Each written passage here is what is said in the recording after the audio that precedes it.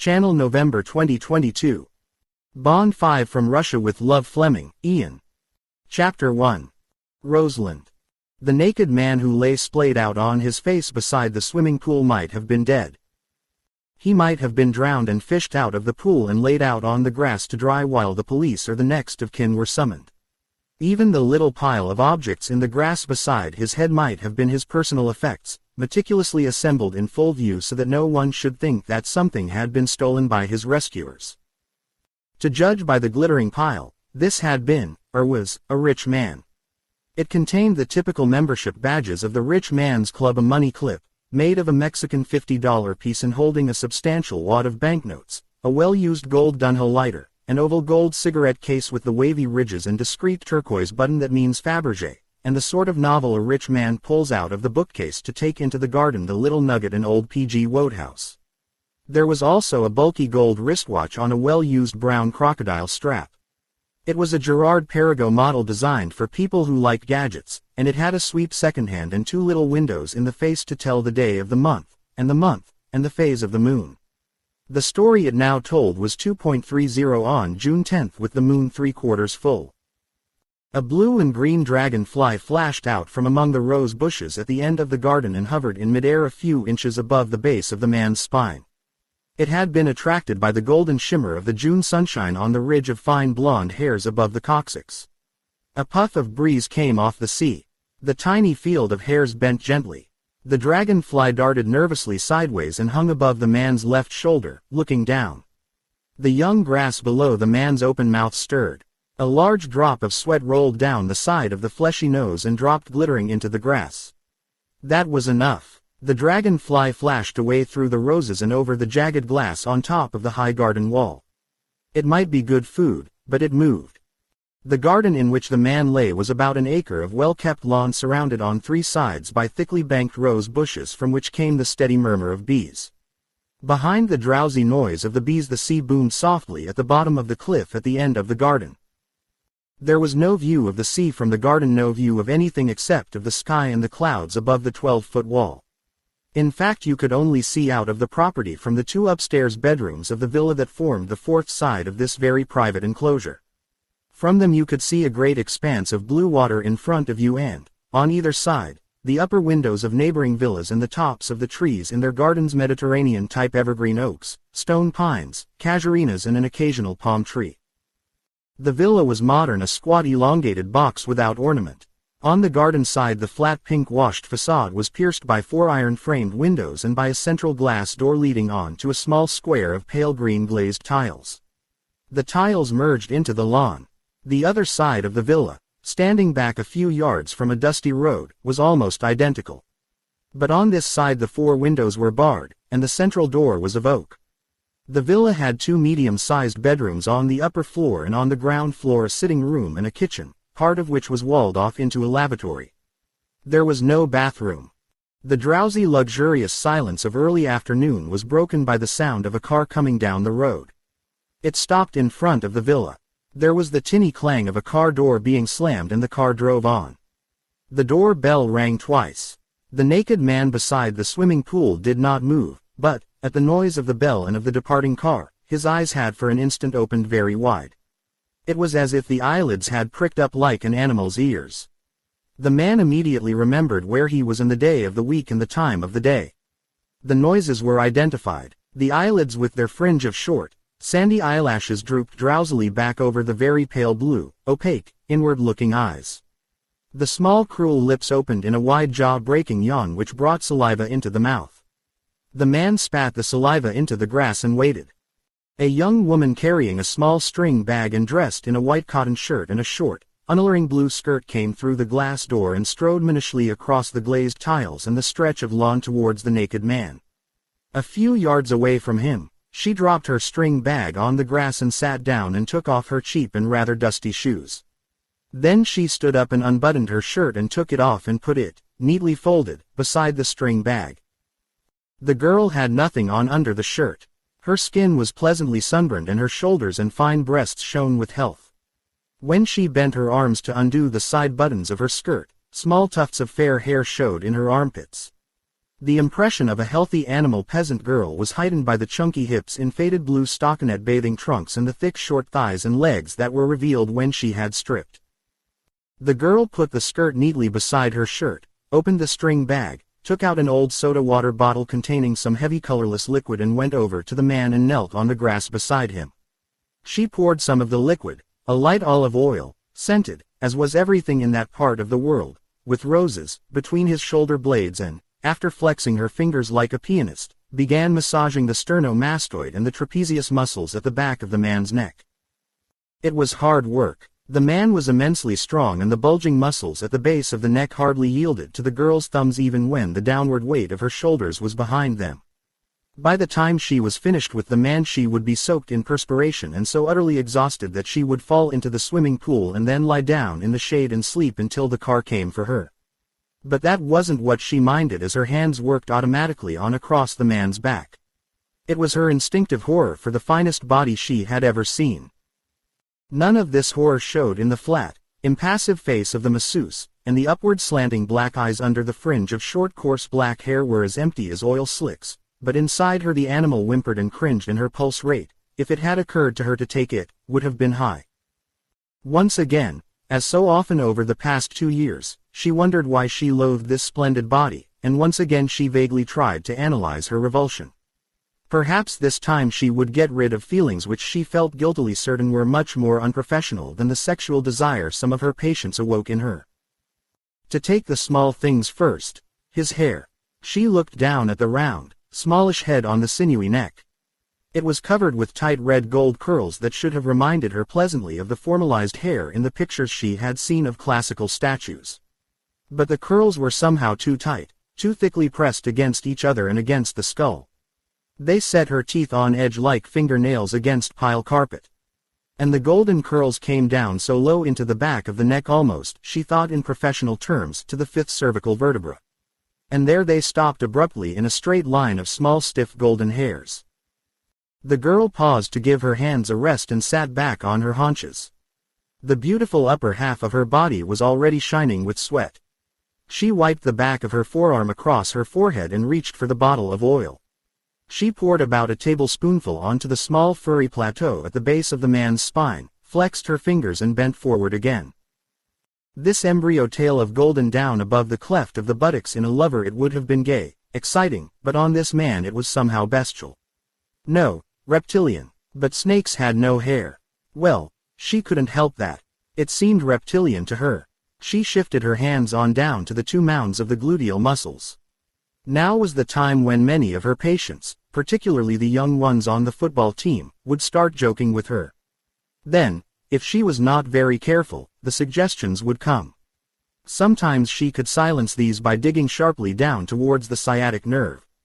At other times, and particularly if she found the man attractive, there would be giggling arguments, a brief wrestling match and a quick, delicious surrender. With this man it was different, almost uncannily different. From the very first he had been like a lump of inanimate meat. In 2 years he had never said a word to her. When she had done his back and it was time for him to turn over, neither his eyes nor his body had once shown the smallest interest in her. When she tapped his shoulder, he would just roll over and gaze at the sky through half-closed lids and occasionally let out one of the long shuddering yawns that were the only sign that he had human reactions at all. The girl shifted her position and slowly worked down the right leg towards the Achilles tendon. When she came to it, she looked back up the fine body. Was her revulsion only physical?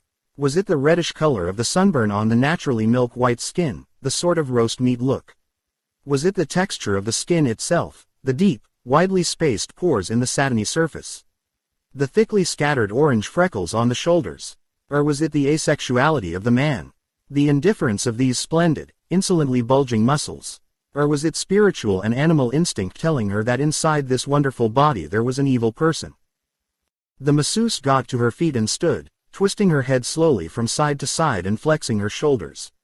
She stretched her arms out sideways and then upwards and held them for a moment to get the blood down out of them. She went to her string bag and took out a hand towel and wiped the perspiration off her face and body. When she turned back to the man, he had already rolled over and now lay, his head resting on one open hand, gazing blankly at the sky. The disengaged arm was flung out on the grass, waiting for her. She walked over and knelt on the grass behind his head. She rubbed some oil into her palms, picked up the limp half-open hand and started kneading the short thick fingers. The girl glanced nervously sideways at the red-brown face below the crown of tight golden curls. Superficially it was all right, handsome in a butcher's boyish way, with its full pink cheeks, upturned nose and rounded chin. But, looked at closer, there was something cruel about the thin-lipped rather pursed mouth, a pigginess about the wide nostrils in the upturned nose, and the blankness that veiled the very pale blue eyes communicated itself over the whole face and made it look drowned and morgue-like. It was, she reflected, as if someone had taken a china doll and painted its face to frighten. The masseuse worked up the arm to the huge biceps. Where had the man got these fantastic muscles from? Was he a boxer? What did he do with his formidable body? Rumors said this was a police villa. The two men servants were obviously guards of some sort, although they did the cooking and the housework. Regularly every month the man went away for a few days and she would be told not to come. And from time to time she would be told to stay away for a week, or 2 weeks, or a month. Once, after one of these absences, the man's neck and the upper part of his body had been a mass of bruises. On another occasion the red corner of a half-healed wound had shown under a foot of surgical plaster down the ribs over his heart. She had never dared to ask about him at the hospital or in the town. When she had first been sent to the house, one of the men servants had told her that if she spoke about what she saw she would go to prison. Back at the hospital, the chief superintendent, who had never recognized her existence before, had sent for her and had said the same thing. She would go to prison. The girl's strong fingers gouged nervously into the big deltoid muscle on the point of the shoulder. She had always known it was a matter of state security. Perhaps that was what revolted her about this splendid body. Perhaps it was just fear of the organization that had the body in custody. She squeezed her eyes shut at the thought of who he might be, of what he could order to be done to her. Quickly she opened them again. He might have noticed, but the eyes gazed blankly up at the sky. Now she reached for the oil to do the face. The girl's thumbs had scarcely pressed into the sockets of the man's closed eyes when the telephone in the house started ringing. The sound reached impatiently out into the quiet garden. At once the man was up on one knee like a runner waiting for the gun. But he didn't move forward. The ringing stopped. There was the mutter of a voice. The girl could not hear what it was saying, but it sounded humble, noting instructions. The voice stopped and one of the men servants showed briefly at the door, made a gesture of summons, and went back into the house. Halfway through the gesture, the naked man was already running. She watched the brown back flash through the open glass door. Better not let him find her there when he came out again doing nothing, perhaps listening. She got to her feet, took 2 steps to the concrete edge of the pool and dived gracefully in. Although it would have explained her instincts about the man whose body she massaged, it was as well for the girl's peace of mind that she did not know who he was. His real name was Donovan Grant, or Red Grant. But, for the past 10 years, it had been Krasno Granitsky, with the code name of Granite.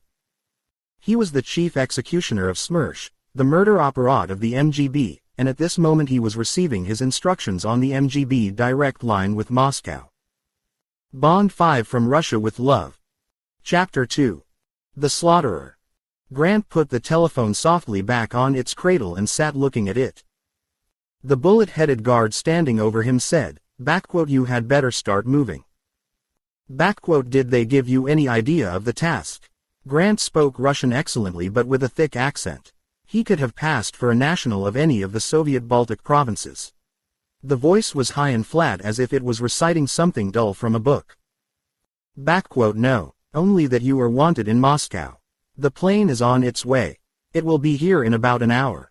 Half an hour for refueling and then 3 or 4 hours, depending on whether you come down at Kharkiv. You will be in Moscow by midnight. You had better pack. I will order the car." Grant got nervously to his feet. Yes, you are right, but they didn't even say if it was an operation. One likes to know. It was a secure line. They could have given a hint. They generally do. This time they didn't. Grant walked slowly out through the glass door onto the lawn. If he noticed the girl sitting on the far edge of the pool he made no sign. He bent and picked up his book, and the golden trophies of his profession, and walked back into the house and up the few stairs to his bedroom. The room was bleak and furnished only with an iron bedstead, from which the rumpled sheets hung down on one side to the floor, a cane chair, an unpainted clothes cupboard and a cheap washstand with a tin basin. The floor was strewn with English and American magazines. Garish paperbacks and hardcover thrillers were stacked against the wall below the window. Grant bent down and pulled a battered Italian fiber suitcase from under the bed. He packed into it a selection of well-laundered cheap respectable clothes from the cupboard. Then he washed his body hurriedly with cold water, and the inevitably rose-scented soap, and dried himself on one of the sheets from the bed. There was the noise of a car outside. Grant hastily dressed in clothes as drab and nondescript as those he had packed, put on his wrist watch, pocketed his other belongings and picked up his suitcase and went down the stairs. The front door was open. He could see his two guards talking to the driver of a battered ZIS saloon. "Bloody fools," he thought. He still did most of his thinking in English. Probably telling him to see I get on the plane all right. Probably can't imagine that a foreigner would want to live in their blasted country. The cold eyes sneered as Grant put down his suitcase on the doorstep and hunted among the bunch of coats that hung from pegs on the kitchen door. He found his uniform, the drab raincoat and black cloth cap of Soviet officialdom, put them on, picked up his suitcase and went out and climbed in beside the plainclothes driver, roughly shouldering aside one of the guards as he did so. The two men stood back, saying nothing, but looking at him with hard eyes. The driver took his foot off the clutch, and the car, already in gear, accelerated fast away down the dusty road. The villa was on the southeastern coast of the Crimea, about halfway between Feodosia and Yalta. It was one of many official holiday dachas along the favorite stretch of mountainous coastline that is part of the Russian Riviera. Red Grant knew that he was immensely privileged to be housed there instead of in some dreary villa on the outskirts of Moscow. As the car climbed up into the mountains, he thought that they certainly treated him as well as they knew how, even if their concern for his welfare had two faces. The 40-mile drive to the airport at Simferopol took an hour. There were no other cars on the road and the occasional cart from the vineyards quickly pulled into the ditch at the sound of their horn. As everywhere in Russia, a car meant an official, and an official could only mean danger. There were roses all the way, fields of them alternating with the vineyards, hedges of them along the road and, at the approach to the airport, a vast circular bed planted with red and white varieties to make a red star against a white background. Grant was sick of them and he longed to get to Moscow and away from their sweet stench. They drove past the entrance to the civil airport and followed a high wall for about a mile to the military side of the aerodrome. At a tall wire gate the driver showed his pass to two Tommy gun sentries and drove through onto the tarmac. Several planes stood about, big camouflaged military transports, small twin-engine trainers and two Navy helicopters. The driver stopped to ask a man in overalls where to find Grant's plane. At once a metallic twanging came from the observant control tower and a loudspeaker barked at them, to the left. Far down to the left. Number V Bow. The driver was obediently motoring on across the tarmac when the iron voice barked again. Stop. As the driver jammed on his brakes, there sounded a deafening scream above their heads. Both men instinctively ducked as a flight of 4 MiG-17s came out of the setting sun and skimmed over them, their squat wind brakes right down for the landing. The planes hit the huge runway one after the other, puffs of blue smoke spurting from their nose tires, and, with jets howling, taxied to the distant boundary line and turned to come back to the control tower and the hangars. Proceed. 100 yards further on they came to a plane with the recognition letters V Bow. It was a two-engined Ilyushin 12. A small aluminium ladder hung down from the cabin door and the car stopped beside it. One of the crew appeared at the door. He came down the ladder and carefully examined the driver's pass and Grant's identity papers and then waved the driver away and gestured Grant to follow him up the ladder. He didn't offer to help with the suitcase, but Grant carried it up the ladder as if it had been no heavier than a book. The crewman pulled the ladder up after him, banged the wide hatch shut and went forward to the cockpit. There were 20 empty seats to choose from. Grant settled into the one nearest the hatch and fastened his seat belt.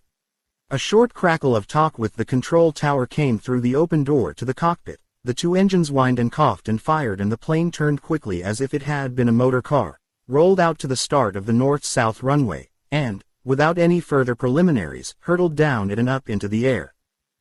Grant unbuckled his seat belt, lit a gold-tipped Troika cigarette and settled back to reflect comfortably on his past career and to consider the immediate future. Donovan Grant was the result of a midnight union between a German professional weightlifter and a Southern Irish waitress. The union lasted for a quarter of an hour on the damp grass behind a circus tent outside Belfast.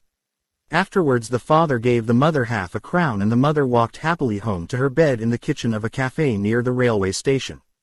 When the baby was expected, she went to live with an aunt in the small village of Omicloy that straddles the border, and there, 6 months later, she died of puerperal fever shortly after giving birth to a 12-pound boy.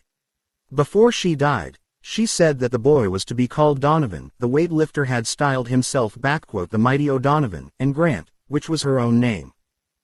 The boy was reluctantly cared for by the aunt and grew up healthy and extremely strong, but very quiet. He had no friends. He refused to communicate with other children, and when he wanted anything from them he took it with his fists. In the local school he continued to be feared and disliked, but he made a name for himself boxing and wrestling at local fairs where the bloodthirsty fury of his attack, combined with guile, gave him victory over much older and bigger boys.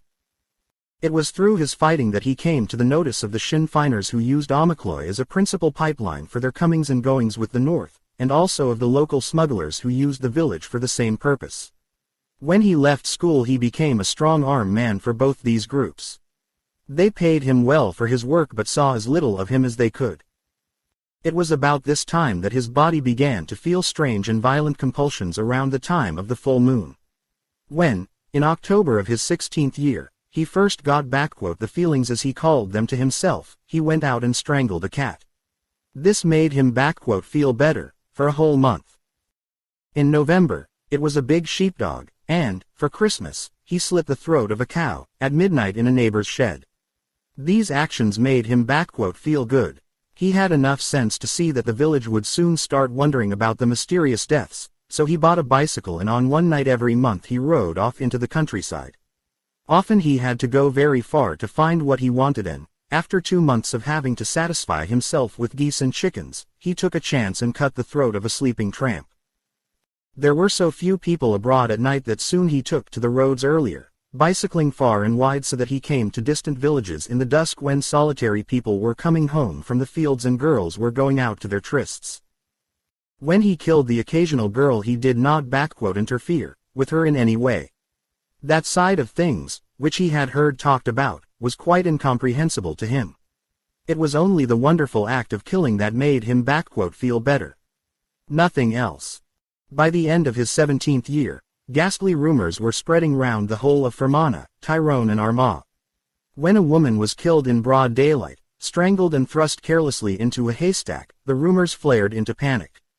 Groups of vigilantes were formed in the villages, police reinforcements were brought in with police dogs, and stories about the moon killer brought journalists to the area. Several times Grant on his bicycle was stopped and questioned, but he had powerful protection in Omicloy and his story of training spins to keep him fit for his boxing were always backed up, for he was now the pride of the village and contender for the North of Ireland Light Heavyweight Championship. Again, before it was too late, instinct saved him from discovery and he left Omicloy and went to Belfast and put himself in the hands of a broken-down boxing promoter who wanted him to turn professional. Discipline in the sleazy gymnasium was strict. It was almost a prison and, when the blood first boiled again in Grant's veins, there was nothing for it but to half-kill one of his sparring partners. After twice having to be pulled off a man in the ring, it was only by winning the championship that he was saved from being thrown out by the promoter. Grant won the championship in 1945, on his 18th birthday, then they took him for national service and he became a driver in the Royal Corps of Signals. The training period in England sobered him, or at least made him more careful when he had the feelings. Now, at the full moon, he took to drink instead. He would take a bottle of whiskey into the woods round Aldershot and drink it all down as he watched his sensations, coldly, until unconsciousness came.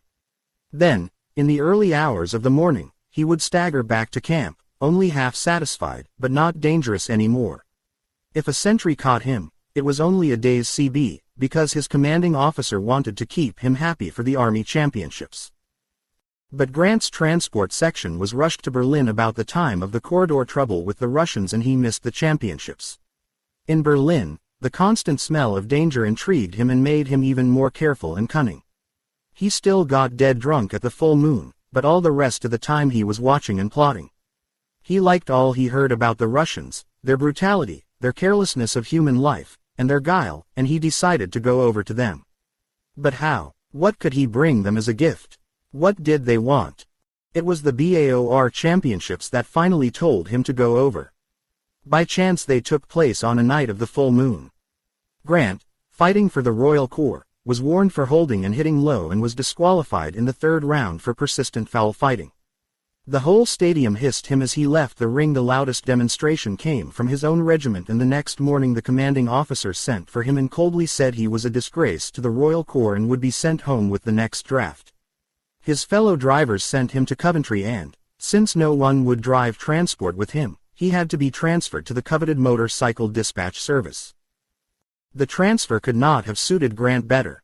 He waited a few days and then, one evening when he had collected the day's outgoing mail from the military intelligence headquarters on the Reichskanzlerplatz, he made straight for the Russian sector, waited with his engine running until the British control gate was opened to allow a taxi through, and then tore through the closing gate at 40 and skidded to a stop beside the concrete pillbox of the Russian frontier post. They hauled him roughly into the guardroom. A wooden-faced officer behind a desk asked him what he wanted. "I want the Soviet Secret Service," said Grant flatly. "The head of it." The officer stared coldly at him. He said something in Russian. The soldiers who had brought Grant in started to drag him out again. Grant easily shook them off. One of them lifted his Tommy gun. Grant said, speaking patiently and distinctly, "I have a lot of secret papers. Outside, in the leather bags on the motorcycle." He had a brainwave. "You will get into bad trouble if they don't get to your Secret Service." The officer said something to the soldiers and they stood back. "We have no Secret Service," he said in stilted English. "Sit down and complete this form." Grant sat down at the desk and filled in a long form which asked questions about anyone who wanted to visit the Eastern Zone: name, address, nature of business and so forth. Meanwhile the officer spoke softly and briefly into a telephone. By the time Grant had finished, two more soldiers, non-commissioned officers wearing drab green forage caps and with green badges of rank on their khaki uniforms, had come into the room. The frontier officer handed the form, without looking at it, to one of them and they took Grant out and put him and his motorcycle into the back of a closed van and locked the door on him. After a fast drive lasting a quarter of an hour the van stopped, and when Grant got out he found himself in the courtyard behind a large new building. He was taken into the building and up in a lift and left alone in a cell without windows. It contained nothing but one iron bench. After an hour, during which, he supposed, they went through the secret papers, he was led into a comfortable office in which an officer with 3 rows of decorations and the gold tabs of a full colonel was sitting behind a desk. The desk was bare except for a bowl of roses. 10 years later, Grant, looking out of the window of the plane at a wide cluster of lights 20,000 feet below, which he guessed was Kharkiv, grinned mirthlessly at his reflection in the perspex window. Roses. From that moment his life had been nothing but roses. Roses, roses, all the way. Bond 5 from Russia with Love. Chapter 3. Postgraduate Studies.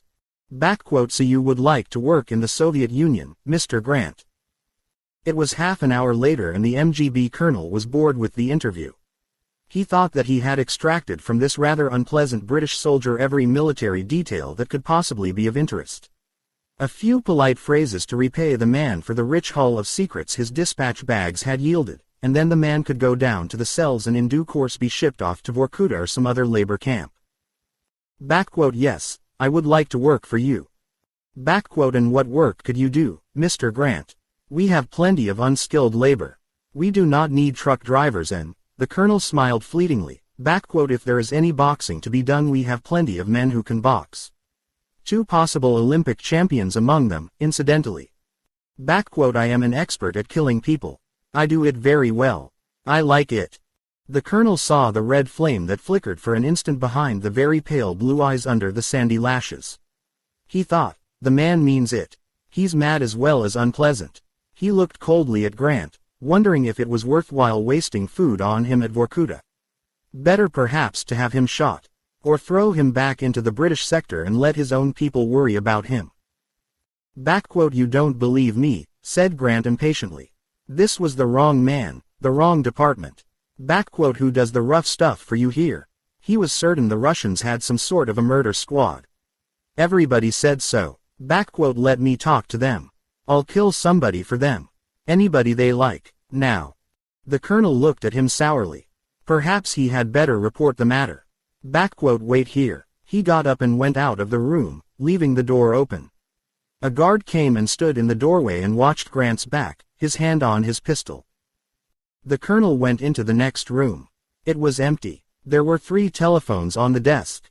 He picked up the receiver of the MGB direct line to Moscow. When the military operator answered he said, Smersh. When Smersh answered he asked for the chief of operations. 10 minutes later he put the receiver back. What luck. A simple, constructive solution. Whichever way it went it would turn out well. If the Englishman succeeded, it would be splendid. If he failed, it would still cause a lot of trouble in the western sector, trouble for the British because Grant was their man, trouble with the Germans because the attempt would frighten a lot of their spies, trouble with the Americans because they were supplying most of the funds for the Baumgarten ring and would now think Baumgarten's security was no good. Pleased with himself, the colonel walked back into his office and sat down again opposite Grant. You mean what you say? Of course I do. Have you a good memory? Yes. In the British sector there is a German called Dr. Baumgarten. He lives in flat 5 at number 22 Kurfürstendamm. Do you know where that is? Yes. Tonight, with your motorcycle, you will be put back into the British sector. Your number plates will be changed. Your people will be on the lookout for you. You will take an envelope to Dr. Baumgarten. It will be marked to be delivered by hand. In your uniform, and with this envelope, you will have no difficulty. You will say that the message is so private that you must see Dr. Baumgarten alone. Then you will kill him. The colonel paused. His eyebrows lifted. Yes. Yes, said Grant stolidly. And if I do, will you give me more of this work? It is possible, said the colonel indifferently. First you must show what you can do. When you have completed your task and returned to the Soviet sector, you may ask for Colonel Boris. He rang a bell and a man in plain clothes came in. The colonel gestured towards him. This man will give you food. Later he will give you the envelope and a sharp knife of American manufacture. It is an excellent weapon. Good luck. The colonel reached and picked a rose out of the bowl and sniffed it luxuriously. Grant got to his feet. Thank you, sir, he said warmly. The colonel did not answer or look up from the rose. Grant followed the man in plain clothes out of the room. The plane roared on across the heartland of Russia. They had left behind them the blast furnaces flaming far away to the east around Stalino and, to the west, the silver thread of the Dnieper branching away at Dnipropetrovsk. The splash of light around Kharkiv had marked the frontier of the Ukraine, and the smaller blaze of the phosphate town of Kursk had come and gone. Now Grant knew that the solid unbroken blackness below hid the great central steppe where the billions of tons of Russia's grain were whispering and ripening in the darkness. There would be no more oases of light until, in another hour, they would have covered the last 300 miles to Moscow. For by now Grant knew a lot about Russia. After the quick, neat, sensational murder of a vital West German spy, Grant had no sooner slipped back over the frontier and somehow fumbled his way to Colonel Boris than he was put into plain clothes, with a flying helmet to cover his hair, hustled into an empty MGB plane and flown straight to Moscow. Then began a year of semi-prison which Grant had devoted to keeping fit and to learning Russian while people came and went around him, interrogators, stool pigeons, doctors. Meanwhile, Soviet spies in England and Northern Ireland had painstakingly investigated his past. At the end of the year Grant was given as clean a bill of political health as any foreigner can get in Russia. The spies had confirmed his story.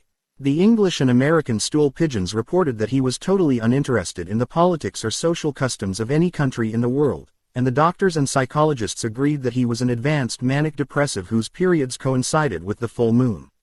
They added that Grant was also a narcissist and asexual and that his tolerance of pain was high. These peculiarities apart, his physical health was superb and, though his educational standards were hopelessly low, he was as naturally cunning as a fox. Everyone agreed that Grant was an exceedingly dangerous member of society and that he should be put away. When the dossier came before the head of personnel of the MGB, he was about to write "kill him," in the margin when he had second thoughts. A great deal of killing has to be done in the USSR, not because the average Russian is a cruel man, although some of their races are among the cruelest peoples in the world, but as an instrument of policy. People who act against the state are enemies of the state, and the state has no room for enemies.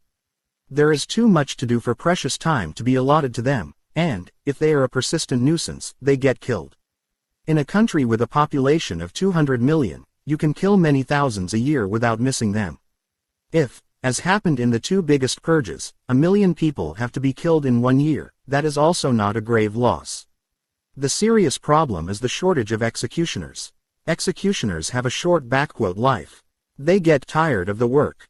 The soul sickens of it.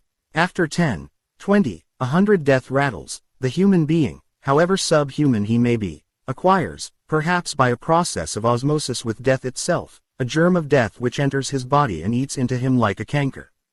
Melancholy and drink take him, and a dreadful lassitude which brings a glaze to the eyes and slows up the movements and destroys accuracy.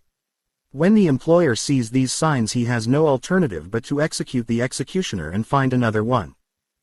The head of personnel of the MGB was aware of the problem and of the constant search not only for the refined assassin, but also for the common butcher.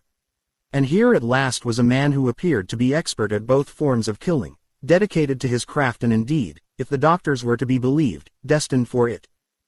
Head of personnel wrote a short, pungent minute on Grant's papers, marked them "Smersh Otdial 2, and tossed them into his out tray.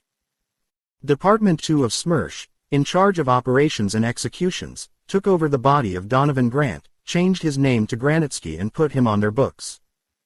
The next 2 years were hard for Grant. He had to go back to school and to a school that made him long for the chipped deal desks in the corrugated iron shed, full of the smell of little boys and the hum of drowsy blue bottles, that had been his only conception of what a school was like. Now, in the intelligence school for foreigners outside Leningrad, squashed tightly among the ranks of Germans, Czechs, Poles, Bates, Chinese and Negroes, all with serious dedicated faces and pens that raced across their notebooks, he struggled with subjects that were pure double Dutch to him. There were courses in "general political knowledge," which included the history of labor movements, of the Communist Party and the industrial forces of the world, and the teachings of Marx, Lenin and Stalin, all dotted with foreign names which he could barely spell. There were lessons on "the class enemy we are fighting," with lectures on capitalism and fascism, weeks spent on "tactics, agitation and propaganda," and more weeks on the problems of minority peoples, colonial races, the Negroes, the Jews.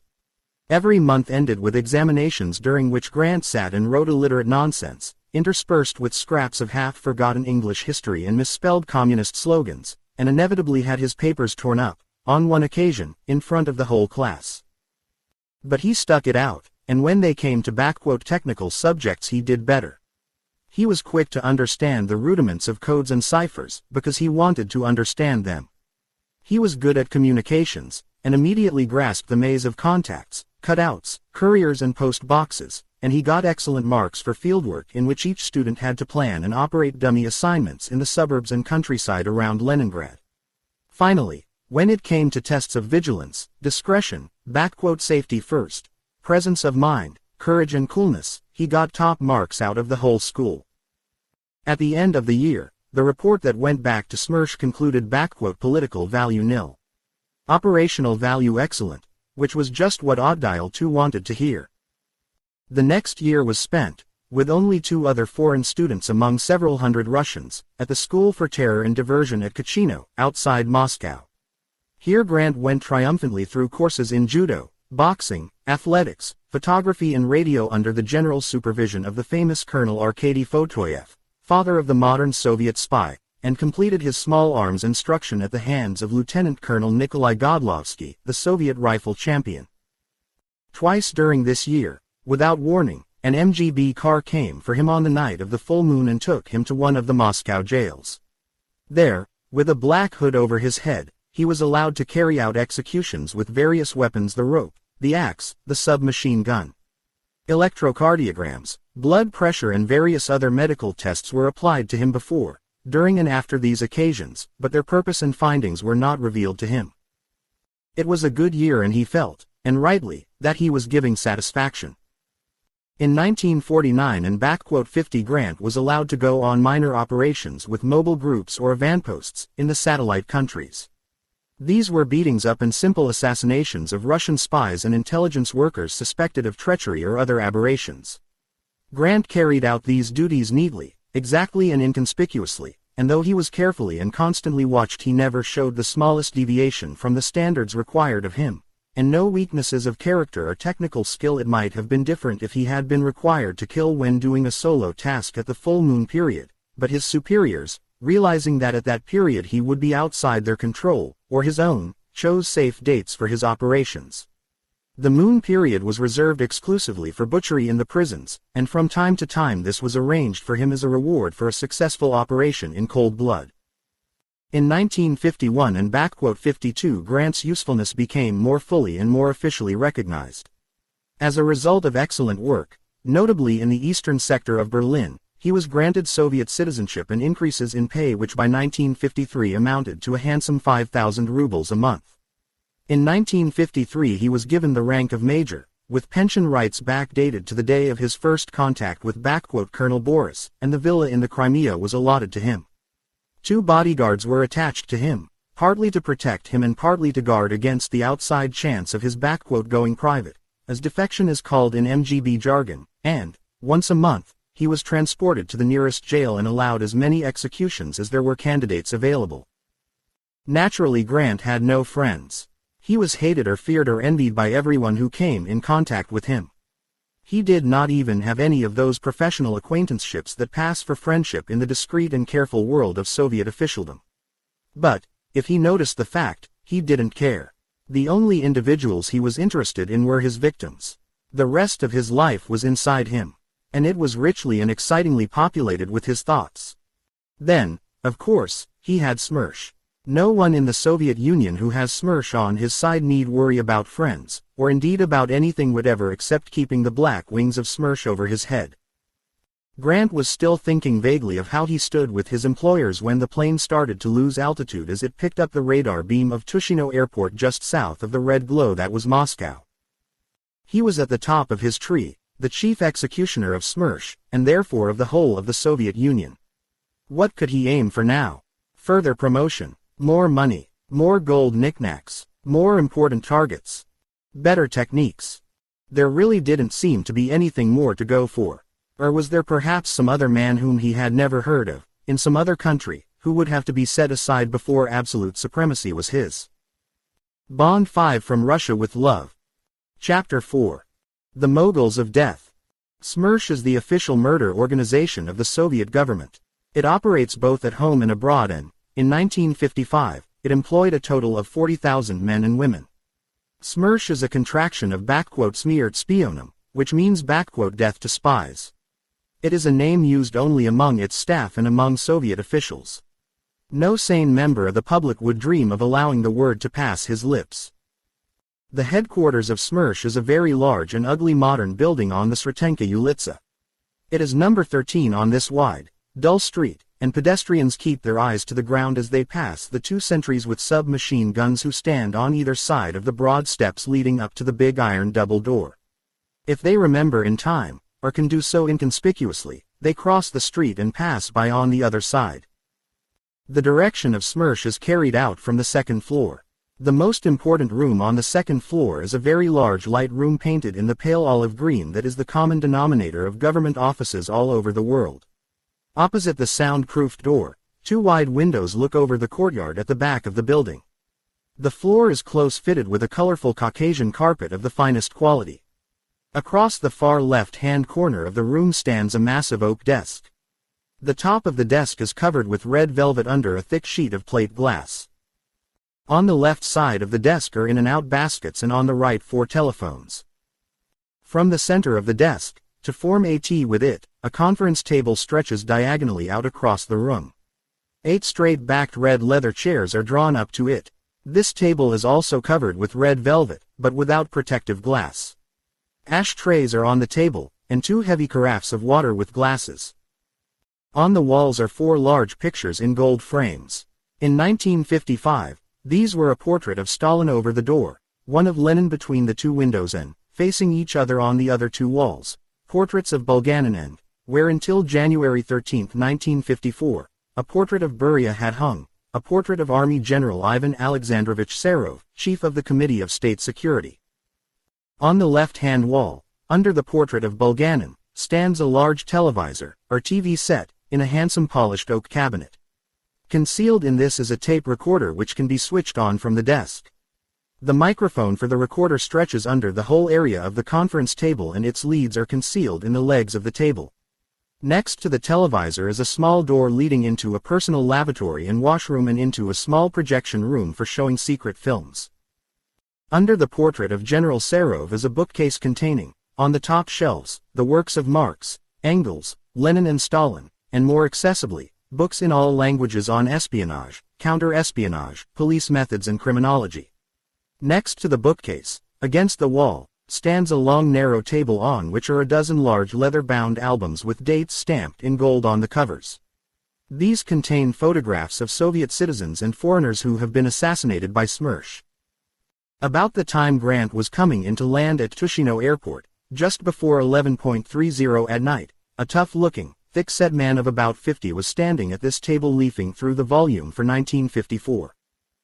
The head of Smersh, Colonel General Grubozaboyskakov, known in the building as G, was dressed in a neat khaki tunic with a high collar, and dark blue cavalry trousers with 2 thin red stripes down the sides. The trousers ended in riding boots of soft, highly polished black leather. On the breast of the tunic were 3 rows of metal ribbons, 2 orders of Lenin, Order of Suvorov, Order of Alexander Nevsky, Order of the Red Banner, 2 orders of the Red Star, the 20 Years Service Medal and medals for the defense of Moscow and the capture of Berlin.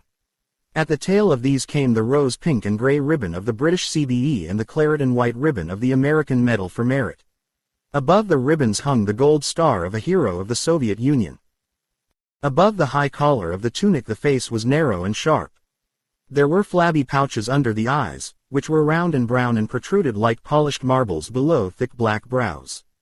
The skull was shaven clean and the tight white skin glittered in the light of the central chandelier. The mouth was broad and grim above a deeply cleft chin. It was a hard, unyielding face of formidable authority. One of the telephones on the desk buzzed softly. The man walked with tight and precise steps to his tall chair behind the desk. He sat down and picked up the receiver of the telephone marked in white with the letters VCH. These letters are short for Vysokocastoti, or high frequency. Only some 50 supreme officials are connected to the VCH switchboard, and all are ministers of state or heads of selected departments. It is served by a small exchange in the Kremlin operated by professional security officers. Even they cannot overhear conversations on it, but every word spoken over its lines is automatically recorded. Yes. Serov speaking. What action has been taken since the meeting of the Presidium this morning? I have a meeting here in a few minutes' time, Comrade General RUMID, GRU and of course MGB after that. If action is agreed, I shall have a meeting with my head of operations and head of plans. In case liquidation is decided upon, I have taken the precaution of bringing the necessary operative to Moscow. This time I shall myself supervise the preparations. We do not want another Koklov affair. The devil knows we don't. Telephone me after the first meeting. I wish to report to the Presidium tomorrow morning. Certainly, Comrade General. General G put back the receiver and pressed a bell under his desk. At the same time he switched on the wire recorder. His ADC, an MGB captain, came in. Have they arrived?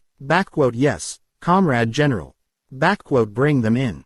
In a few minutes 6 men, 5 of them in uniform, filed in through the door and, with hardly a glance at the man behind the desk, took their places at the conference table. They were 3 senior officers, heads of their departments, and each was accompanied by an ADC in the Soviet Union. No man goes alone to a conference.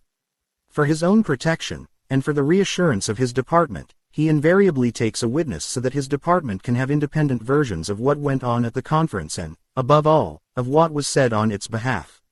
This is important in case there is a subsequent investigation.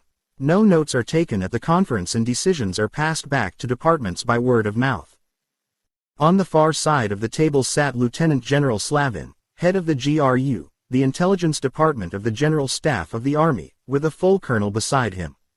At the end of the table sat Lieutenant General Vozdvishensky of RUMID, the intelligence department of the Ministry of Foreign Affairs, with a middle-aged man in plain clothes. With his back to the door, sat Colonel of State Security Nikitin, head of intelligence for the MGB, the Soviet Secret Service, with a major at his side. Good evening, comrades. A polite, careful murmur came from the three senior officers.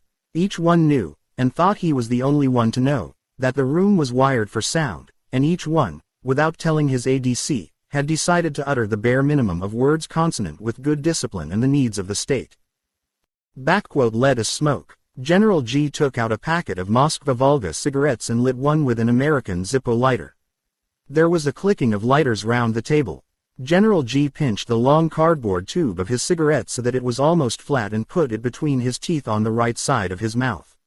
He stretched his lips back from his teeth and started talking in short clipped sentences that came out with something of a hiss from between the teeth and the up-tilted cigarette. Comrades, we meet under instructions from Comrade General Serov. General Serov, on behalf of the Presidium, has ordered me to make known to you certain matters of state policy. We are then to confer and recommend a course of action which will be in line with this policy and assist it. We have to reach our decision quickly. But our decision will be of supreme importance to the state. It will therefore have to be a correct decision. General G paused to allow the significance of his words time to sink in. One by one, he slowly examined the faces of the three senior officers at the table. Their eyes looked stolidly back at him. Inside, these extremely important men were perturbed. They were about to look through the furnace door. They were about to learn a state secret, the knowledge of which might one day have most dangerous consequences for them. Sitting in the quiet room, they felt bathed in the dreadful incandescence that shines out from the center of all power in the Soviet Union, the High Presidium. The final ash fell off the end of General G's cigarette onto his tunic. He brushed it off and threw the cardboard butt into the basket for secret waste beside his desk. He lit another cigarette and spoke through it. Our recommendation concerns a conspicuous act of terrorism to be carried out in enemy territory within 3 months. 6 pairs of expressionless eyes stared at the head of SMERSH, waiting. Comrades, General G leant back in his chair and his voice became expository. The foreign policy of the USSR has entered a new phase. Formerly, it was a hard policy, he allowed himself the joke on Stalin's name, of steel. This policy, effective as it was, built up tensions in the West, notably in America, which were becoming dangerous. The Americans are unpredictable people. They are hysterical. The reports of our intelligence began to indicate that we were pushing America to the brink of an undeclared atomic attack on the USSR. You have read these reports and you know what I say is true. We do not want such a war. If there is to be a war, it is we who will choose the time. Certain powerful Americans, notably the Pentagon Group led by Admiral Radford, were helped in their firebrand schemes by the very successes of our hard policy. So it was decided that the time had come to change our methods, while maintaining our aims. A new policy was created, the hard soft policy. Geneva was the beginning of this policy. We were soft. China threatens Quemoy and Matsu. We are hard. We open our frontiers to a lot of newspaper men and actors and artists, although we know many of them to be spies. Our leaders laugh and make jokes at receptions in Moscow.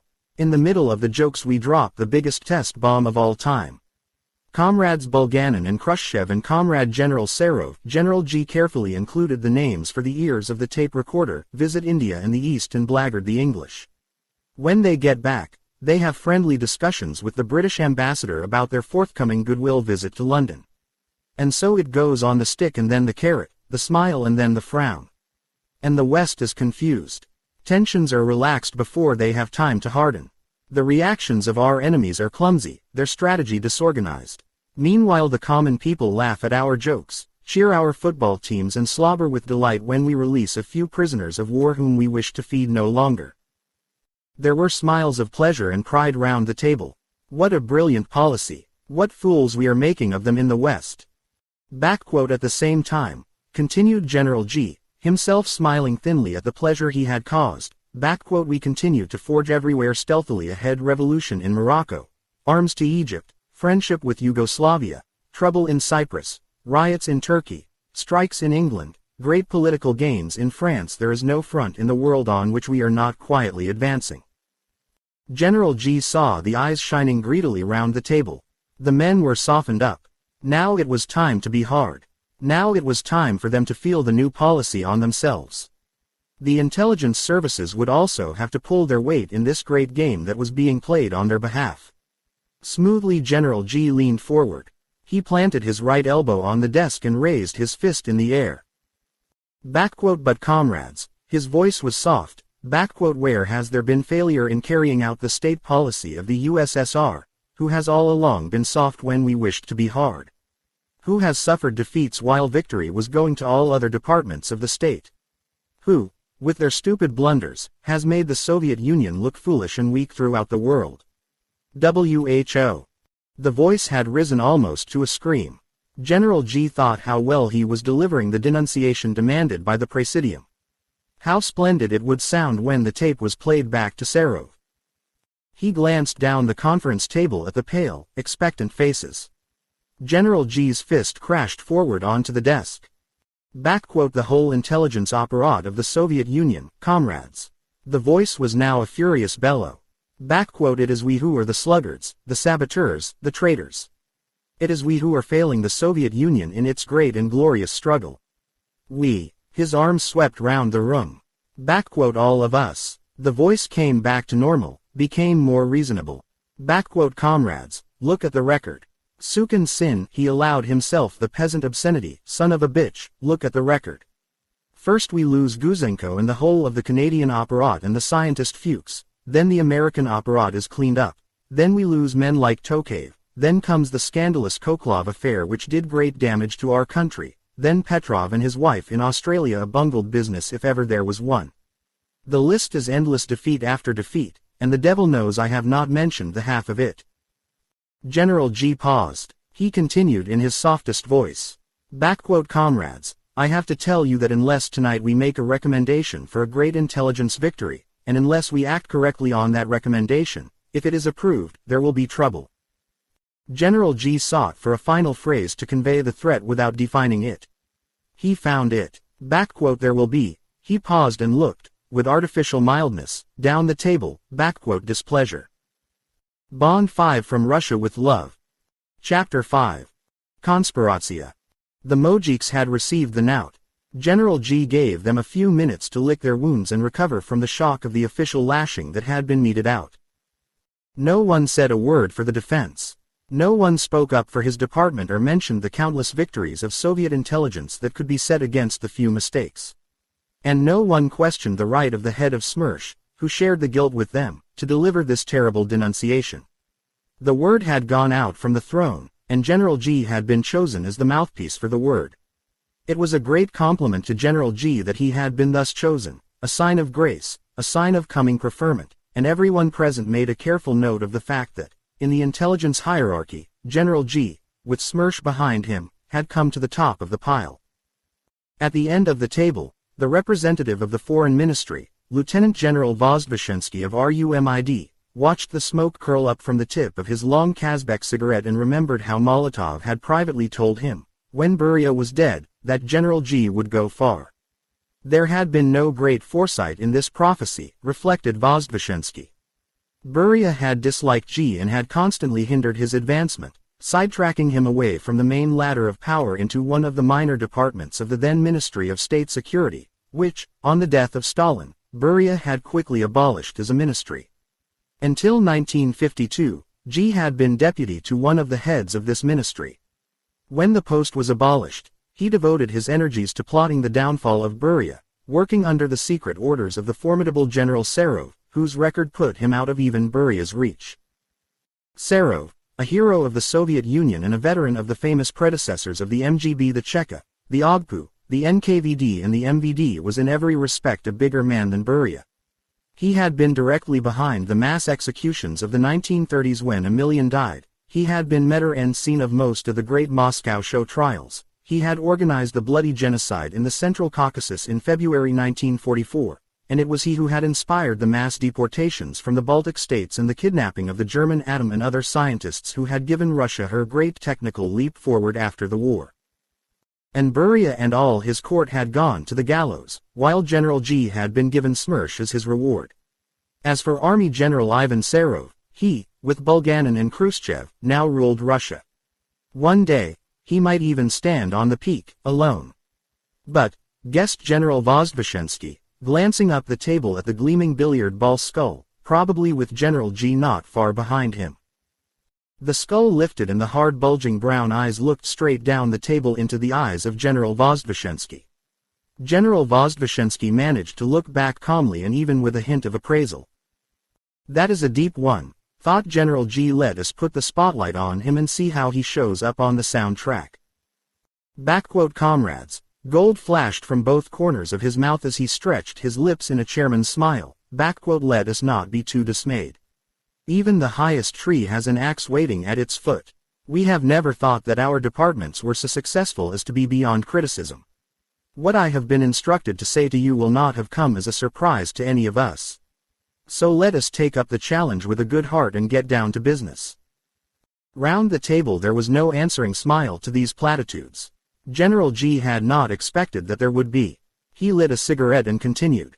I said that we have at once to recommend an act of terrorism in the intelligence field, and one of our departments, no doubt my own, will be called upon to carry out this act. An inaudible sigh of relief went round the table. So at least Smersh would be the responsible department. That was something. But the choice of a target will not be an easy matter, and our collective responsibility for the correct choice will be a heavy one. Soft hard, hard soft. The ball was now back with the conference. It is not just a question of blowing up a building or shooting a prime minister. Such bourgeois horseplay is not contemplated. Our operation must be delicate, refined and aimed at the heart of the intelligence apparat of the West. It must do grave damage to the enemy apparat, hidden damage which the public will hear perhaps nothing of, but which will be the secret talk of government circles. But it must also cause a public scandal so devastating that the world will lick its lips and sneer at the shame and stupidity of our enemies. Naturally governments will know that it is a Soviet conspiratsia. That is good. It will be a piece of hard policy. And the agents and spies of the West will know it, too, and they will marvel at our cleverness and they will tremble.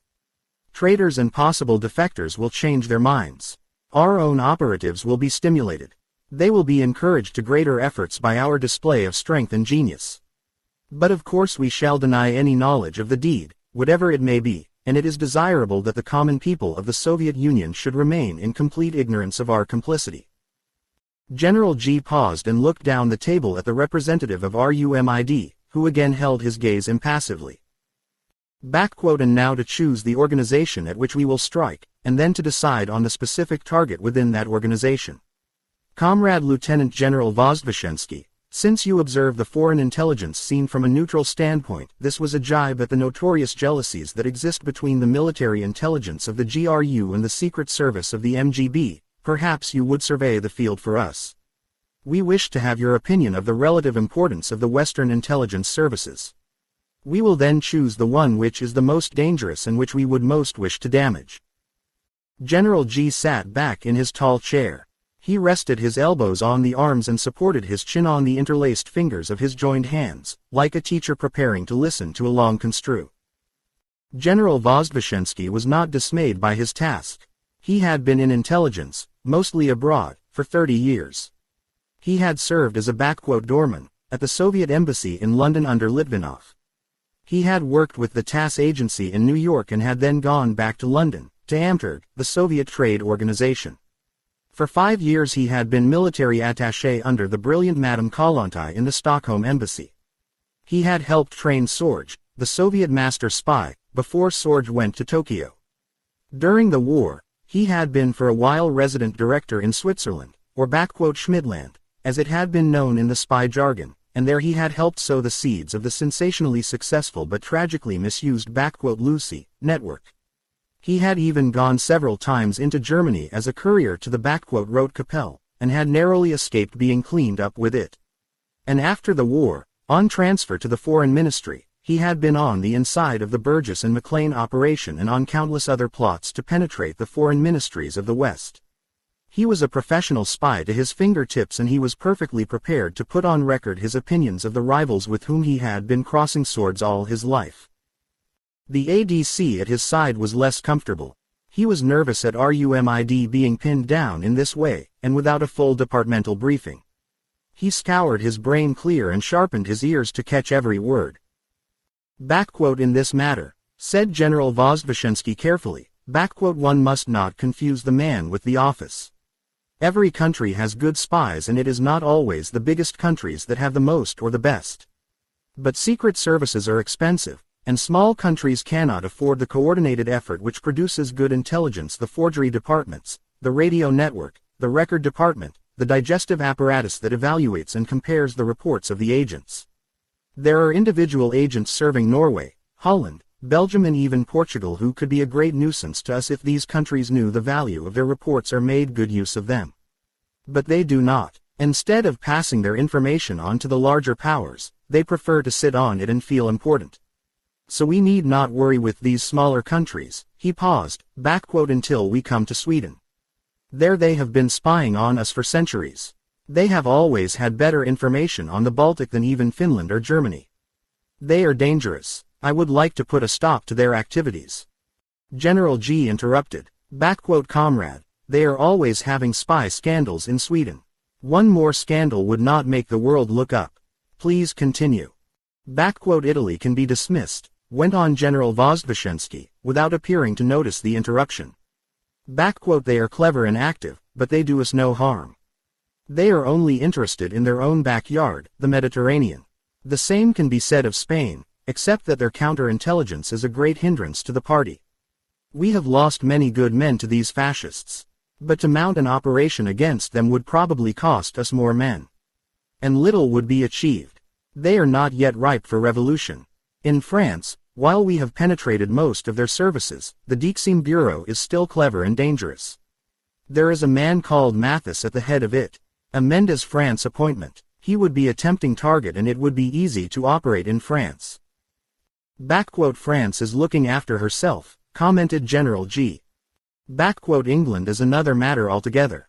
I think we all have respect for her intelligence service. General Vozdvizhensky looked round the table.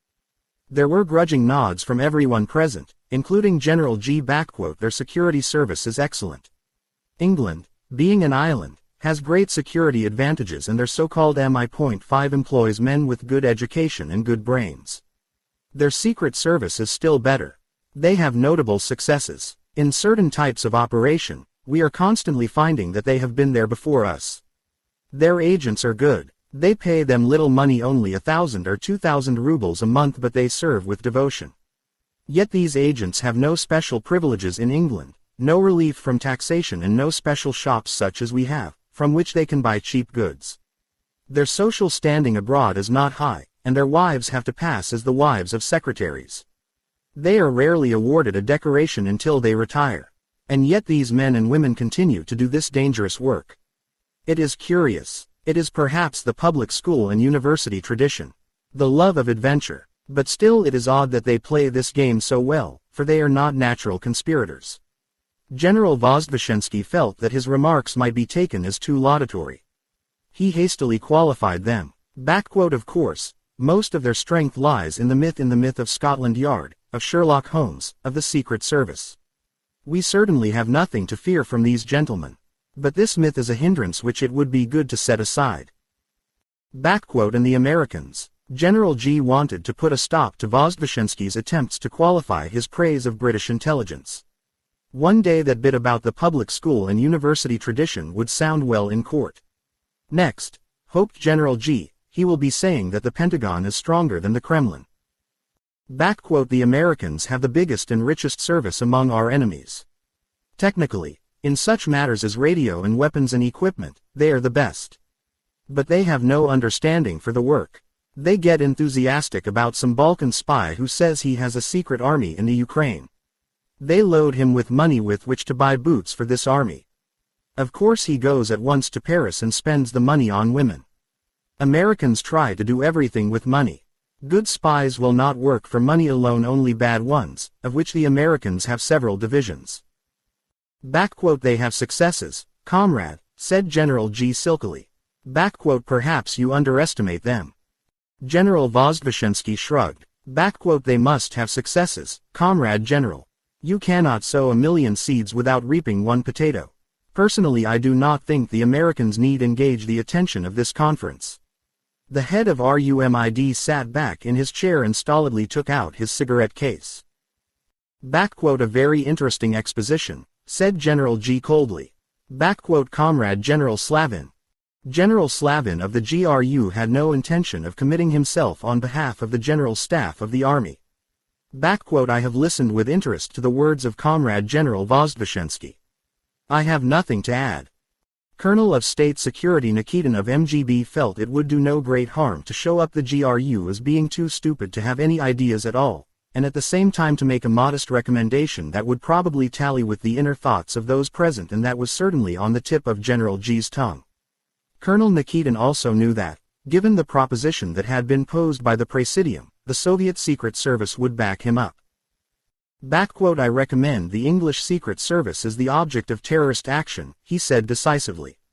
The devil knows my department hardly finds them a worthy adversary, but they are the best of an indifferent lot.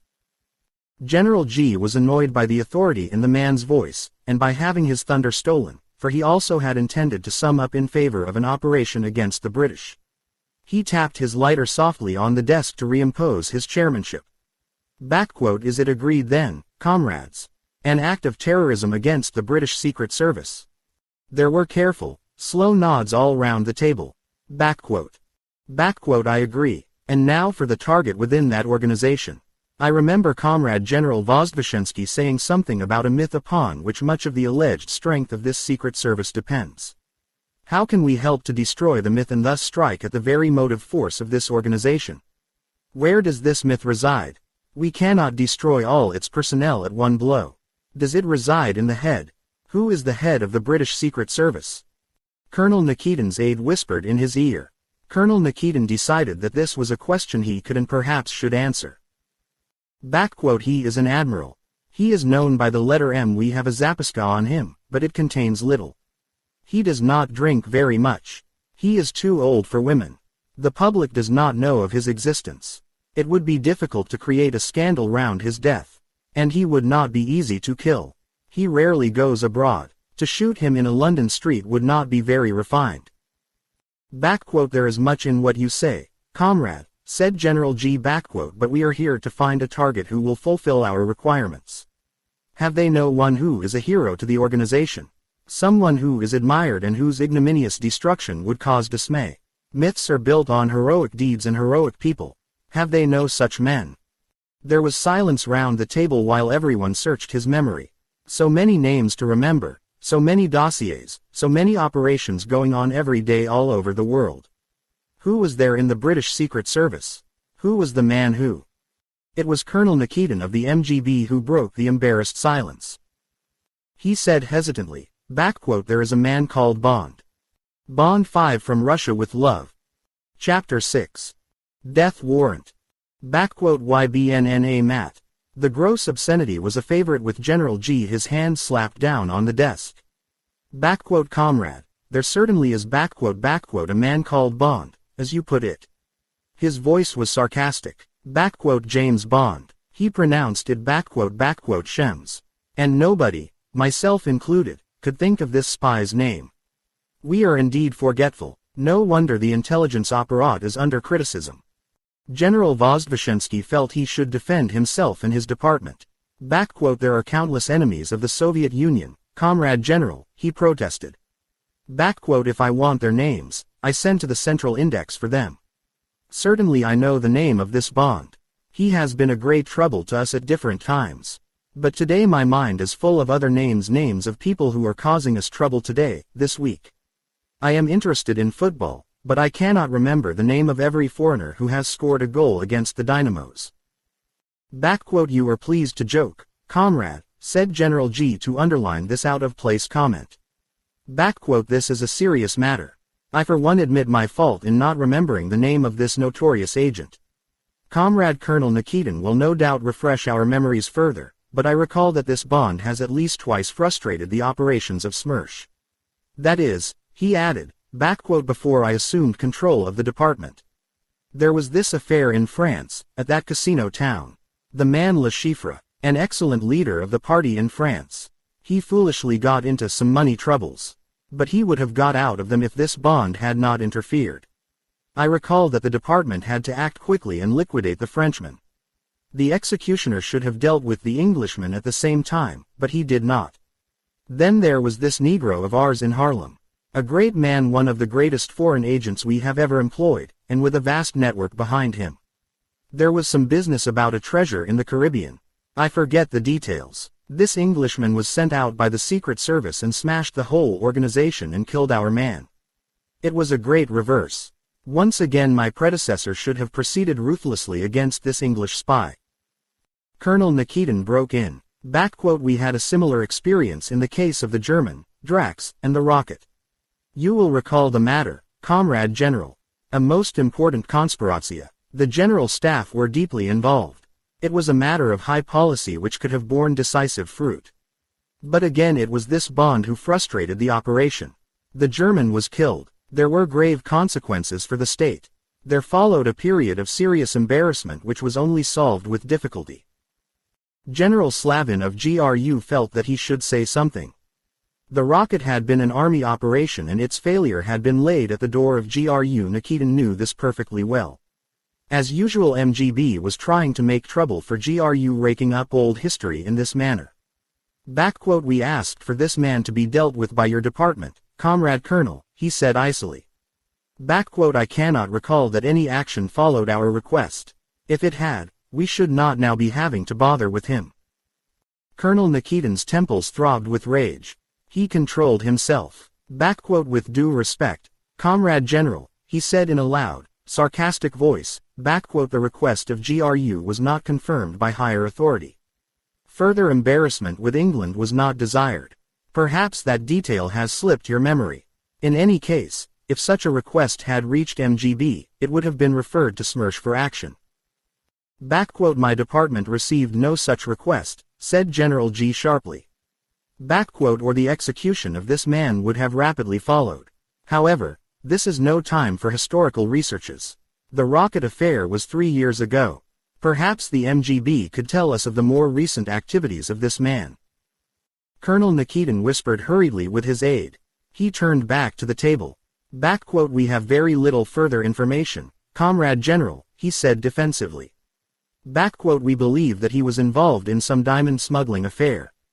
That was last year, between Africa and America. The case did not concern us. Since then we have no further news of him.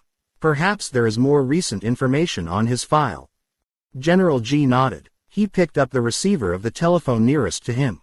This was the so-called commandant telephone of the MGB. All lines were direct and there was no central switchboard.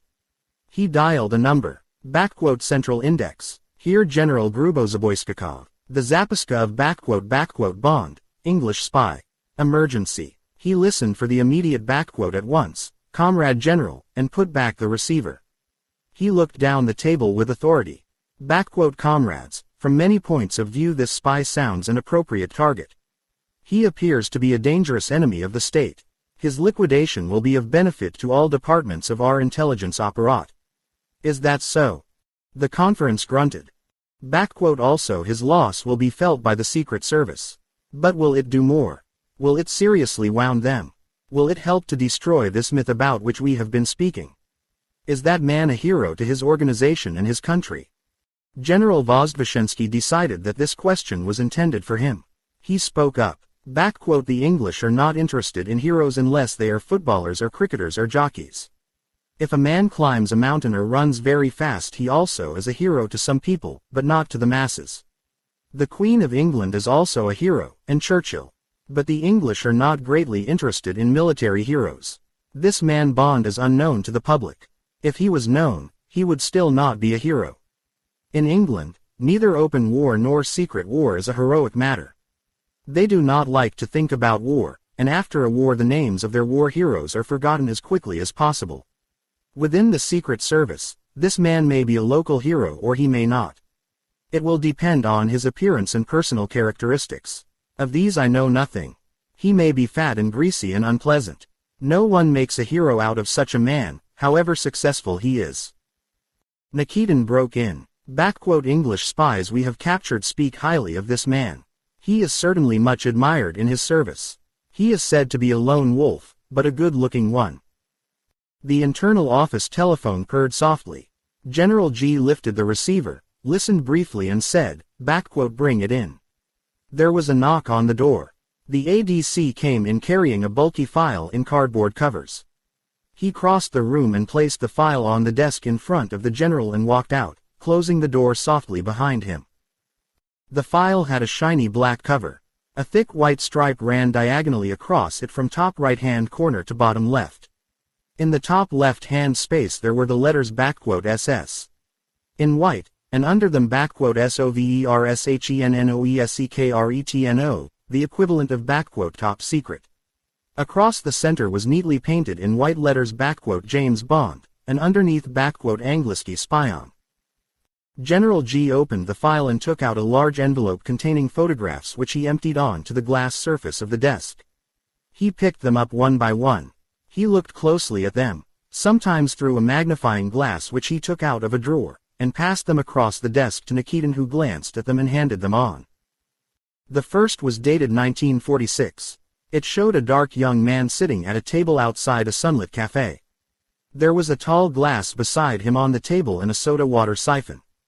The right forearm rested on the table and there was a cigarette between the fingers of the right hand that hung negligently down from the edge of the table. The legs were crossed in that attitude that only an Englishman adopts, with the right ankle resting on the left knee and the left hand grasping the ankle. It was a careless pose. The man didn't know that he was being photographed from a point about 20 feet away. The next was dated 1950. It was a face and shoulders, blurred, but of the same man. It was a close-up and Bond was looking with careful, narrowed eyes at something, probably the photographer's face, just above the lens. A miniature buttonhole camera, guessed General G. The third was from 1951.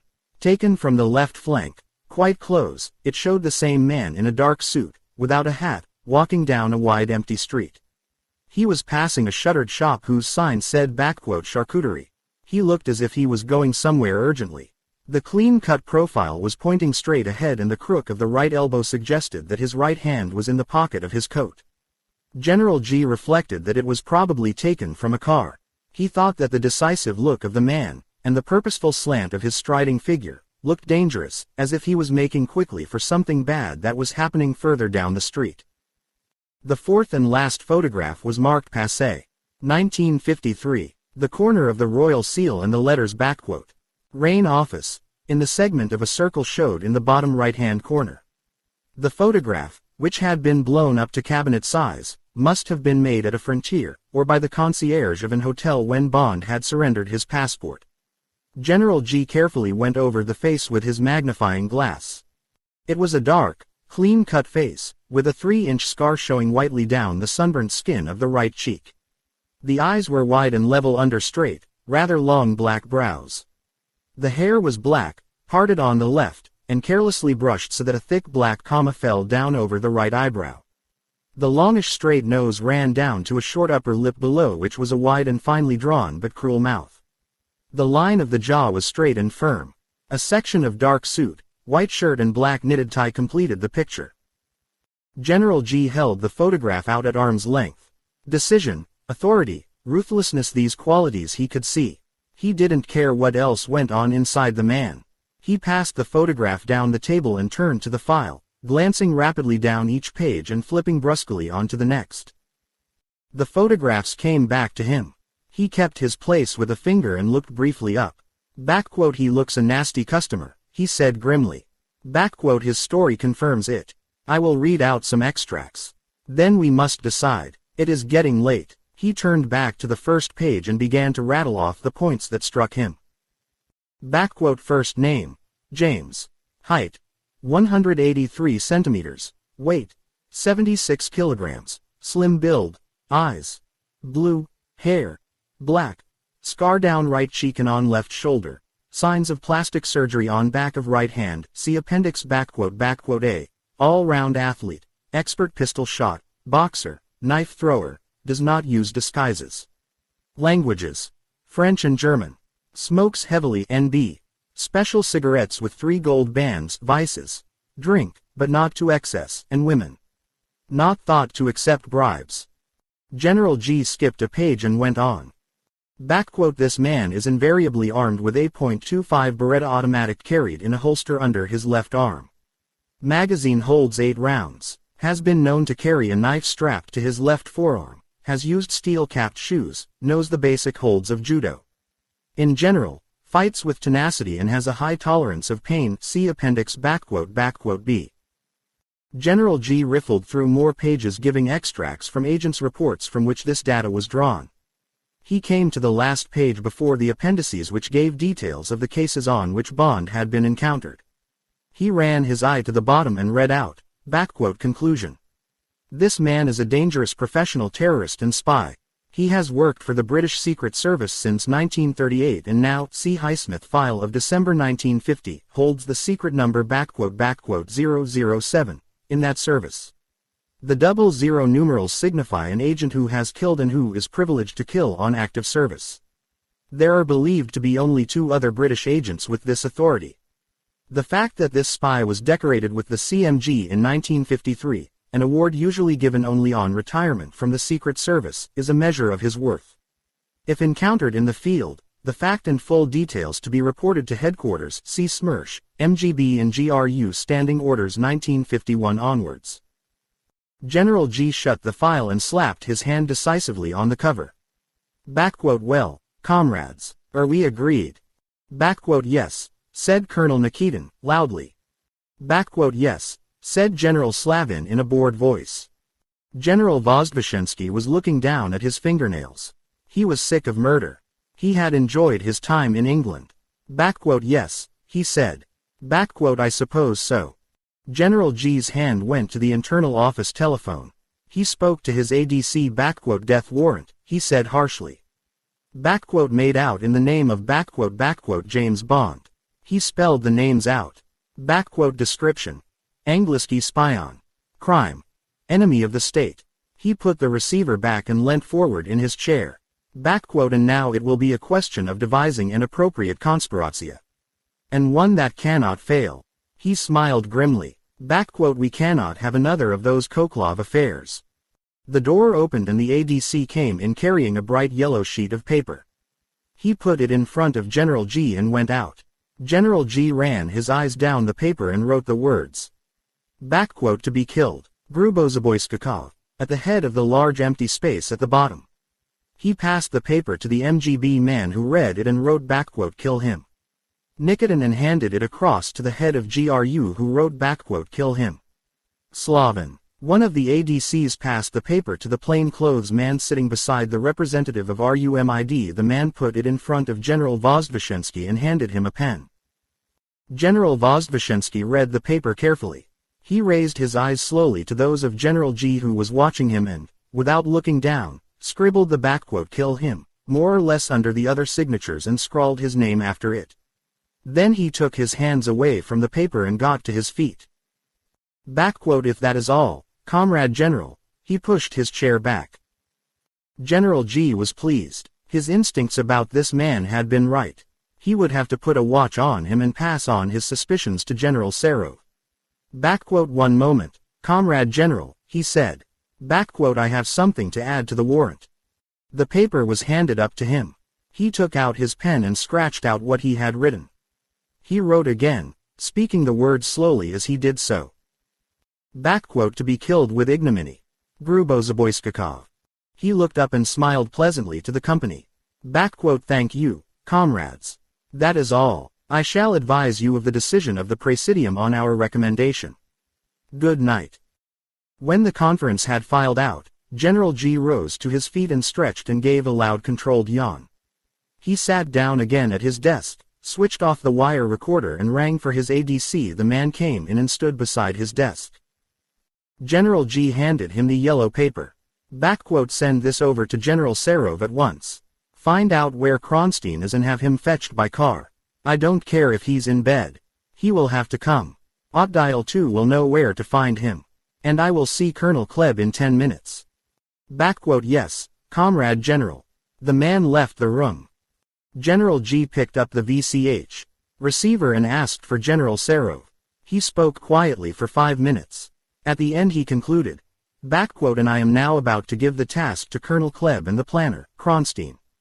We will discuss the outlines of a suitable conspiratia and they will give me detailed proposals tomorrow. Is that in order, Comrade General? Yes, came the quiet voice of General Serov of the High Presidium. Kill him. But let it be excellently accomplished. The Presidium will ratify the decision in the morning. The line went dead. The inter-office telephone rang. General G said yes into the receiver and put it back. A moment later the ADC opened the big door and stood in the entrance. Comrade Colonel Klebb, he announced. A toad-like figure in an olive-green uniform which bore the single red ribbon of the Order of Lenin came into the room and walked with quick short steps over to the desk. General G looked up and waved to the nearest chair at the conference table. Good evening, comrade. The squat face split into a sugary smile. Good evening, Comrade General. The head of Otdial 2, the Department of Smersh in charge of operations and executions, hitched up her skirts and sat down. Bond 5 from Russia with Love. Chapter 7. The Wizard of Ice. The two faces of the double clock in the shiny, domed case looked out across the chessboard like the eyes of some huge sea monster that had peered over the edge of the table to watch the game. The two faces of the chess clock showed different times. Kronstein's showed 20 minutes to 1. The long red pendulum that ticked off the seconds was moving in its staccato sweep across the bottom half of his clock's face, while the enemy clock was silent and its pendulum motionless down the face. But Makarov's clock said 5 minutes to 1. He had wasted time in the middle of the game and he now had only 5 minutes to go. He was in bad time trouble, and unless Kronstein made some lunatic mistake, which was unthinkable, he was beaten. Kronstein sat motionless and erect, as malevolently inscrutable as a parrot. His elbows were on the table and his big head rested on clenched fists that pressed into his cheeks, squashing the pursed lips into a pout of hauteur and disdain. Under the wide, bulging brow the rather slanting black eyes looked down with deadly calm on his winning board. But, behind the mask, the blood was throbbing in the dynamo of his brain, and a thick worm-like vein in his right temple pulsed at a beat of over 90. He had sweated away a pound of weight in the last 2 hours and 10 minutes, and the specter of a false move still had one hand at his throat. But to Makarov, and to the spectators, he was still the Wizard of Ice, whose game had been compared to a man eating fish. First he stripped off the skin, then he picked out the bones, then he ate the fish. Kronstein had been champion of Moscow 2 years running, was now in the final for the 3rd time and, if he won this game, would be a contender for Grand Mastership. In the pool of silence round the roped-off top table there was no sound except the loud tripping feet of Kronstein's clock. The two umpires sat motionless in their raised chairs. They knew, as did Makarov, that this was certainly the kill. Kronstein had introduced a brilliant twist into the Marin variation of the Queen's Gambit declined. Makarov had kept up with him until the 28th move. He had lost time on that move. Perhaps he had made a mistake there, and perhaps again on the 31st and 33rd moves. Who could say? It would be a game to be debated all over Russia for weeks to come. There came a sigh from the crowded tiers opposite the championship game. Kronstein had slowly removed the right hand from his cheek and had stretched it across the board. Like the pincers of a pink crab, his thumb and forefinger had opened, then they had descended. The hand, holding a piece, moved up and sideways and down. Then the hand was slowly brought back to the face. The spectators buzzed and whispered as they saw, on the Great Wall map, the 41st move duplicated with a shift of one of the 3-foot placards. RKT8, that must be the kill. Kronstein reached deliberately over and pressed down the lever at the bottom of his clock. His red pendulum went dead. His clock showed 1:45. At the same instant, Makarov's pendulum came to life and started its loud, inexorable beat. Kronstein sat back. He placed his hands flat on the table and looked coldly across at the glistening, lowered face of the man whose guts he knew, for he too had suffered defeat in his time, would be writhing in agony like an eel pierced with a spear. Makarov, champion of Georgia. Well, tomorrow Comrade Makarov could go back to Georgia and stay there. At any rate this year he would not be moving with his family up to Moscow. A man in plain clothes slipped under the ropes and whispered to one of the umpires. He handed him a white envelope. The umpire shook his head, pointing at Makarov's clock, which now said 3:01. The man in plain clothes whispered one short sentence which made the umpire sullenly bow his head. He pinged a handbell. "There is an urgent personal message for Comrade Kronstein," he announced into the microphone. "There will be a 3 minutes pause." A mutter went round the hall. Even though Makarov now courteously raised his eyes from the board and sat immobile, gazing up into the recesses of the high, vaulted ceiling, the spectators knew that the position of the game was engraved on his brain. A 3 minutes pause simply meant 3 extra minutes for Makarov. Kronstein felt the same stab of annoyance, but his face was expressionless as the umpire stepped down from his chair and handed him a plain, unaddressed envelope. Kronstein ripped it open with his thumb and extracted the anonymous sheet of paper. It said, in the large typewritten characters he knew so well, "You were required this instant." No signature and no address. Kronstein folded the paper and carefully placed it in his inside breast pocket. Later it would be recovered from him and destroyed. He looked up at the face of the plainclothes man standing beside the umpire. The eyes were watching him impatiently, commandingly. To hell with these people, thought Kronstein. He would not resign with only 3 minutes to go. It was unthinkable. It was an insult to the people's sport. But, as he made a gesture to the umpire that the game could continue, he trembled inside, and he avoided the eyes of the plainclothes man who remained standing, in coiled immobility, inside the ropes.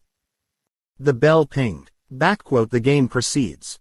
Makarov slowly bent down his head. The hand of his clock slipped past the hour and he was still alive. Kronstein continued to tremble inside. What he had done was unheard of in an employee of Smersh, or of any other state agency. He would certainly be reported. Gross disobedience. Dereliction of duty. What might be the consequences? At the best a tongue lashing from General G, and a black mark on his zapaska. At the worst, Kronstein couldn't imagine. He didn't like to think. Whatever happened, the sweets of victory had turned bitter in his mouth. But now it was the end. With 5 seconds to go on his clock, Makarov raised his whipped eyes no higher than the pouting lips of his opponent and bent his head in the brief, formal bow of surrender. At the double ping of the umpire's bell, the crowded hall rose to its feet with a thunder of applause. Kronstein stood up and bowed to his opponent, to the umpires, and finally, deeply, to the spectators.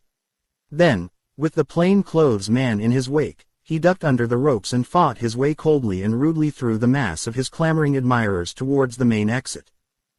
Outside the tournament hall, in the middle of the wide Pushkin Ulitsa, with its engine running, stood the usual anonymous black Zik saloon. Kronstein climbed into the back and shut the door.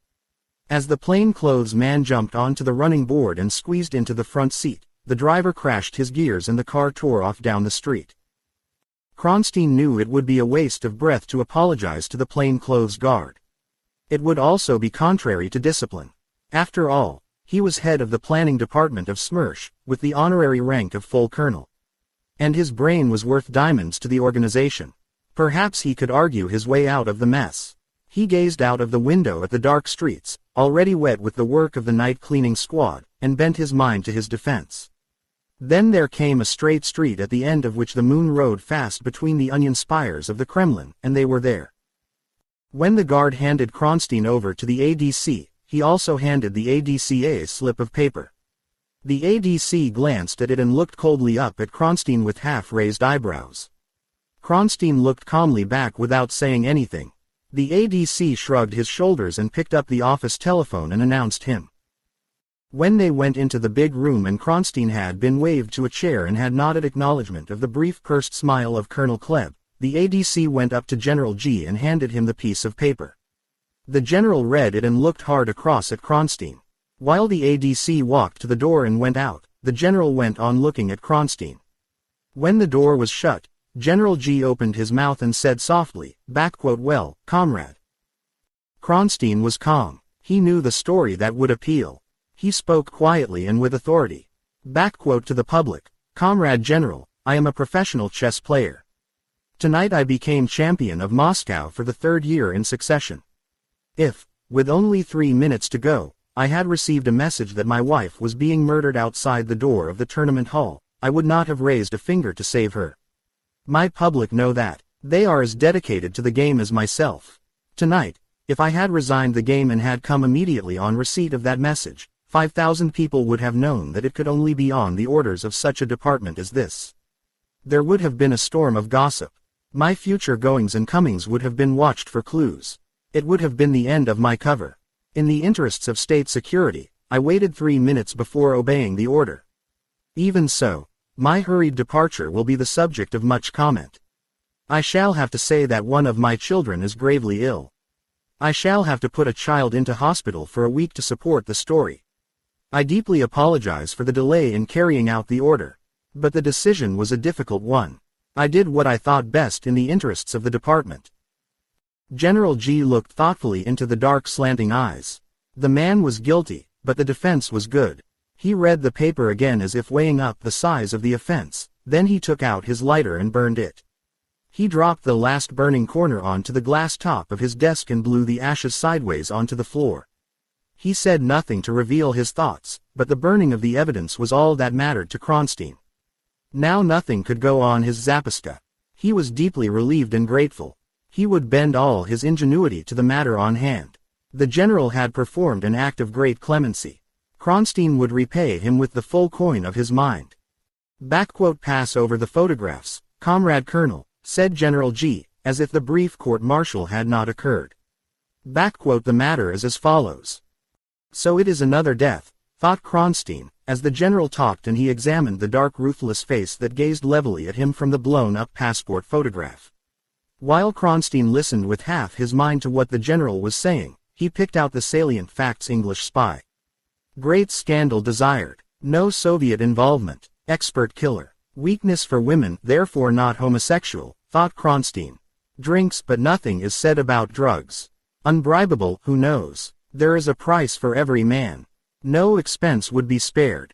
All equipment and personnel available from all intelligence departments. Success to be achieved within 3 months. Broad ideas required now, details to be worked out later. General G fastened his sharp eyes on Colonel Klebb. "What are your immediate reactions, Comrade Colonel?" The square-cut rimless glass of the spectacles flashed in the light of the chandelier as the woman straightened from her position of bowed concentration and looked across the desk at the general. The pale moist lips below the sheen of nicotine-stained fur over the mouth parted and started moving rapidly up and down as the woman gave her views. To Kronstein, watching the face across the table, the square, expressionless opening and shutting of the lips reminded him of the box-like jabber of a puppet. The voice was hoarse and flat and without emotion. Resembles in some respects the case of Stolzenberg. If you remember, Comrade General, this also was a matter of destroying a reputation as well as a life. On that occasion the matter was simple. The spy was also a pervert. If you recall. Kronstein stopped listening. He knew all these cases. He had handled the planning of most of them and they were filed away in his memory like so many chess gambits. Instead, with closed ears, he examined the face of this dreadful woman and wondered casually how much longer she would last in her job, how much longer he would have to work with her. Dreadful. Kronstein was not interested in human beings, not even in his own children.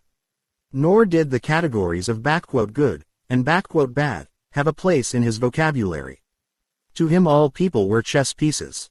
He was only interested in their reactions to the movements of other pieces.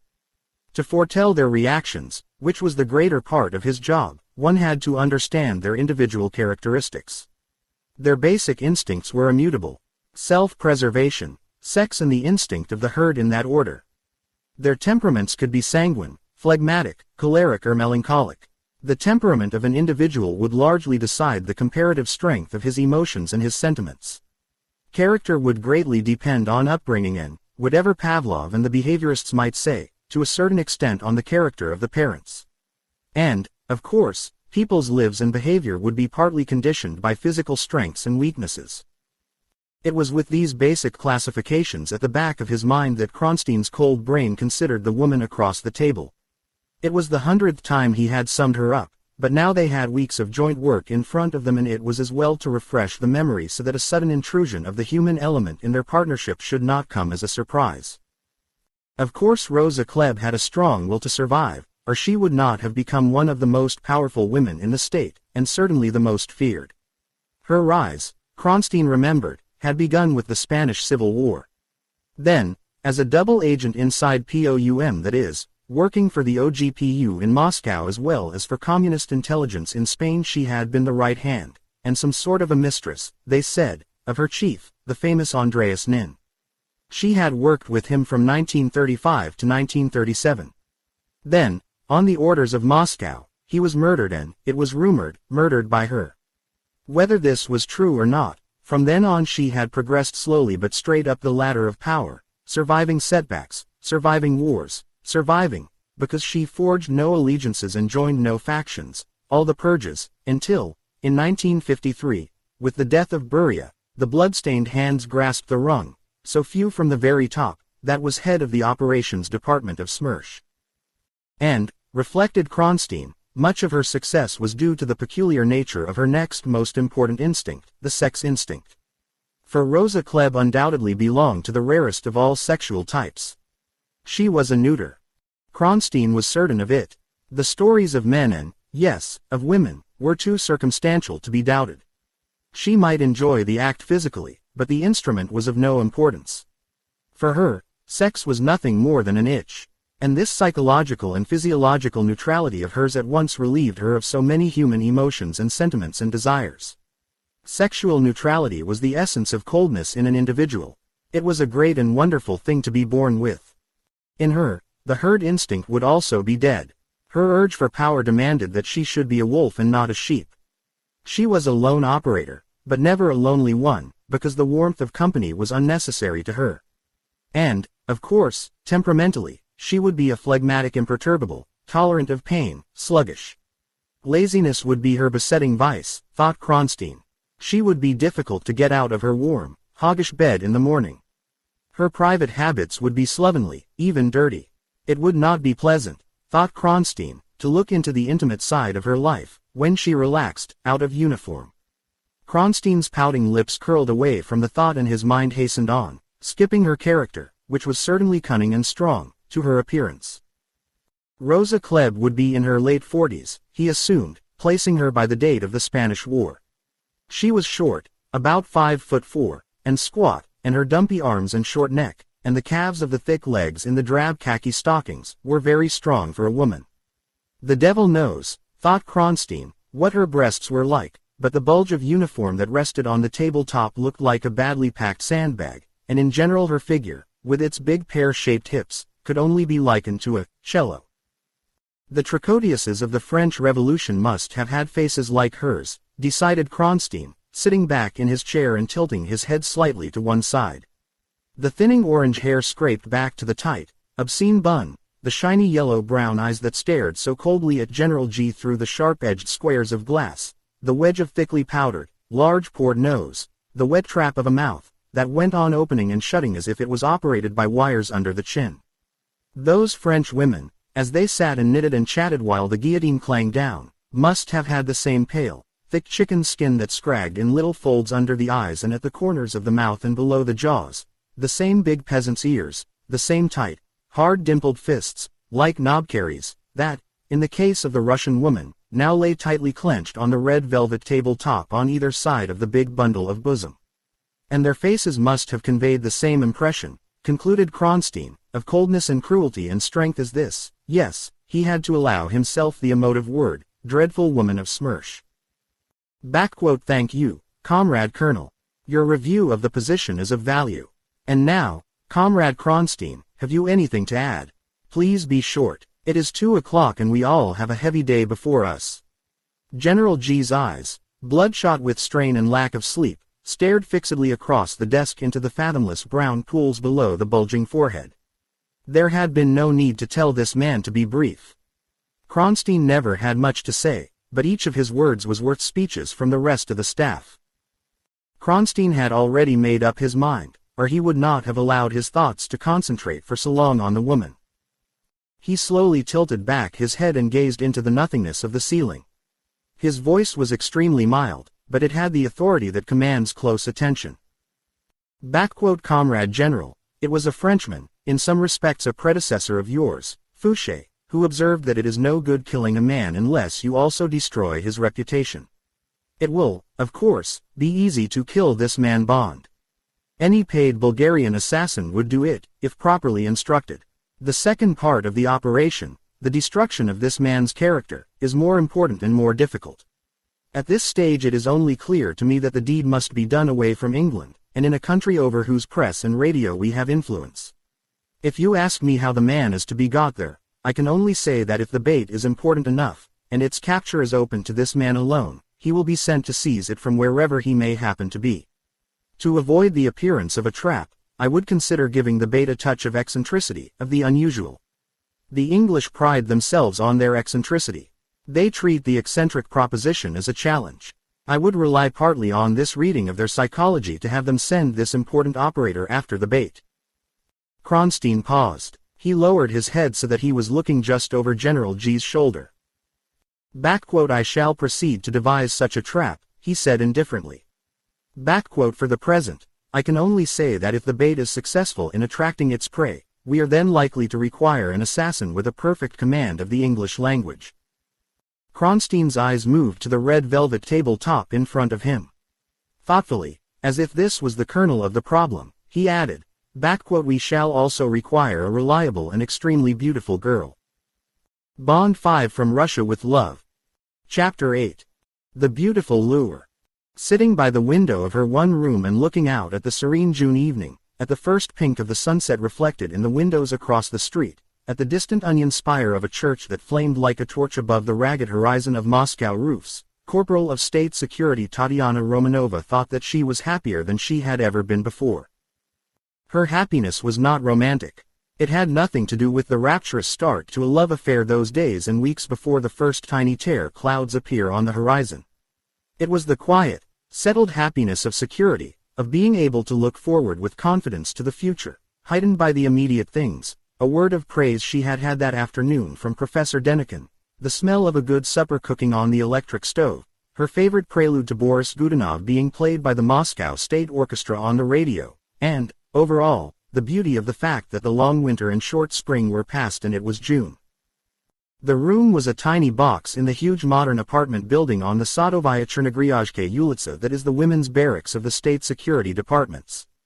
Built by prison labor, and finished in 1939, the fine 8-story building contains 2,000 rooms, some, like hers on the third floor, nothing but square boxes with a telephone, hot and cold water, a single electric light and a share of the central bathrooms and lavatories, others, on the 2 top floors, consisting of 2- and 3-room flats with bathrooms.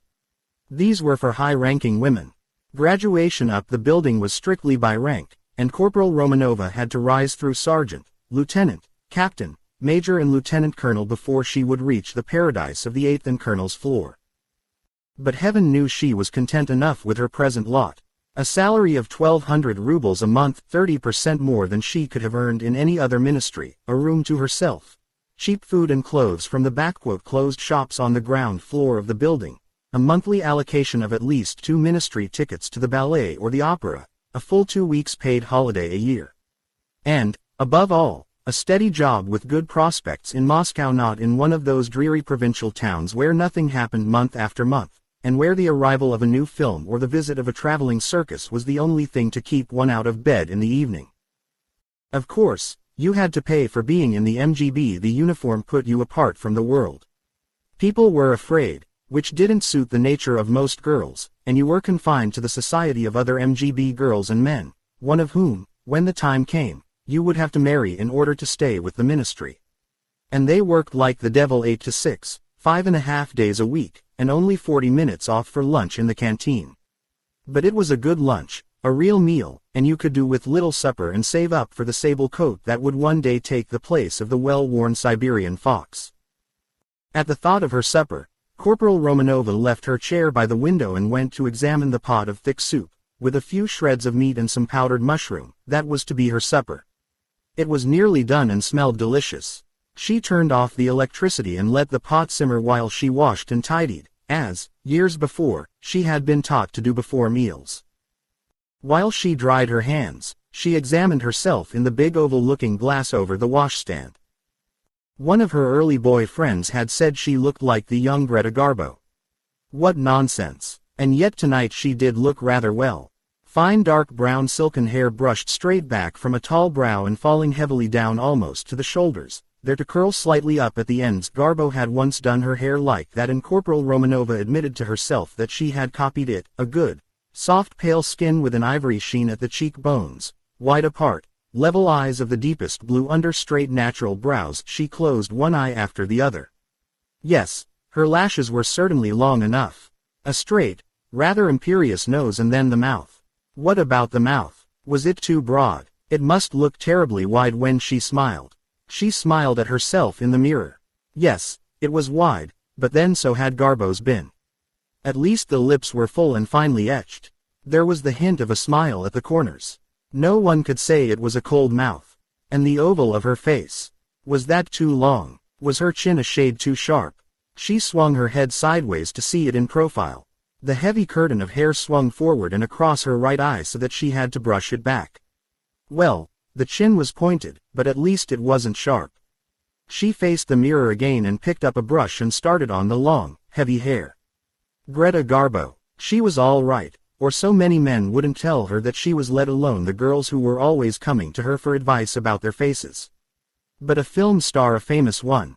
She made a face at herself in the glass and went to eat her supper. In fact, Corporal Tatiana Romanova was a very beautiful girl indeed. Apart from her face, the tall, firm body moved particularly well.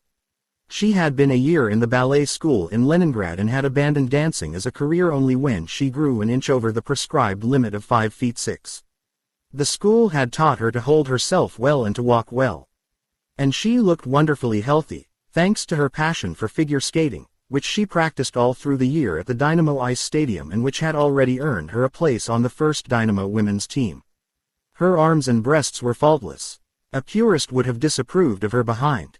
Its muscles were so hardened with exercise that it had lost the smooth downward feminine sweep, and now, round at the back and flat and hard at the sides, it jutted like a man's. Corporal Romanova was admired far beyond the confines of the English translation section of the MGB Central Index.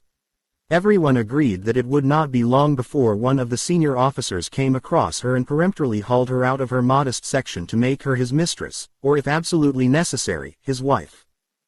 The girl poured the thick soup into a small china bowl, decorated with wolves chasing a galloping sleigh round the rim, broke some black bread into it and went and sat in her chair by the window and ate it slowly with a nice shiny spoon she had slipped into her bag not many weeks before after a gay evening at the Hotel Moskva. When she had finished, she washed up and went back to her chair and lit the first cigarette of the day. No respectable girl in Russia smokes in public, except in a restaurant, and it would have meant instant dismissal if she had smoked at her work and listened impatiently to the whimpering discords of an orchestra from Turkmenistan. This dreadful oriental stuff they were always putting on to please the kulaks of one of those barbaric outlying states. Why couldn't they play something culturny? Some of that modern jazz music, or something classical? This stuff was hideous. Worse, it was old-fashioned. The telephone rang harshly. She walked over and turned down the radio and picked up the receiver. Corporal Romanova. It was the voice of her dear Professor Denikin. But out of office hours he always called her Tatiana or even Tanya. What did this mean? The girl was wide-eyed and tense. Yes, comrade Professor. The voice at the other end sounded strange and cold. In 15 minutes, at 8.30, you are required for interview by Comrade Colonel Kleb, of Ot Dial 2. You will call on her in her apartment, number 1875, on the 8th floor of your building. Is that clear? But, comrade, why? What is? What is? The odd, strained voice of her beloved professor cut her short. That is all, Comrade Corporal. The girl held the receiver away from her face. She stared at it with frenzied eyes as if she could wring more words out of the circle of little holes in the black earpiece. Hello. Hello. The empty mouthpiece yawned at her. She realized that her hand and her forearm were aching with the strength of her grip. She bent slowly forward and put the receiver down on the cradle. She stood for a moment, frozen, gazing blindly at the black machine. Should she call him back? No, that was out of the question. He had spoken as he had because he knew, and she knew, that every call, in and out of the building, was listened to or recorded. That was why he had not wasted a word. This was a state matter. With a message of this sort, you got rid of it as quickly as you could, in as few words as possible, and wiped your hands of it. You had got the dreadful card out of your hand. You had passed the Queen of Spades to someone else. Your hands were clean again.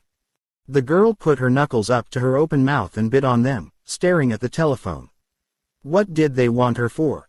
What had she done? Desperately she cast her mind back, scrabbling through the days, the months, the years. Had she made some terrible mistake in her work and they had just discovered it? Had she made some remark against the state, some joke that had been reported back? That was always possible, but which remark? When? If it had been a bad remark, she would have felt a twinge of guilt or fear at the time. Her conscience was clear, or was it? Suddenly she remembered. What about the spoon she had stolen? Was it that? Government property. She would throw it out of the window, now, far to one side or the other. But no, it couldn't be that. That was too small. She shrugged her shoulders resignedly and her hand dropped to her side. She got up and moved towards the clothes cupboard to get out her best uniform, and her eyes were misty with the tears of fright and bewilderment of a child. It could be none of those things. Smersh didn't send for one for that sort of thing. It must be something much, much worse. The girl glanced through her wet eyes at the cheap watch on her wrist. Only 7 minutes to go. A new panic seized her. She brushed her forearm across her eyes and grabbed down her parade uniform. On top of it all, whatever it was, to be late. She tore at the buttons of her white cotton blouse. As she dressed and washed her face and brushed her hair, her mind went on probing at the evil mystery like an inquisitive child poking into a snake's hole with a stick.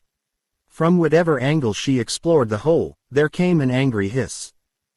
Leaving out the nature of her guilt, contact with any tentacle of Smersh was unspeakable. The very name of the organization was abhorred and avoided. Smersh, smeart spionum, death to spies. It was an obscene word, a word from the tomb, the very whisper of death, a word never mentioned even in secret office gossip among friends. Worst of all, within this horrible organization, Odddial 2, the Department of Torture and Death, was the central horror. And the head of Odddial 2, the woman, Rosa Klebb. Unbelievable things were whispered about this woman, things that came to Tatiana in her nightmares, things she forgot again during the day, but that she now paraded. It was said that Rosa Klebb would let no torturing take place without her. There was a blood-spattered smock in her office, and a low camp stool, and they said that when she was seen scurrying through the basement passages dressed in the smock and with the stool in her hand, the word would go round, and even the workers in Smersh would hush their words and bend low over their papers, perhaps even cross their fingers in their pockets until she was reported back in her room. Or so they whispered, she would take the camp stool and draw it up close below the face of the man or woman that hung down over the edge of the interrogation table. Then she would squat down on the stool and look into the face and quietly say number 1 foot or number 10 feet or number 25 feet, and the inquisitors would know what she meant and they would begin. And she would watch the eyes in the face a few inches away from hers and breathe in the screams as if they were perfume. And, depending on the eyes, she would quietly change the torture, and say now number 36 feet or now number 64 feet, and the inquisitors would do something else. As the courage and resistance seeped out of the eyes, and they began to weaken and beseech, she would start cooing softly. There my dove. Talk to me, my pretty one, and it will stop. It hurts. Ah me, it hurts so, my child. And one is so tired of the pain. One would like it to stop, and to be able to lie down in peace, and for it never to begin again. Your mother is here beside you, only waiting to stop the pain. She has a nice soft cozy bed all ready for you to sleep on and forget. Speak, she would whisper lovingly. You have only to speak and you will have peace and no more pain. If the eyes still resisted, the cooing would start again. But you are foolish, my pretty one.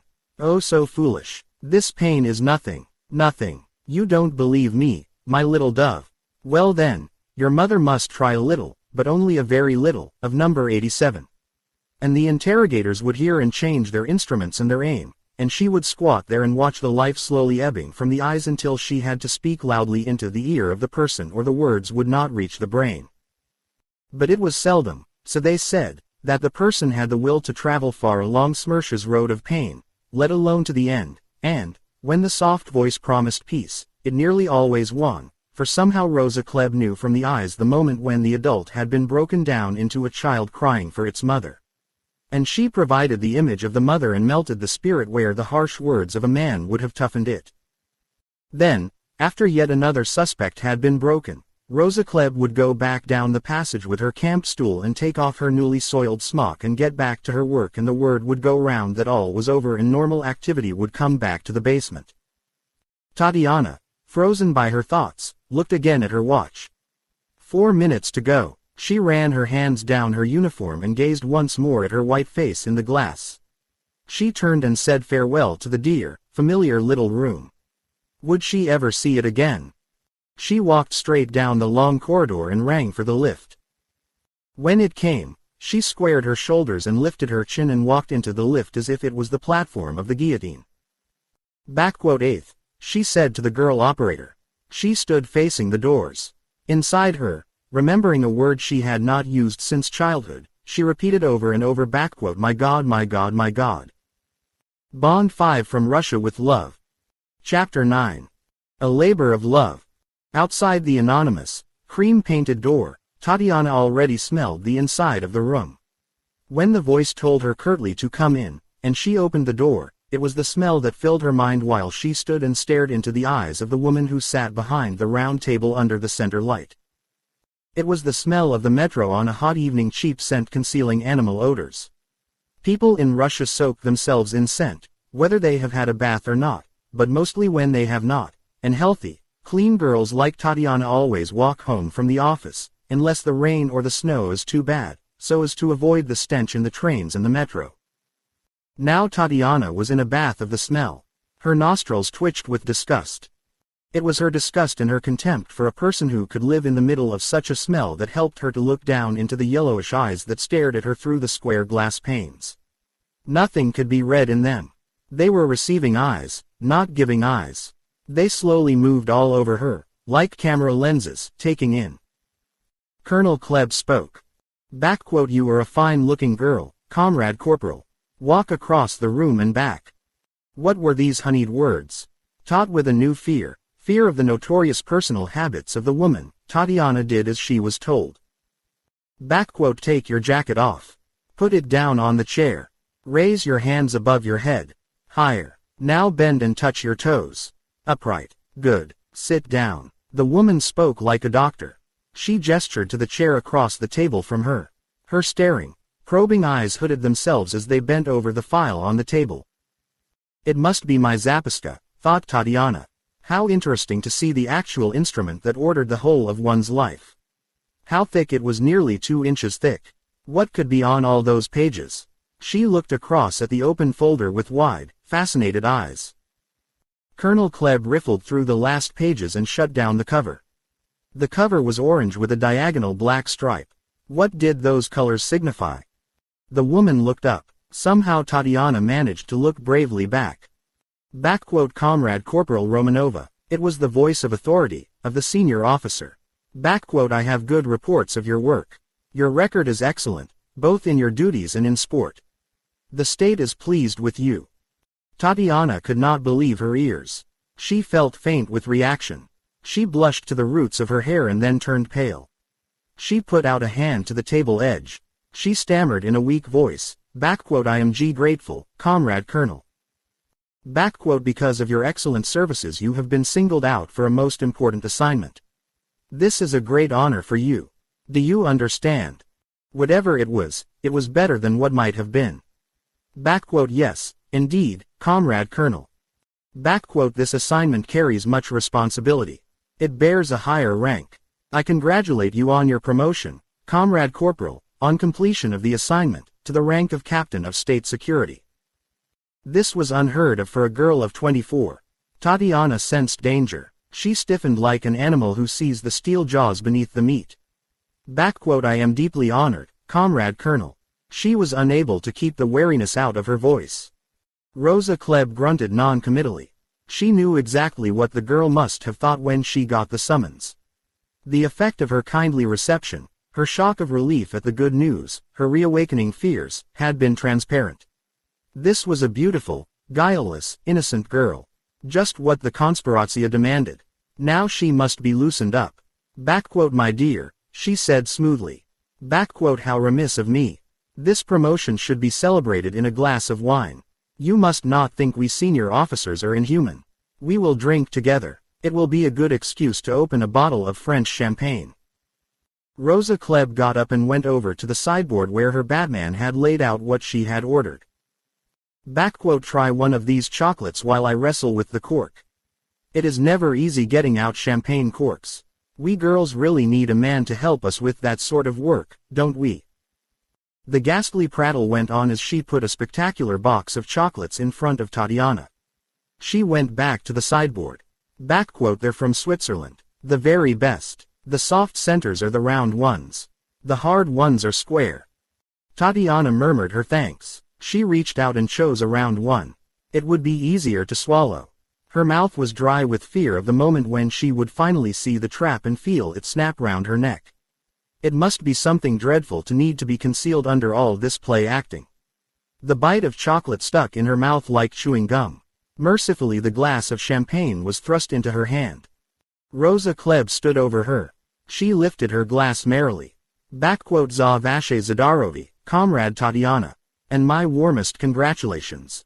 Tatiana stitched a ghastly smile on her face. She picked up her glass and gave a little bow. Za vaše zdarovi, Comrade Colonel. She drained the glass, as is the custom in Russian drinking, and put it down in front of her. Rosa Klebb immediately filled it again, slopping some over the tabletop. And now to the health of your new department, comrade. She raised her glass. The sugary smile tightened as she watched the girl's reactions. To Smirsh. Numbly, Tatiana got to her feet. She picked up the full glass. To Smirsh. The word scarcely came out. She choked on the champagne and had to take 2 gulps. She sat heavily down. Rosa Klebb gave her no time for reflection. She sat down opposite and laid her hands flat on the table. And now to business, comrade. Authority was back in the voice. There is much work to be done. She leant forward. Have you ever wished to live abroad, comrade? In a foreign country? The champagne was having its effect on Tatiana. Probably worse was to come, but now let it come quickly. No, comrade. I am happy in Moscow. You have never thought what it might be like living in the West, all those beautiful clothes, the jazz, the modern things. No, comrade. She was truthful. She had never thought about it. And if the state required you to live in the West? I would obey. Willingly. Tatiana shrugged her shoulders with a hint of impatience. One does what one is told. The woman paused. There was girlish conspiracy in the next question. Are you a virgin, comrade? Oh, my God, thought Tatiana. No, Comrade Colonel. The wet lips glinted in the light. How many men? Tatiana colored to the roots of her hair. Russian girls are reticent and prudish about sex. In Russia the sexual climate is mid-Victorian. These questions from the Klebb woman were all the more revolting for being asked in this cold inquisitorial tone by a state official she had never met before in her life. Tatiana screwed up her courage. She stared defensively into the yellow eyes. What is the purpose of these intimate questions, please, Comrade Colonel? Rosa Klebb straightened. Her voice cut back like a whip. Remember yourself, comrade. You are not here to ask questions. You forget to whom you are speaking. Answer me. Tatiana shrank back. Backquote 3 men, Comrade Colonel. Backquote when. How old were you? The hard yellow eyes looked across the table into the hunted blue eyes of the girl and held them and commanded. Tatiana was on the edge of tears. Backquote at school. When I was 17. Then at the Institute of Foreign Languages. I was 22. Then last year. I was 23. It was a friend I met skating. Backquote their names, please, comrade. Rosa Klebb picked up a pencil and pulled a scribbling pad towards her. Tatiana covered her sobs. Backquote no, never, whatever you do to me. You have no right. Backquote stop that nonsense. The voice was a hiss. Backquote in 5 minutes I could have those names from you, or anything else I wish to know. You are playing a dangerous game with me, comrade. My patience will not last forever. Rosa Klebb paused. She was being too rough. Backquote for the moment we will pass on. Tomorrow you will give me the names. No harm will come to these men. They will be asked 1 or 2 questions about you, simple technical questions, that is all. Now sit up and dry your tears. We cannot have any more of this foolishness. Rosa Klebb got up and came round the table. She stood looking down at Tatiana. The voice became oily and smooth. Backquote come, my dear. You must trust me. Your little secrets are safe with me. Here, drink some more champagne and forget this little unpleasantness. We must be friends. We have work to do together. You must learn, my dear Tanya, to treat me as you would your mother. Here, drink this down. Tatiana pulled a handkerchief out of the waistband of her skirt and dabbed at her eyes. She reached out a trembling hand for the glass of champagne and sipped at it with bowed head. Backquote drink it down, my dear. Rosa Klebb stood over the girl like some dreadful mother duck, clucking encouragement. Obediently Tatiana emptied the glass. She felt drained of resistance, tired, willing to do anything to finish with this interview and get away somewhere and sleep. She thought, so this is what it is like on the interrogation table, and that is the voice the Klebb uses. Well, it was working. She was docile now. She would cooperate. Rosa Klebb sat down. She observed the girl appraisingly from behind the motherly mask. Backquote and now, my dear, just one more intimate little question. As between girls, do you enjoy making love? Does it give you pleasure? Much pleasure. Tatiana's hands came up again and covered her face. From behind them, in a muffled voice, she said, Backquote well yes, Comrade Colonel. Naturally, when one is in love. Single quote. Her voice trailed away. What else could she say? What answer did this woman want? Backquote and supposing, my dear, you were not in love. Then would love making with a man still give you pleasure? Tatiana shook her head indecisively. She took her hands down from her face and bowed her head. The hair fell down on either side in a heavy curtain. She was trying to think, to be helpful, but she couldn't imagine such a situation. She supposed. Backquote I suppose it would depend on the man, Comrade Colonel. Backquote that is a sensible answer, my dear. Rosa Klebb opened a drawer in the table. She took out a photograph and slipped it across to the girl. Backquote what about this man, for instance? Tatiana drew the photograph cautiously towards her as if it might catch fire. She looked down warily at the handsome, ruthless face. She tried to think, to imagine. Backquote I cannot tell, Comrade Colonel. He is good-looking. Perhaps if he was gentle. Single quote. She pushed the photograph anxiously away from her. Backquote no, keep it, my dear. Put it up beside your bed and think of this man. You will learn more about him later in your new work. And now, the eyes glittered behind the square panes of glass. Backquote would you like to know what your new work is to be? The task for which you have been chosen from all the girls in Russia. Backquote yes, indeed, Comrade Colonel. Tatiana looked obediently across at the intent face that was now pointing at her like a gun dog. The wet, rubbery lips parted enticingly. Backquote it is a simple, delightful duty you have been chosen for, Comrade Corporal, a real labor of love, as we say. It is a matter of falling in love. That is all, nothing else. Just falling in love with this man. Backquote but who is he? I don't even know him. Rosa Klebb's mouth reveled. This would give the silly chit of a girl something to think about. Backquote he is an English spy. Backquote Bogie moi, Tatiana clapped a hand over her mouth as much to stifle the use of God's name as from terror. She sat, tense with the shock, and gazed at Rosa Klebb through wide, slightly drunk eyes. Yes, said Rosa Klebb, pleased with the effect of her words. He is an English spy. Perhaps the most famous of them all. And from now on you are in love with him. So you had better get used to the idea. And no silliness, comrade. We must be serious. This is an important state matter for which you have been chosen as the instrument. So no nonsense, please. Now for some practical details.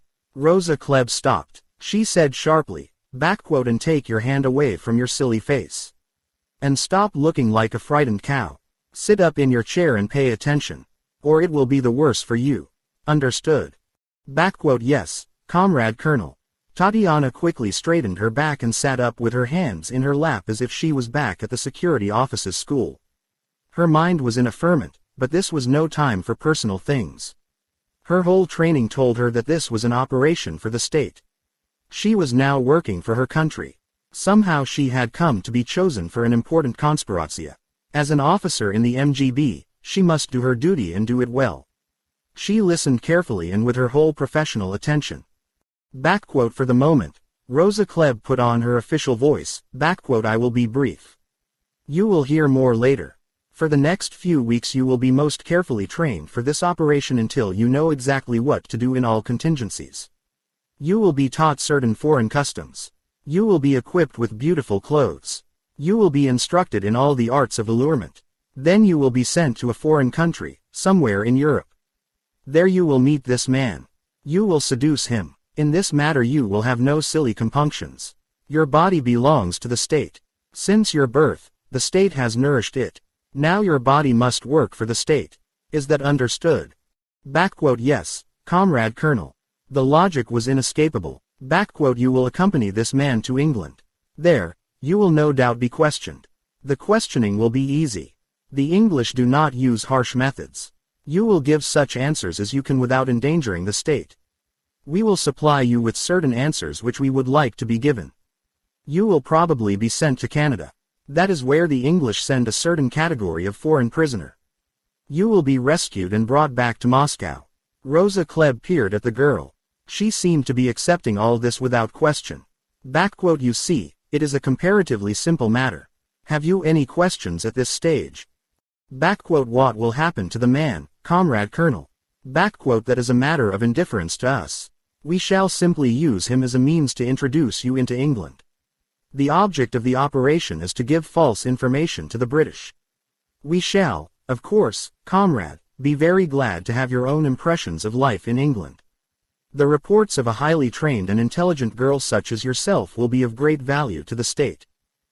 Really, Comrade Colonel. Tatiana felt important. Suddenly it all sounded exciting. If only she could do it well. She would assuredly do her very best. But supposing she could not make the English spy love her? She looked again at the photograph. She put her head on one side. It was an attractive face. What were these arts of allurement that the woman had talked about? What could they be? Perhaps they would help. Satisfied, Rosa Klebb got up from the table. And now we can relax, my dear. Work is over for the night. I will go and tidy up and we will have a friendly chat together. I shan't be a moment. Eat up those chocolates or they will go to waste. Rosa Klebb made a vague gesture of the hand and disappeared with a preoccupied look into the next room. Tatiana sat back in her chair. So that was what it was all about. It really wasn't so bad after all. What a relief. And what an honor to have been chosen. How silly to have been so frightened.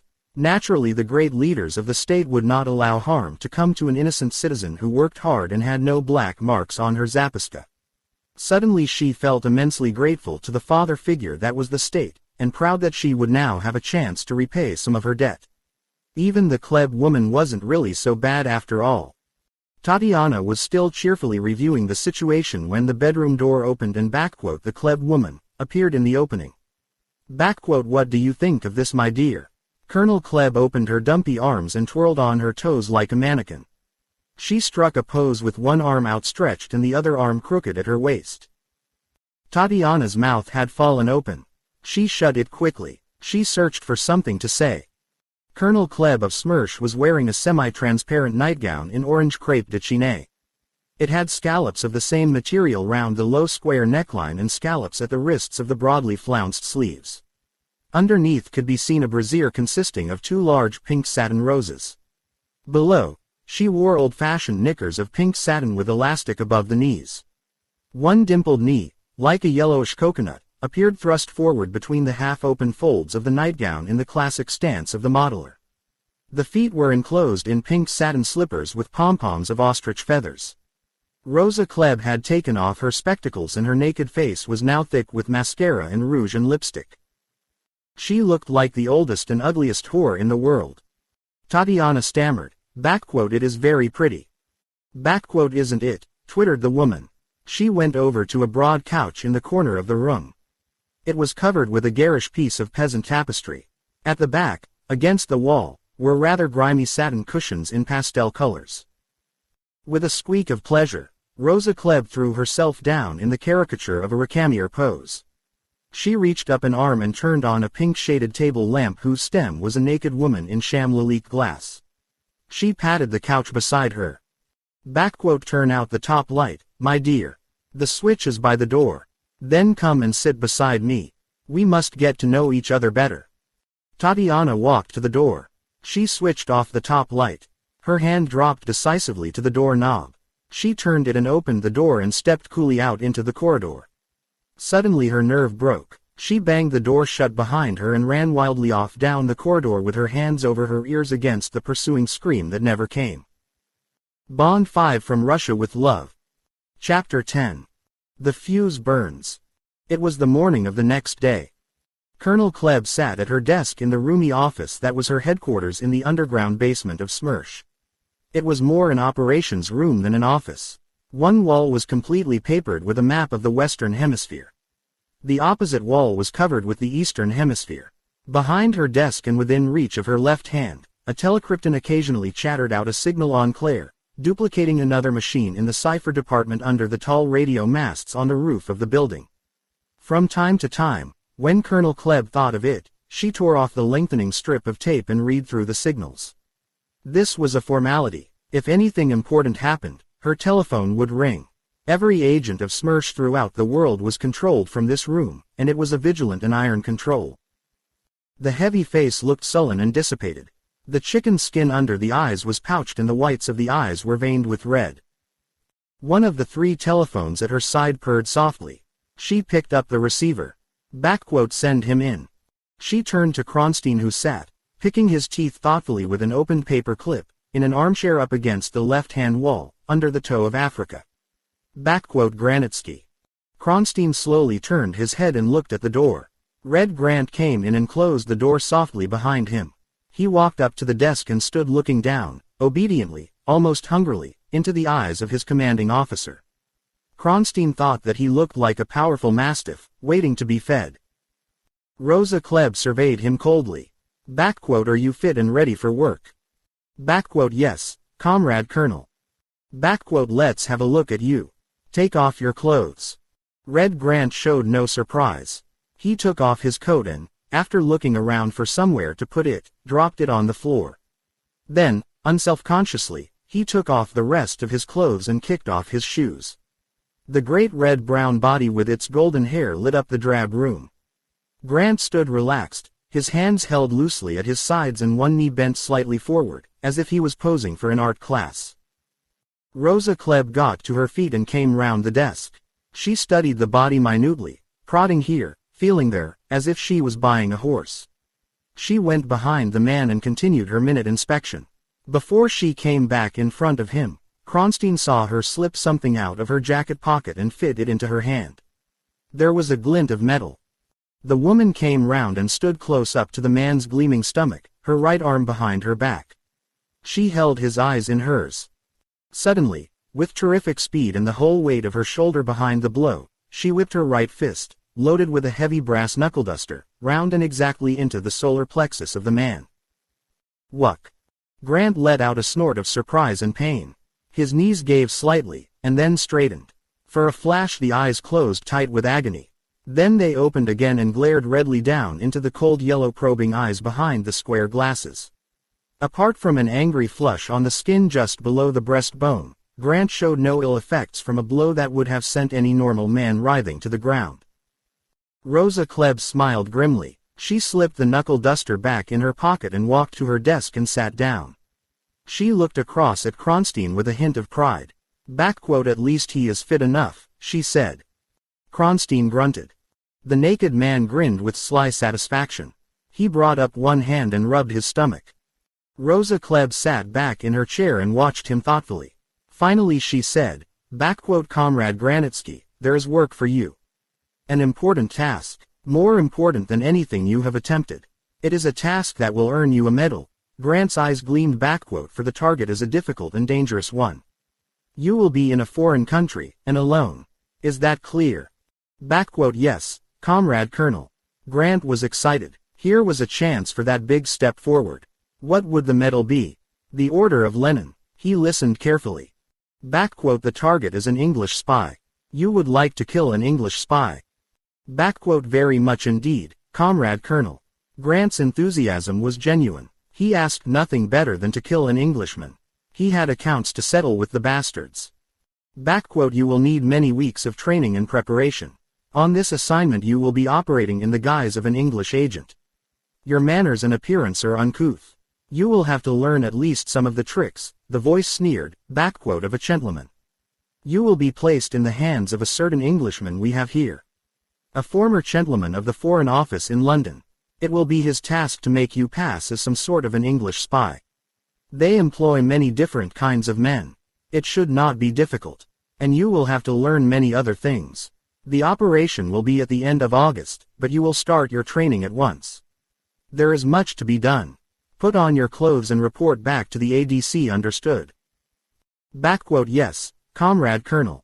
Grant knew not to ask any questions. He scrambled into his clothes, indifferent to the woman's eyes on him, and walked over to the door, buttoning his jacket. He turned. Thank you, Comrade Colonel. Rosa Klebb was writing up her note of the interview. She didn't answer or look up and Grant went out and closed the door softly behind him. The woman threw down her pen and sat back. And now, Comrade Kronstein, are there any points to discuss before we put the full machinery in motion? I should mention that the Presidium has approved the target and ratified the death warrant. I have reported the broad lines of your plan to Comrade General Grubozaboyskakov. He is in agreement. The detailed execution has been left entirely in my hands.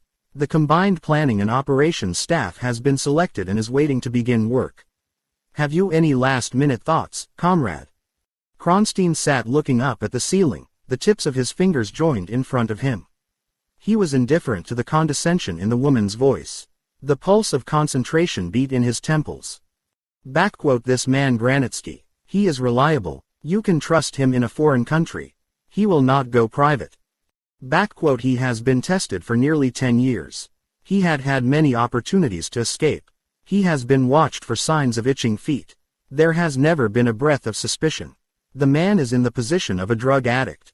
He would no more abandon the Soviet Union than a drugger would abandon the source of his cocaine. He is my top executioner. There is no one better. And this girl, Romanova. She was satisfactory. The woman said grudgingly, she is very beautiful. She will serve our purpose. She is not a virgin, but she is prudish and sexually unawakened. She will receive instruction. Her English is excellent. I have given her a certain version of her task and its object. She is cooperative. If she should show signs of faltering, I have the addresses of certain relatives, including children. I shall also have the names of her previous lovers. If necessary, it would be explained to her that these people will be hostages until her task is completed. She has an affectionate nature. Such a hint would be sufficient. But I do not anticipate any trouble from her. Romanova. That is the name of a bivshy of one of the former people. It seems odd to be using a Romanov for such a delicate task. Her grandparents were distantly related to the imperial family. But she does not frequent bivshy circles. Anyway, all our grandparents were former people. There is nothing one can do about it. Our grandparents were not called Romanov, said Kronstein dryly. However, so long as you are satisfied. He reflected a moment. And this man Bond. Have we discovered his whereabouts? Yes. The MGB English network reports him in London. During the day, he goes to his headquarters. At night he sleeps in his flat in a district of London called Chelsea. That is good. Let us hope he stays there for the next few weeks. That will mean that he is not engaged on some operation. He will be available to go after our bait when they get the scent. Meanwhile, Kronstein's dark, pensive eyes continued to examine a particular point on the ceiling. I have been studying the suitability of centers abroad. I have decided on Istanbul for the first contact. We have a good apparat there. The Secret Service has only a small station. The head of the station is reported to be a good man. He will be liquidated. The center is conveniently placed for us, with short lines of communication with Bulgaria and the Black Sea. It is relatively far from London. I am working out details of the point of assassination and the means of getting this Bond there, after he has contacted the girl. It will be either in France or very near it. We have excellent leverage on the French press. They will make the most of this kind of story, with its sensational disclosures of sex and espionage. It also remains to be decided when Granitsky shall enter the picture. These are minor details. We must choose the cameraman and the other operatives and move them quietly into Istanbul. There must be no crowding of our apparat there, no congestion, no unusual activity. We will warn all departments that wireless traffic with Turkey is to be kept absolutely normal before and during the operation. We don't want the British interceptors smelling a rat. The cipher department has agreed that there is no security objection to handing over the outer case of a Spectre machine. That will be attractive. The machine will go to the special devices section. They will handle its preparation. Kronstein stopped talking. His gaze slowly came down from the ceiling. He rose thoughtfully to his feet.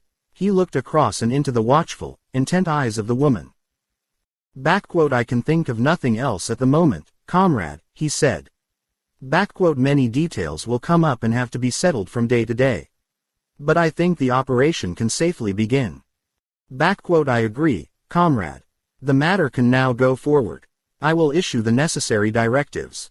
The harsh, authoritative voice unbent. I am grateful for your cooperation. Kronstein lowered his head 1 inch in acknowledgement. He turned and walked softly out of the room. In the silence, the Telekrypton gave a warning ping and started up its mechanical chatter. Rosa Klebb stirred in her chair and reached for one of the telephones. She dialed a number. Operations room, said a man's voice. Rosa Klebb's pale eyes, gazing out across the room, lit on the pink shape on the wall map that was England. Her wet lips parted. Colonel Klebb speaking. The conspiratia against the English spy Bond. The operation will commence forthwith. Part 2. The execution. Bond 5 from Russia with Love. Chapter 11. The Soft Life. The blubbery arms of the Soft Life had Bond round the neck and they were slowly strangling him. He was a man of war, and when, for a long period, there was no war, his spirit went into a decline. In his particular line of business, peace had reigned for nearly a year. And peace was killing him. At 7:30 on the morning of Thursday, August 12, Bond awoke in his comfortable flat in the plain-treed square off the King's Road and was disgusted to find that he was thoroughly bored with the prospect of the day ahead. Just as, in at least one religion, laxity is the first of the cardinal sins, so boredom, and particularly the incredible circumstance of waking up bored, was the only vice Bond utterly condemned. Bond reached out and gave 2 rings on the bell to show May, his treasured Scottish housekeeper, that he was ready for breakfast. Then he abruptly flung the single sheet off his naked body and swung his feet to the floor. There was only one way to deal with boredom: kick oneself out of it.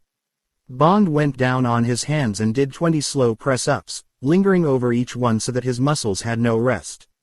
When his arms could stand the pain no longer, he rolled over on his back and, with his hands at his sides, did the straight leg lift until his stomach muscles screamed. He got to his feet and, after touching his toes 20 times, went over to arm and chest exercises combined with deep breathing until he was dizzy. Panting with the exertion, he went into the big white tiled bathroom and stood in the glass shower cabinet under very hot and then cold hissing water for 5 minutes. At last, After shaving and putting on a sleeveless dark blue Sea Island cotton shirt and navy blue tropical worsted trousers, he slipped his bare feet into black leather sandals and went through the bedroom into the long big windowed sitting room with the satisfaction of having sweated his boredom, at any rate for the time being, out of his body. May, an elderly Scotswoman with iron gray hair and a handsome closed face, came in with the tray and put it on the table in the bay window together with the Times, the only paper Bond ever read. Bond wished her good morning and sat down to breakfast. Good morning s. To Bond, one of May's endearing qualities was that she would call no man sir, except Bond had teased her about it years before English kings and Winston Churchill. As a mark of exceptional regard, she accorded Bond an occasional hint of an s at the end of a word. She stood by the table while Bond folded his paper to the center news page. Yon man was here again last night about the television. What man was that? Bond looked along the headlines. Yon man that's always coming. 6 times he's been here pestering me since June. After what I said to him the first time about the sinful thing, you'd think he'd give up trying to sell us one. By hire purchase, too, if you please. Persistent chaps these salesmen. Bond put down his paper and reached for the coffee pot. I gave him a right piece of my mind last night. Disturbing folk at their supper. Asked him if he'd got any papers, anything to show who he was. I expect that fixed him. Bond filled his large coffee cup to the brim with black coffee. Not a bit of it. Flourished his union card. Said he had every right to earn his living. Electricians' union it was too. They're the communist one, aren't they s? Yes, that's right, said Bond vaguely. His mind sharpened. Was it possible they could be keeping an eye on him? He took a sip of the coffee and put the cup down. Exactly what did this man say, May? He asked, keeping his voice indifferent, but looking at her. He said he's selling television sets on commission in his spare time. And are we sure we don't want one? He says we're one of the only folk in the square that haven't got one. Sees there isn't one of those aerial things on the house, I dare say. He's always asking if you're at home so that he can have a word with you about it. Fancy his cheek. I'm surprised he hasn't thought to catch you coming in or going out. He's always asking if I'm expecting you home. Naturally I don't tell him anything about your movements. Respectable, quiet-spoken body, if he wasn't so persistent. Could be, thought Bond. There are many ways of checking up whether the owner's at home or away. A servant's appearance and reactions, a glance through the open door. Well, you're wasting your time because he's away, would be the obvious reception if the flat was empty. Should he tell the security section? Bond shrugged his shoulders irritably. What the hell? There was probably nothing in it. Why should they be interested in him? And, if there was something in it, security was quite capable of making him change his flat. I expect you've frightened him away this time. Bond smiled up at May. I should think you've heard the last of him. Yes, said May doubtfully. At any rate she had carried out her orders to tell him if she saw anyone hanging about the place. She bustled off with a whisper of the old-fashioned black uniform she persisted in wearing even in the heat of August. Bond went back to his breakfast. Normally it was little straws in the wind like this that would start a persistent intuitive ticking in his mind, and, on other days, he would not have been happy until he had solved the problem of the man from the Communist Union who kept on coming to the house. Now, from months of idleness and disuse, the sword was rusty in the scabbard and Bond's mental guard was down. Breakfast was Bond's favorite meal of the day. When he was stationed in London it was always the same. It consisted of very strong coffee, from De Bry in New Oxford Street, brewed in an American Chemex, of which he drank 2 large cups, black and without sugar. The single egg, in the dark blue egg cup with a gold ring round the top, was boiled for 3 1/3 minutes. It was a very fresh, speckled brown egg from French Maren's hens owned by some friend of May in the country. Bond disliked white eggs and, fattish as he was in many small things, it amused him to maintain that there was such a thing as the perfect boiled egg. Then there were 2 thick slices of whole wheat toast, a large pat of deep yellow Jersey butter and 3 squat glass jars containing Tiptree Little Scarlet, strawberry jam, Cooper's vintage Oxford marmalade and Norwegian heather honey from Fortnum's. The coffee pot and the silver on the tray were Queen Anne, and the china was Minton, of the same dark blue and gold and white as the egg cup. That morning, while Bond finished his breakfast with honey, he pinpointed the immediate cause of his lethargy and of his low spirits. To begin with, Tiffany Case, his love for so many happy months, had left him and, after final painful weeks during which she had withdrawn to an hotel, had sailed for America at the end of July. He missed her badly and his mind still sheared away from the thought of her. And it was August, and London was hot and stale. He was due for leave, but he had not the energy or the desire to go off alone, or to try and find some temporary replacement for Tiffany to go with him. So he had stayed on in the half-empty headquarters of the Secret Service, grinding away at the old routines, snapping at his secretary and rasping his colleagues. Even M had finally got impatient with the surly caged tiger on the floor below, and, on Monday of this particular week, he had sent Bond a sharp note appointing him to a committee of inquiry under Paymaster Captain Troop.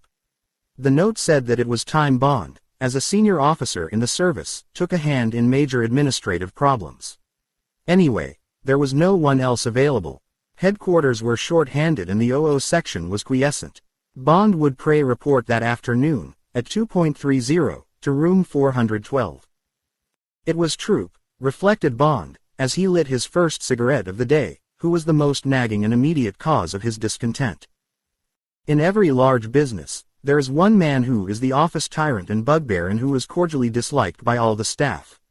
This individual performs an unconsciously important role by acting as a kind of lightning conductor for the usual office hates and fears. In fact, he reduces their disruptive influence by providing them with a common target. The man is usually the general manager, or the head of admin.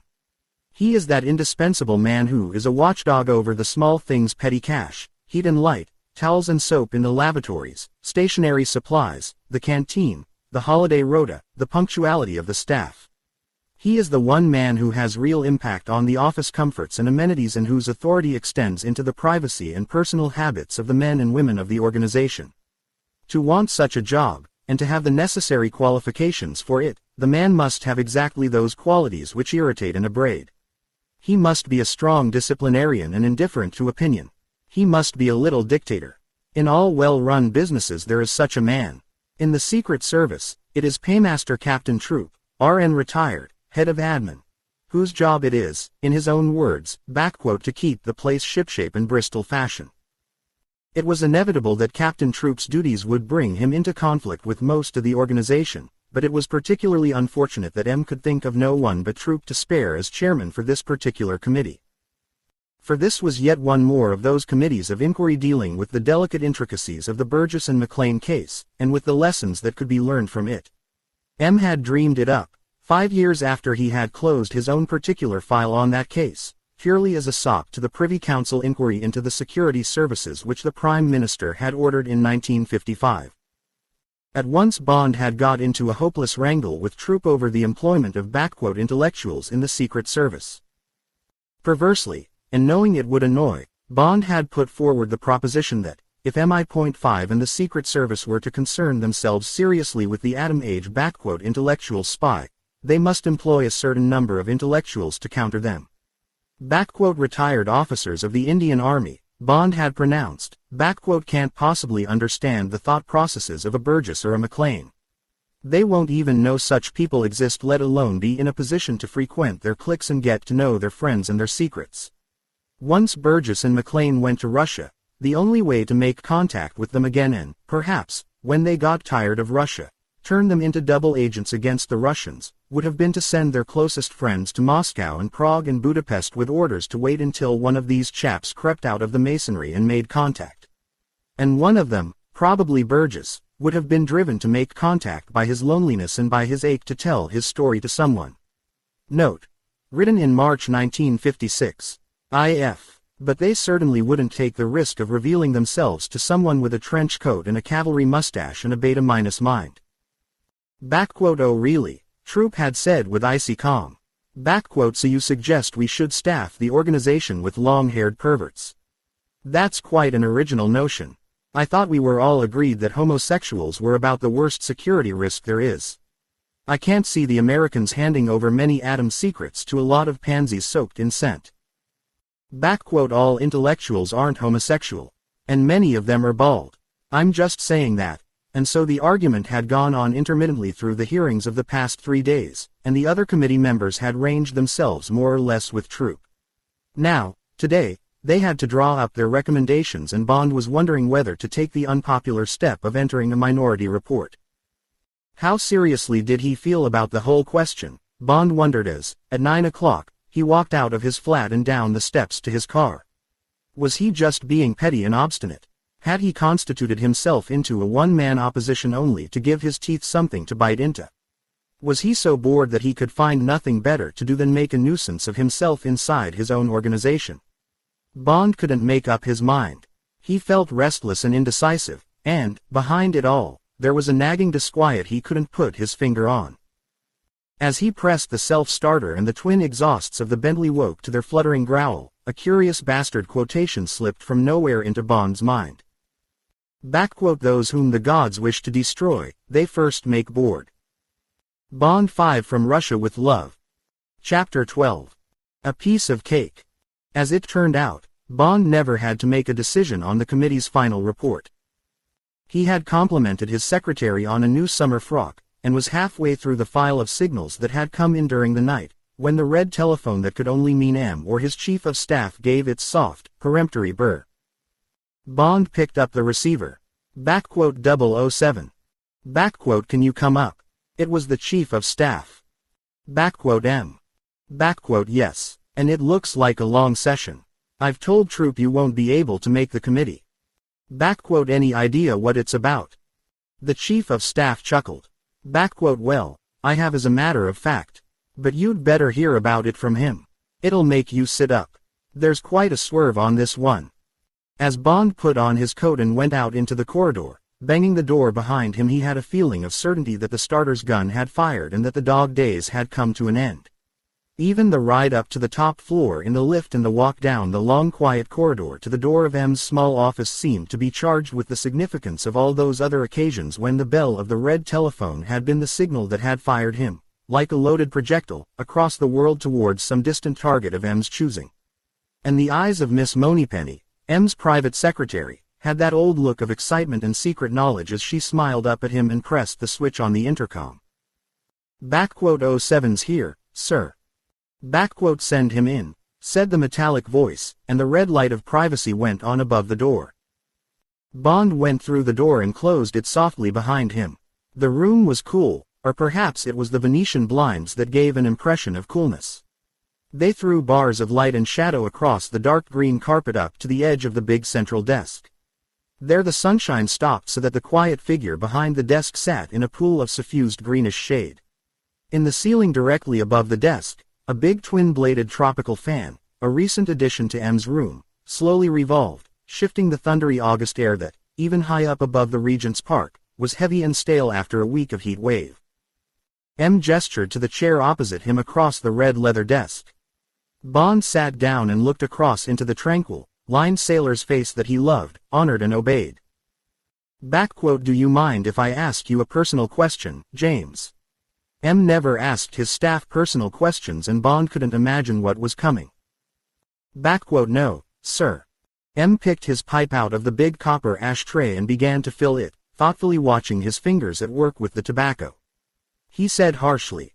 You needn't answer, but it's to do with your, friend, Miss Case. As you know, I don't generally interest myself in these matters, but I did hear that you had been, seeing a lot of each other since that diamond business. Even some idea you might be going to get married. M glanced up at Bond and then down again. He put the loaded pipe into his mouth and set a match to it. Out of the corner of his mouth, as he drew at the jigging flame, he said, Care to tell me anything about it? Now what? Wondered Bond. Damn these office gossips, he said gruffly. Well, sir, we did get on well. And there was some idea we might get married. But then she met some chap in the American embassy. On the military attaché's staff. Marine Corps major. And I gather she's going to marry him. They've both gone back to the States, as a matter of fact. Probably better that way. Mixed marriages aren't often a success. I gather he's a nice enough fellow. Probably suit her better than living in London. She couldn't really settle down here. Fine girl, but she's a bit neurotic. We had too many rows. Probably my fault. Anyway, it's over now. M gave one of the brief smiles that lit up his eyes more than his mouth. I'm sorry if it went wrong, James, he said. There was no sympathy in M's voice. He disapproved of Bond's womanizing, as he called it to himself, while recognizing that his prejudice was the relic of a Victorian upbringing. But, as Bond's chief, the last thing he wanted was for Bond to be permanently tied to one woman's skirts. Perhaps it's for the best. Doesn't do to get mixed up with neurotic women in this business. They hang on your gun arm, if you know what I mean. Forgive me for asking about it. Had to know the answer before I told you what's come up. It's a pretty odd business. Be difficult to get you involved if you were on the edge of marrying or anything of that sort. Bond shook his head, waiting for the story. All right then, said M. There was a note of relief in his voice. He leant back in his chair and gave several quick pulls on his pipe to get it going. This is what's happened. Yesterday there was a long signal in from Istanbul. Seems on Tuesday the head of Station T got an anonymous typewritten message which told him to take a round ticket on the 8 p.m. ferry steamer from the Galata Bridge to the mouth of the Bosphorus and back. Nothing else. Head of T's an adventurous sort of chap, and of course he took the steamer. He stood up forward by the rail and waited. After about a quarter of an hour a girl came and stood beside him, a Russian girl, very good looking, he says, and after they'd talked a bit about the view and so on, she suddenly switched and in the same sort of conversational voice she told him an extraordinary story. M paused to put another match to his pipe. Bond interjected, who is head of T, sir? I've never worked in Turkey. Man called Kerem, Darko Kerem.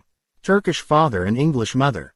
Remarkable fellow. Been head of T since before the war. One of the best men we've got anywhere. Does a wonderful job. Loves it. Very intelligent and he knows all that part of the world like the back of his hand. M dismissed Kerem with a sideways jerk of his pipe. Anyway, the girl's story was that she was a corporal in the MGB, had been in the show since she left school and had just got transferred to the Istanbul center as a cipher officer. She'd engineered the transfer because she wanted to get out of Russia and come over. That's good, said Bond. Might be useful to have one of their cipher girls. But why does she want to come over? M looked across the table at Bond. Because she's in love. He paused and added mildly, she says she's in love with you. In love with me. Yes, with you. That's what she says. Her name's Tatiana Romanova. Ever heard of her? Good God, no. I mean, no, sir. M smiled at the mixture of expressions on Bond's face. But what the hell does she mean? Has she ever met me? How does she know I exist? Well, said M. The whole thing sounds absolutely ridiculous. But it's so crazy that it just might be true. This girl is 24. Ever since she joined the MGB she's been working in their central index, the same as our records. And she's been working in the English section of it. She's been there 6 years. One of the files she had to deal with was yours. I'd like to see that one, commented Bond. Her story is that she first took a fancy to the photographs they've got of you. Admired your looks and so on. M's mouth turned downwards at the corners as if he had just sucked at a lemon. She read up all your cases. Decided that you were the hell of a fellow. Bond looked down his nose. M's face was non-committal. She said you particularly appealed to her because you reminded her of the hero of a book by some Russian fellow called Lermontov. Apparently it was her favorite book. This hero chap liked gambling and spent his whole time getting in and out of scraps. Anyway, you reminded her of him. She says she came to think of nothing else, and one day the idea came to her that if only she could transfer to one of their foreign centers she could get in touch with you and you would come and rescue her. I've never heard such a crazy story, sir. Surely head of T didn't swallow it. Now wait a moment, M's voice was testy. Just don't be in too much of a hurry simply because something's turned up you've never come across before. Suppose you happen to be a film star instead of being in this particular trade. You'd get daft letters from girls all over the world stuffed with heaven knows what sort of rot about not being able to live without you and so on. Here's a silly girl doing a secretary's job in Moscow. Probably the whole department is staffed by women, like our records. Not a man in the room to look at, and here she is, faced with your, dashing features on a file that's constantly coming up for review. And she gets what I believe they call a "crush" on these pictures, just as secretaries all over the world get crushes on these dreadful faces in the magazines. M waved his pipe sideways to indicate his ignorance of these grisly female habits. The Lord knows I don't know much about these things, but you must admit that they happen. Bond smiled at the appeal for help. Well, as a matter of fact, sir, I'm beginning to see there is some sense in it. There's no reason why a Russian girl shouldn't be just as silly as an English one. But she must have got guts to do what she did. Does head of T say if she realized the consequences if she was found out? He said she was frightened out of her wits, said M. Spent the whole time on the boat looking round to see if anybody was watching her. But it seems they were the usual peasants and commuters that take these boats, and as it was a late boat there weren't many passengers anyway. But wait a minute, you haven't heard half the story. M took a long pull at his pipe and blew a cloud of smoke up towards the slowly turning fan above his head. Bond watched the smoke get caught up in the blades and whirled into nothingness. She told Karam that this passion for you gradually developed into a phobia. She got to hate the sight of Russian men. In time this turned into a dislike of the regime and particularly of the work she was doing for them and, so to speak, against you. So she applied for a transfer abroad. And since her languages were very good, English and French, in due course she was offered Istanbul if she would join the cipher department, which meant a cut in pay. To cut a long story short, after 6 months training, she got to Istanbul about 3 weeks ago. Then she sniffed about and soon got hold of the name of our man, Karam. He's been there so long that everybody in Turkey knows what he does by now. He doesn't mind, and it takes people's eyes off the special men we send in from time to time. There's no harm in having a front man in some of these places. Quite a lot of customers would come to us if they knew where to go and who to talk to. Bond commented. The public agent often does better than the man who has to spend a lot of time and energy keeping undercover. So she sent Karam the note. Now she wants to know if he can help her. M paused and sucked thoughtfully at his pipe. Of course Karam's first reactions were exactly the same as yours, and he fished around looking for a trap. But he simply couldn't see what the Russians could gain from sending this girl over to us. All this time the steamer was getting further and further up the Bosphorus and soon it would be turning to come back to Istanbul. And the girl got more and more desperate as Karam went on trying to break down her story. Then, M's eyes glittered softly across at Bond. Came the clincher. That glitter in M's eyes, thought Bond. How well he knew those moments when M's cold eyes betrayed their excitement and their greed. She had a last card to play. And she knew it was the ace of trumps. If she could come over to us, she would bring her cipher machine with her. It's a brand new Spectre machine. The thing we'd give our eyes to have. God, said Bond softly, his mind boggling at the immensity of the prize. The Spectre. The machine that would allow them to decipher the top-secret traffic of all. To have that, even if its loss was immediately discovered and the settings changed, or the machine taken out of service in Russian embassies and spy centers all over the world, would be a priceless victory.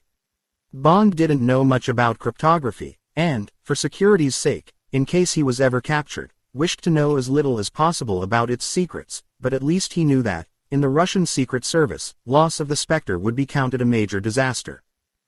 Bond was sold. At once he accepted all M's faith in the girl's story, however crazy it might be. For a Russian to bring them this gift, and take the appalling risk of bringing it, could only mean an act of desperation, of desperate infatuation if you liked. Whether the girl's story was true or not, the stakes were too high to turn down the gamble. You see, 007, said M softly.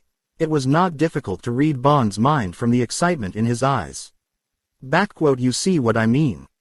Bond hedged. But did she say how she could do it? Not exactly. But Karam says she was absolutely definite. Some business about night duty. Apparently she's on duty alone certain nights of the week and sleeps on a camp bed in the office. She seemed to have no doubts about it, although she realized that she would be shot out of hand if anyone even dreamed of her plan. She was even worried about Karam reporting all this back to me. Made him promise he would encode the signal himself and send it on a one-time only pad and keep no copy. Naturally he did as she asked. Directly she mentioned the Spectre, Karam knew he might be on to the most important coup that's come our way since the war. What happened then, sir? The steamer was coming up to a place called Ortaköy. She said she was going to get off there. Karam promised to get a signal off that night. She refused to make any arrangements for staying in touch. Just said that she would keep her end of the bargain if we would keep ours. She said good night and mixed in the crowd going down the gangplank, and that was the last Karam saw of her. M suddenly leant forward in his chair and looked hard at Bond. But of course he couldn't guarantee that we would make the bargain with her. Bond said nothing. He thought he could guess what was coming. This girl will only do these things on one condition. M's eyes narrowed until they were fierce, significant slits. That you go out to Istanbul and bring her and the machine back to England. Bond shrugged his shoulders. That presented no difficulties. But he looked candidly back at M. Should be a piece of cake, sir. As far as I can see there's only one snag. She's only seen photographs of me and read a lot of exciting stories. Suppose that when she sees me in the flesh, I don't come up to her expectations. That's where the work comes in, said M grimly. That's why I asked those questions about Miss Case. It's up to you to see that you do come up to her expectations. Bond 5 from Russia with Love. Chapter 13. It takes you there. The four small, square-ended propellers turned slowly, one by one, and became four whizzing pools. The low hum of the turbojets rose to a shrill smooth whine. The quality of the noise, and the complete absence of vibration, were different from the stuttering roar and straining horsepower of all other aircraft Bond had flown in. As the Viscount wheeled easily out to the shimmering east-west runway of London Airport, Bond felt as if he was sitting in an expensive mechanical toy. There was a pause as the chief pilot gunned up the four turbojets into a banshee scream, and then, with a jerk of released brakes, the 10.30 BEA. Flight 130 to Rome, Athens and Istanbul gathered speed and hurtled down the runway and up into a quick, easy climb. In 10 minutes they had reached 20,000 feet and were heading south along the wide air channel that takes the Mediterranean traffic from England. The scream of the jets died to a low, drowsy whistle. Bond unfastened his seat belt and lit a cigarette. He reached for the slim, expensive-looking attaché case on the floor beside him and took out the Mask of Demetrios by Eric Ambler and put the case, which was very heavy in spite of its size, on the seat beside him. He thought how surprised the ticket clerk at London Airport would have been if she had weighed the case instead of letting it go unchecked as an overnight bag. And if, in their turn, customs had been intrigued by its weight, how interested they would have been when it was slipped under the inspectoscope. Q Branch had put together this smart-looking bag, ripping out the careful handiwork of Swain and Adini to pack 50 rounds of .25 ammunition, in two flat rows, between the leather and the lining of the spine. In each of the innocent sides there was a flat throwing knife, built by Wilkinsons, the sword makers, and the tops of their handles were concealed cleverly by the stitching at the corners. Despite Bond's efforts to laugh them out of it, Q's craftsman had insisted on building a hidden compartment into the handle of the case, which, by pressure at a certain point, would deliver a cyanide death pill into the palm of his hand. Directly he had taken delivery of the case, Bond had washed this pill down the lavatory. More important was the thick tube of Palmolive shaving cream in the otherwise guileless sponge bag. The whole top of this unscrewed to reveal the silencer for the Beretta, packed in cotton wool. In case hard cash was needed, the lid of the attaché case contained 50 golden sovereigns. These could be poured out by slipping sideways one ridge of welting. The complicated bag of tricks amused Bond, but he also had to admit that, despite its 8-pound weight, the bag was a convenient way of carrying the tools of his trade, which otherwise would have to be concealed about his body. Only a dozen miscellaneous passengers were on the plane. Bond smiled at the thought of Lelia Ponsonby's horror if she knew that made the load 13.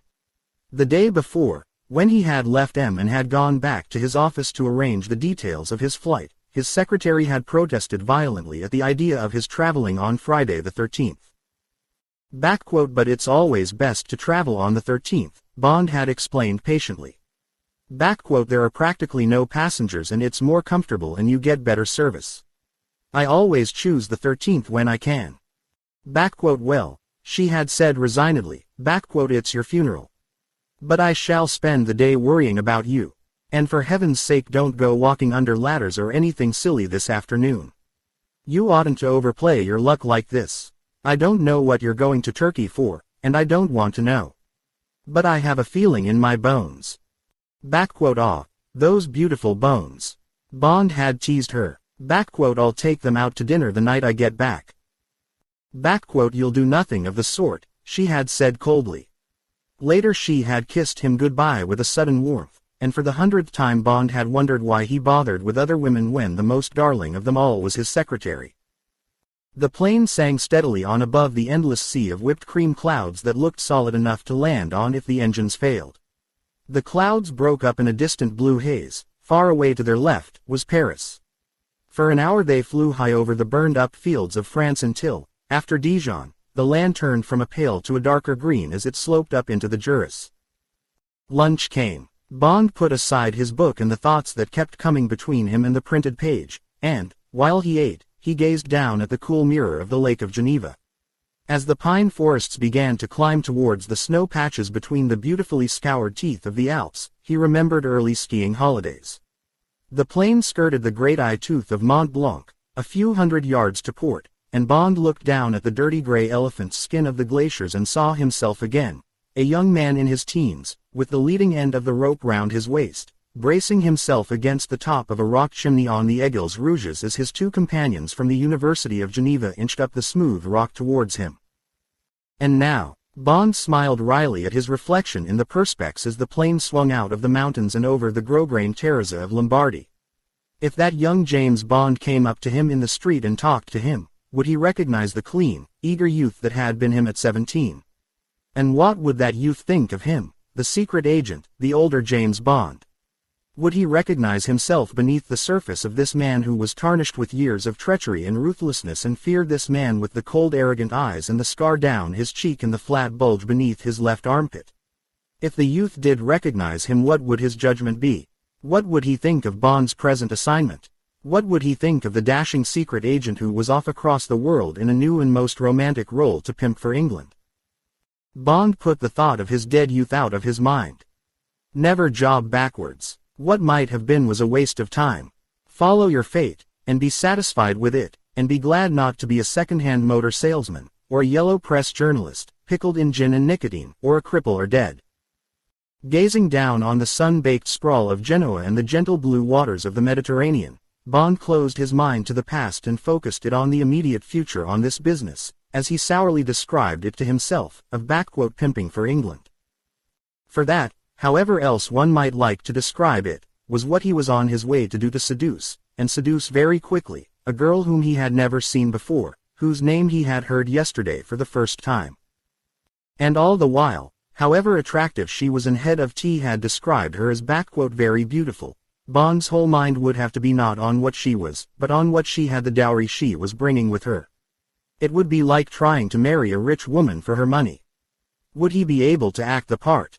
Perhaps he could make the right faces and say the right things, but would his body dissociate itself from his secret thoughts and effectively make the love he would declare?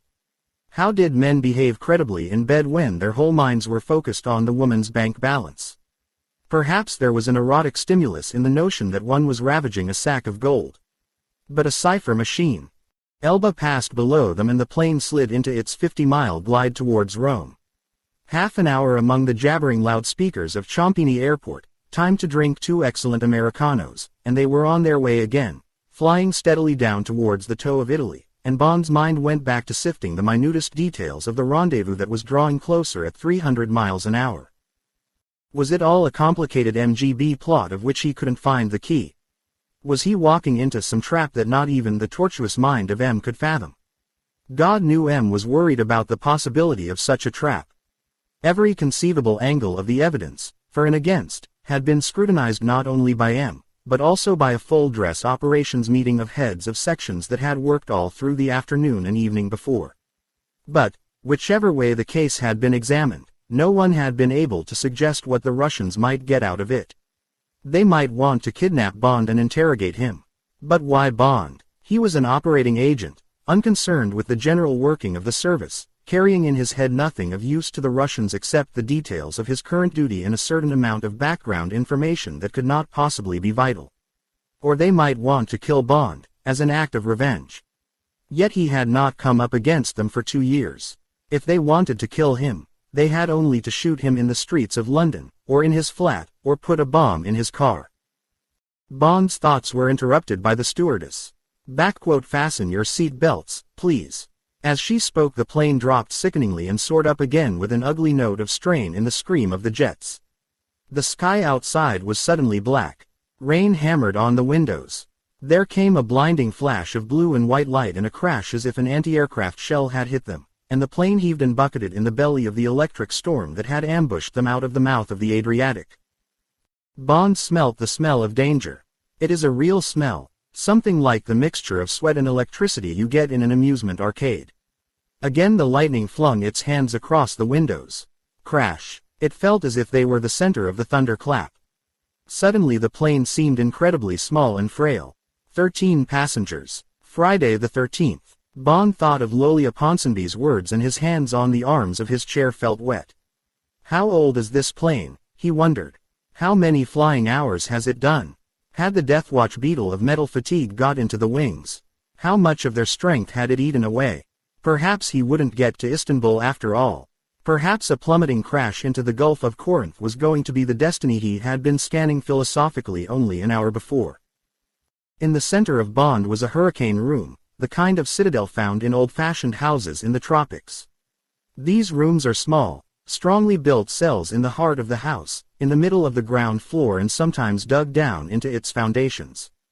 To this cell the owner and his family retire if the storm threatens to destroy the house, and they stay there until the danger is past. Bond went to his hurricane room only when the situation was beyond his control and no other possible action could be taken.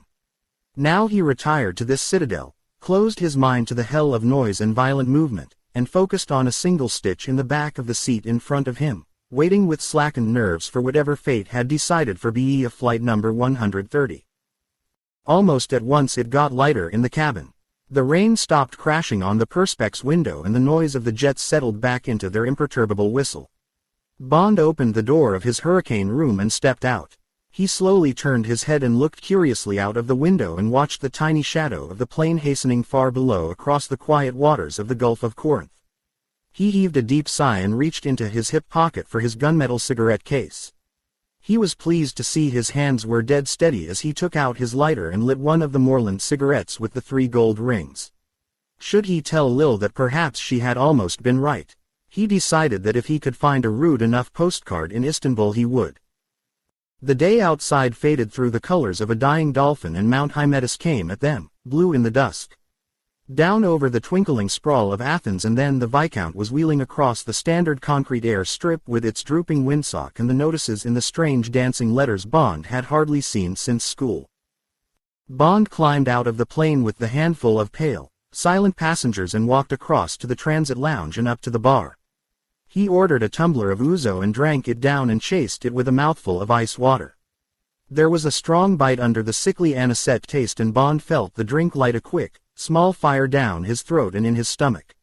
He put down his glass and ordered another. By the time the loudspeakers called him out again it was dusk and the half-moon rode clear and high above the lights of the town. The air was soft with evening and the smell of flowers and there was the steady pulse beat of the cicadas zing-a-zing-a-zing and the distant sound of a man singing. The voice was clear and sad and the song had a note of lament. Near the airport a dog barked excitedly at an unknown human smell. Bond suddenly realized that he had come into the East where the guard dog howls all night. For some reason the realization sent a pang of pleasure and excitement into his heart.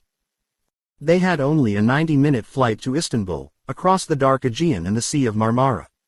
An excellent dinner, with 2 dry martinis and a half bottle of Calvet claret, put Bond's reservations about flying on Friday the 13th, and his worries about his assignment, out of his mind and substituted a mood of pleased anticipation.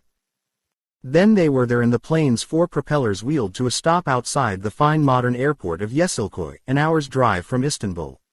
Bond said goodbye and thank you for a good flight to the stewardess, carried the heavy little attaché case through the passport check into the customs, and waited for his suitcase to come off the plane. So these dark, ugly, neat little officials were the modern Turks. He listened to their voices, full of broad vowels and quiet sibilants and modified U sounds, and he watched the dark eyes that belied the soft, polite voices. They were bright, angry, cruel eyes that had only lately come down from the mountains. Bond thought he knew the history of those eyes. They were eyes that had been trained for centuries to watch over sheep and decipher small movements on far horizons. They were eyes that kept the knife hand in sight without seeming to, that counted the grains of meal and the small fractions of coin and noted the flicker of the merchant's fingers. They were hard, untrusting, jealous eyes. Bond didn't take to them. Outside the customs, a tall rangy man with drooping black mustaches stepped out of the shadows. He wore a smart dust coat and a chauffeur's cap. He saluted and, without asking Bond his name, took his suitcase and led the way over to a gleaming aristocrat of a car, an old black basketwork Rolls-Royce Coupe de Ville that Bond guessed must have been built for some millionaire of the '20s. When the car was gliding out of the airport, the man turned and said politely over his shoulder, in excellent English, Karim Bey thought you would prefer to rest tonight, sir. I am to call for you at 9 tomorrow morning. What hotel are you staying at, sir? The Crystal Palace. Very good, sir. The car sighed off down the wide modern road. Behind them, in the dappled shadows of the airport parking place, Bond vaguely heard the crackle of a motor scooter starting up. The sound meant nothing to him and he settled back to enjoy the drive. Bond 5 from Russia with Love. Chapter 14. Darko Karim. James Bond awoke early in his dingy room at the Crystal Palace on the heights of Pera and absent-mindedly reached down a hand to explore a sharp tickle on the outside of his right thigh. Something had bitten him during the night. Irritably he scratched the spot. He might have expected it. When he had arrived the night before, to be greeted by a surly night concierge in trousers and a collarless shirt, and had briefly inspected the entrance hall with the fly-blown palms in copper pots, and the floor and walls of discolored Moorish tiles, he had known what he was in for. He had half thought of going to another hotel. Inertia, and a perverse liking for the sleazy romance that clings to old-fashioned continental hotels, had decided him to stay, and he had signed in and followed the man up to the 3rd floor in the old rope and gravity lift. His room, with its few sticks of aged furniture and an iron bedstead, was what he had expected. He only looked to see if there were the blood spots of squashed bugs on the wallpaper behind the bedhead before dismissing the concierge. He had been premature. When he went into the bathroom and turned on the hot tap, it gave a deep sigh, then a deprecating cough, and finally ejected a small centipede into the basin.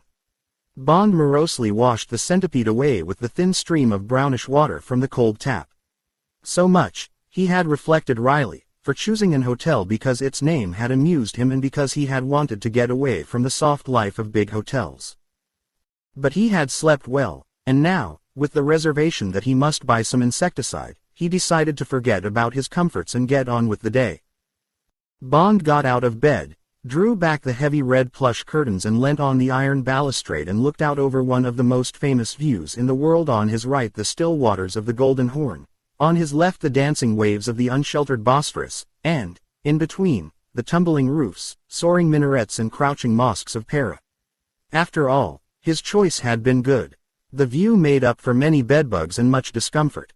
For 10 minutes Bond stood and gazed out across the sparkling water barrier between Europe and Asia. Then he turned back into the room, now bright with sunshine, and telephoned for his breakfast.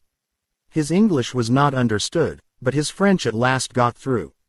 He turned on a cold bath and shaved patiently with cold water and hoped that the exotic breakfast he had ordered would not be a fiasco.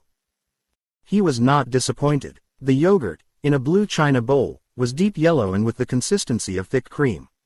The green figs, ready peeled, were bursting with ripeness, and the Turkish coffee was jet black and with the burned taste that showed it had been freshly ground. Bond ate the delicious meal on a table drawn up beside the open window. He watched the steamers and the kikes crisscrossing the two seas spread out before him and wondered about Karam and what fresh news there might be.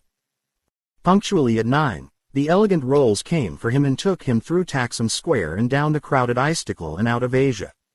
The thick black smoke of the waiting steamers, badged with the graceful crossed anchors of the merchant marine, streamed across the first span of the Galata Bridge and hid the other shore towards which the rolls nosed forward through the bicycles and trams, the well-bred snort of the ancient bulb horn just keeping the pedestrians from under its wheels. Then the way was clear and the old European section of Istanbul glittered at the end of the broad half-mile of bridge with the slim minarets lancing up into the sky and the domes of the mosques, crouching at their feet, looking like big firm breasts. It should have been the Arabian Nights, but to Bond, seeing it first above the tops of trams and above the great scars of modern advertising along the river frontage, it seemed a once beautiful theater set that modern Turkey had thrown aside in favor of the steel and concrete flat iron of the Istanbul Hilton Hotel, blankly glittering behind him on the heights of Para. Across the bridge, the car nosed to the right down a narrow cobbled street parallel with the waterfront and stopped outside a high wooden porte-cocher. A tough-looking watchman with a chunky, smiling face, dressed in frayed khaki, came out of a porter's lodge and saluted.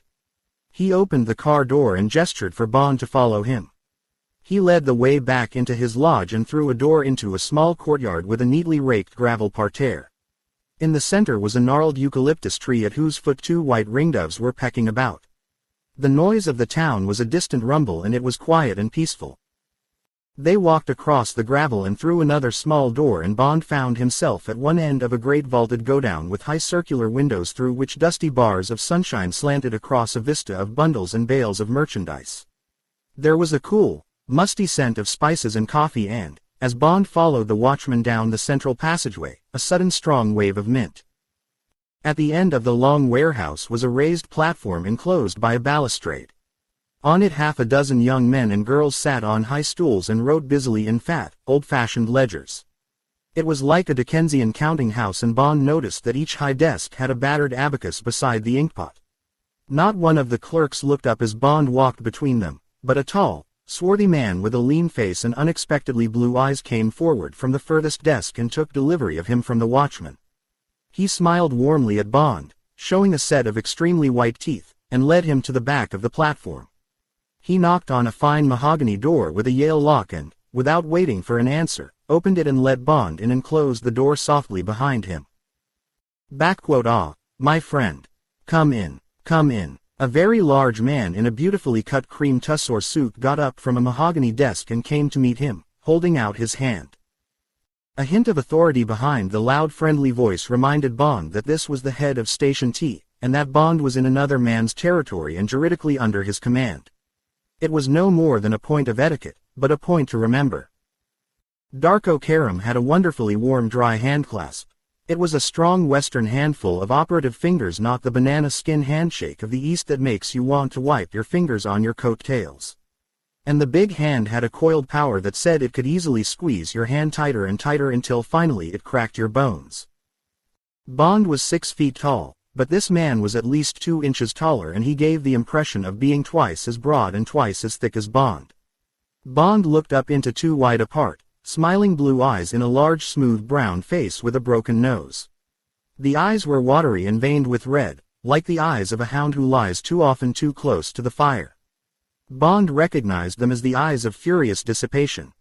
The face was vaguely gypsy-like in its fierce pride and in the heavy curling black hair and crooked nose, and the effect of a vagabond soldier of fortune was heightened by the small thin gold ring Karam wore in the lobe of his right ear. It was a startlingly dramatic face, vital, cruel and debauched, but what one noticed more than its drama was that it radiated life. Bond thought he had never seen so much vitality and warmth in a human face. It was like being close to the sun, and Bond let go the strong dry hand and smiled back at Karam with a friendliness he rarely felt for a stranger. "Thanks for sending the car to meet me last night." "Ha." Karam was delighted. "You must thank our friends too. You were met by both sides. They always follow my car when it goes to the airport." "Was it a Vespa or a Lambretta?" "You noticed. A Lambretta. They have a whole fleet of them for their little men, the men I call the faceless ones. They look so alike, we have never managed to sort them out. Little gangsters, mostly stinking bulgars, who do their dirty work for them. But I expect this one kept well back. They don't get up close to the rolls anymore since the day my chauffeur stopped suddenly and then reversed back as hard as he could. Messed up the paintwork and bloodied the bottom of the chassis, but it taught the rest of them manners. Karam went to his chair and waved to an identical one across the desk. He pushed over a flat white box of cigarettes and Bond sat down and took a cigarette and lit it. It was the most wonderful cigarette he had ever tasted, the mildest and sweetest of Turkish tobacco in a slim long oval tube with an elegant gold crescent. While Karam was fitting one into a long nicotine-stained ivory holder, Bond took the opportunity to glance round the room, which smelled strongly of paint and varnish as if it had just been redecorated. It was big and square and paneled in polished mahogany, except behind Karam's chair where a length of oriental tapestry hung down from the ceiling and gently moved in the breeze as if there was an open window behind it. But this seemed unlikely as light came from 3 circular windows high up in the walls. Perhaps, behind the tapestry, was a balcony looking out over the Golden Horn, whose waves Bond could hear lapping at the walls below. In the center of the right-hand wall hung a gold-framed reproduction of Anagone's portrait of the Queen. Opposite, also imposingly framed, was Cecil Beaton's wartime photograph of Winston Churchill looking up from his desk in the cabinet offices like a contemptuous bulldog. A broad bookcase stood against one wall and, opposite, a comfortably padded leather settee. In the center of the room the big desk winked with polished brass handles. On the littered desk were 3 silver photograph frames, and Bond caught a sideways view of the copperplate script of 2 mentions in dispatches and the military division of the OBE. Karam lit his cigarette. He jerked his head back at the piece of tapestry. Our friends paid me a visit yesterday, he said casually. Fixed a limpet bomb on the wall outside. Timed the fuse to catch me at my desk. By good luck, I had taken a few minutes off to relax on the couch over there with a young Romanian girl who still believes that a man will tell secrets in exchange for love. The bomb went off at a vital moment. I refused to be disturbed, but I fear the experience was too much for the girl. When I released her, she had hysterics. I'm afraid she had decided that my love-making is altogether too violent. He waved his cigarette holder apologetically. But it was a rush to get the room put to rights in time for your visit. New glass for the windows and my pictures, and the place stinks of paint. However, Karam sat back in his chair. There was a slight frown on his face. What I cannot understand is this sudden breach of the peace. We live together very amicably in Istanbul. We all have our work to do. It is unheard of that my Shares colleagues should suddenly declare war in this way. It is quite worrying. It can only lead to trouble for our Russian friends. I shall be forced to rebuke the man who did it when I have found out his name. Karam shook his head. It is most confusing. I am hoping it has nothing to do with this case of ours. But was it necessary to make my arrival so public? Bond asked mildly. The last thing I want is to get you involved in all this. Why send the rolls to the airport? It only ties you in with me. Karam's laugh was indulgent. My friend, I must explain something which you should know. We and the Russians and the Americans have a paid man in all the hotels. And we have all bribed an official of the secret police at headquarters, and we receive a carbon copy of the list of all foreigners entering the country every day by air or train or sea. Given a few more days I could have smuggled you in through the Greek frontier. But for what purpose? Your existence here has to be known to the other side so that our friend can contact you. It is a condition she had laid down that she will make her own arrangements for the meeting. Perhaps she does not trust our security. Who knows? But she was definite about it, and she said, as if I didn't know it, that her center would immediately be advised of your arrival. Karam shrugged his broad shoulders. So why make things difficult for her? I am merely concerned with making things easy and comfortable for you so that you will at least enjoy your stay even if it is fruitless. Bond laughed. I take it all back. I'd forgotten the Balkan formula. Anyway, I'm under your orders here. You tell me what to do and I'll do it. Karam waved the subject aside. And now, since we are talking of your comfort, how is your hotel? I was surprised you chose the palace. It is little better than a disorderly house, what the French call a bysodrome. And it's quite a haunt of the Russians. Not that that matters. It's not too bad. I just didn't want to stay at the Istanbul Hilton or one of the other smart places. Money. Kerem reached into a drawer and took out a flat packet of new green notes. Here's 1,000 Turkish pounds. Their real value, and their rate on the black market, is about 20 to the pound. The official rate is 7. Tell me when you've finished them and I'll give you as many more as you want. We can do our accounts after the game. It's muck, anyway. Ever since Croesus, the first millionaire, invented gold coins, money has depreciated. And the face of the coin has been debased as fast as its value. First the faces of gods were on the coins. Then the faces of kings. Then of presidents. Now there's no face at all. Look at this stuff. Kerem tossed the money over to Bond. Today it's only paper, with a picture of a public building and the signature of a cashier. Muck. The miracle is that you can still buy things with it. However, what else? Cigarettes. Smoke only these. I will have a few hundred sent up to your hotel.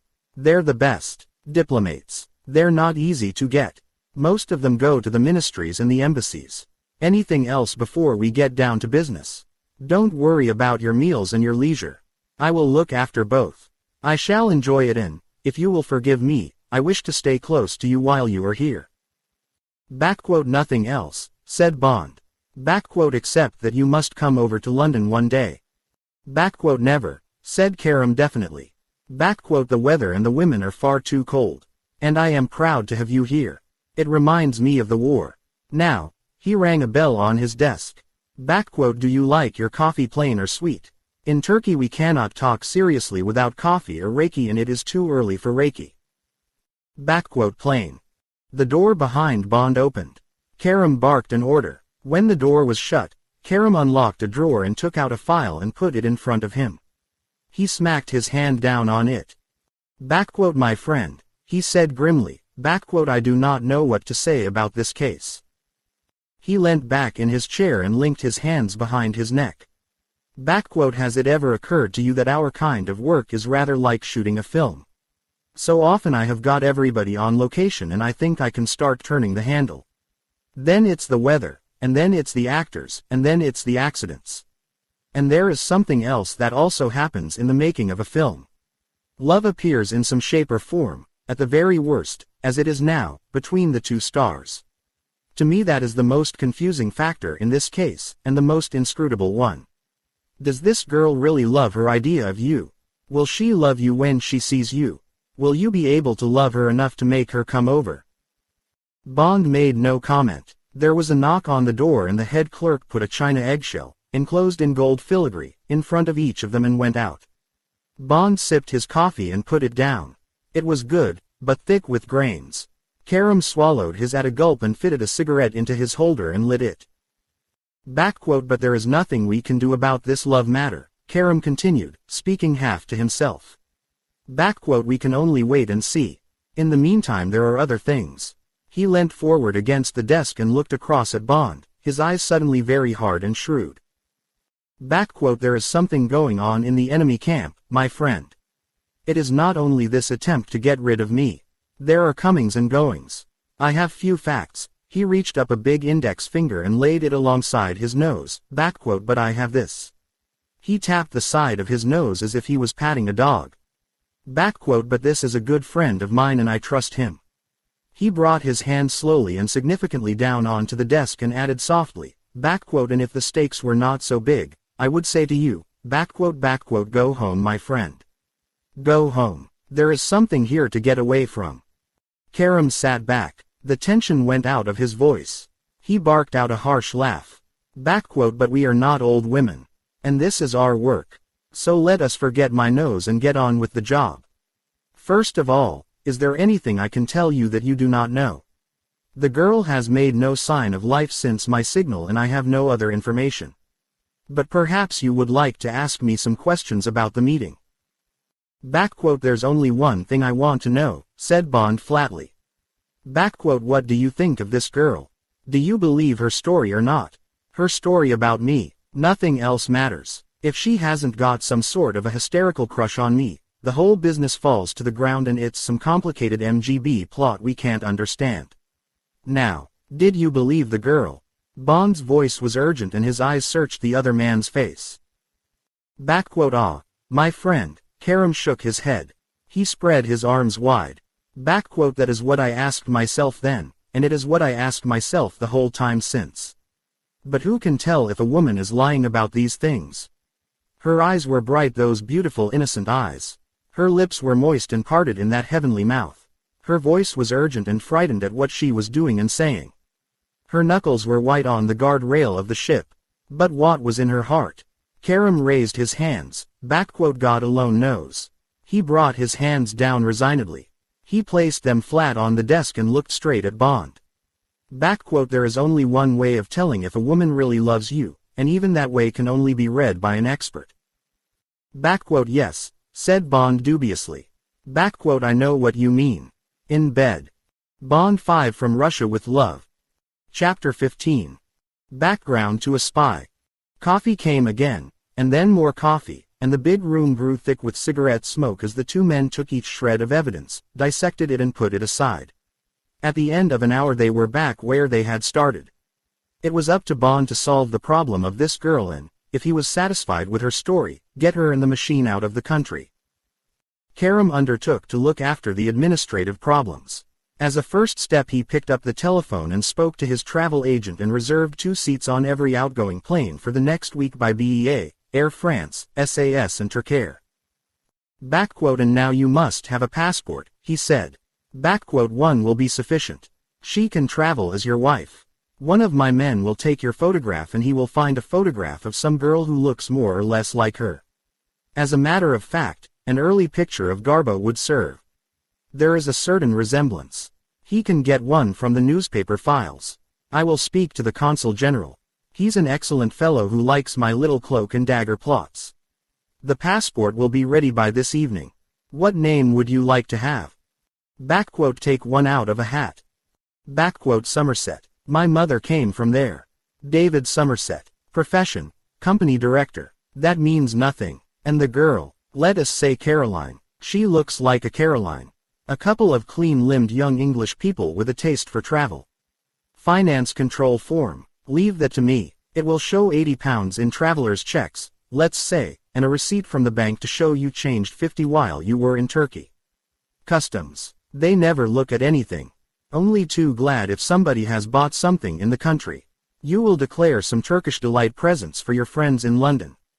If you have to get out quickly, leave your hotel bill and luggage to me. They know me well enough at the palace. Anything else? I can't think of anything. Karam looked at his watch. 12 o'clock. Just time for the car to take you back to your hotel. There might be a message. And have a good look at your things to see if anyone has been inquisitive. He rang the bell and fired instructions at the head clerk who stood with his sharp eyes on Karam's and his lean head straining forward like a whippet's. Karam led Bond to the door. There came again the warm powerful handclasp. The car will bring you to lunch, he said. A little place in the Spice Bazaar. His eyes looked happily into Bond's. And I am glad to be working with you. We will do well together. He let go of Bond's hand. And now I have a lot of things to do very quickly. They may be the wrong things, but at any rate, he grinned broadly. Juans mal, mais Juans vite. The head clerk, who seemed to be some sort of chief of staff to Karam, led Bond through another door in the wall of the raised platform. The heads were still bowed over the ledgers. There was a short passage with rooms on either side. The man led the way into one of these and Bond found himself in an extremely well-equipped dark room and laboratory. In 10 minutes he was out again on the street. The Rolls edged out of the narrow alley and back again onto the Galata Bridge. A new concierge was on duty at the Crystal Palace, a small obsequious man with guilty eyes in a yellow face. He came out from behind the desk, his hands spread in apology. Effendi, I greatly regret. My colleague showed you to an inadequate room. It was not realized that you are a friend of Karam Bey. Your things have been moved to number 12. It is the best room in the hotel. In fact, the concierge leered, it is the room reserved for honeymoon couples. Every comfort. My apologies, Effendi. The other room is not intended for visitors of distinction. The man executed an oily bow, washing his hands. If there was one thing Bond couldn't stand, it was the sound of his boots being licked. He looked the concierge in the eyes and said, "Oh." The eyes slid away. "Let me see this room. I may not like it. I was quite comfortable where I was." "Certainly, Effendi." The man bowed Bond to the lift. "But alas, the plumbers are in your former room. The water supply." The voice trailed away. The lift rose about 10 feet and stopped at the first floor. Well, the story of the plumbers makes sense, reflected Bond. And, after all, there was no harm in having the best room in the hotel. The concierge unlocked a high door and stood back. Bond had to approve. The sun streamed in through wide double windows that gave on to a small balcony. The motif was pink and gray and the style was mock French Empire, battered by the years, but still with all the elegance of the turn of the century. There were fine Baccara rugs on the parquet floor. A glittering chandelier hung from the ornate ceiling. The bed against the right-hand wall was huge. A large mirror in a gold frame covered most of the wall behind it. Bond was amused. The honeymoon room. Surely there should be a mirror on the ceiling as well. The adjoining bathroom was tiled and fitted with everything, including a bidet and a shower. Bond's shaving things were neatly laid out. The concierge followed Bond back into the bedroom, and when Bond said he would take the room, bowed himself gratefully out. Why not? Bond again walked round the room. This time he carefully inspected the walls and the neighborhood of the bed and the telephone. Why not take the room? Why would there be microphones or secret doors? What would be the point of them? His suitcase was on a bench near the chest of drawers. He knelt down. No scratches round the lock. The bit of fluff he had trapped in the clasp was still there. He unlocked the suitcase and took out the little attaché case. Again no signs of interference. Bond locked the case and got to his feet. He washed and went out of the room and down the stairs. No, there had been no messages for the Effendi. The concierge bowed as he opened the door of the Rolls. Was there a hint of conspiracy behind the permanent guilt in those eyes? Bond decided not to care if there was. The game, whatever it was, had to be played out. If the change of rooms had been the opening gambit, so much the better. The game had to begin somewhere. As the car sped back down the hill, Bond's thoughts turned to Darko Karim. What a man for head of Station T. His size alone, in this country of furtive, stunted little men, would give him authority, and his giant vitality and love of life would make everyone his friend. Where had this exuberant shrewd pirate come from? And how had he come to work for the service? He was the rare type of man that Bond loved, and Bond already felt prepared to add Karim to the half-dozen of those real friends whom Bond, who had no acquaintances, would be ready to take to his heart. The car went back over the Galata Bridge and drew up outside the vaulted arcades of the Spice Bazaar. The chauffeur led the way up the shallow worn steps and into the fog of exotic scents, shouting curses at the beggars and sack-laden porters. Inside the entrance the chauffeur turned left out of the steam of shuffling, jabbering humanity and showed Bond a small arch in the thick wall. Turret-like stone steps curled upwards. Effendi, you will find Karim Bey in the far room on the left.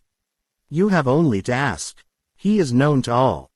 Bond climbed the cool stairs to a small anteroom where a waiter, without asking his name, took charge and led him through a maze of small, colorfully tiled, vaulted rooms to where Karim was sitting at a corner table over the entrance to the bazaar.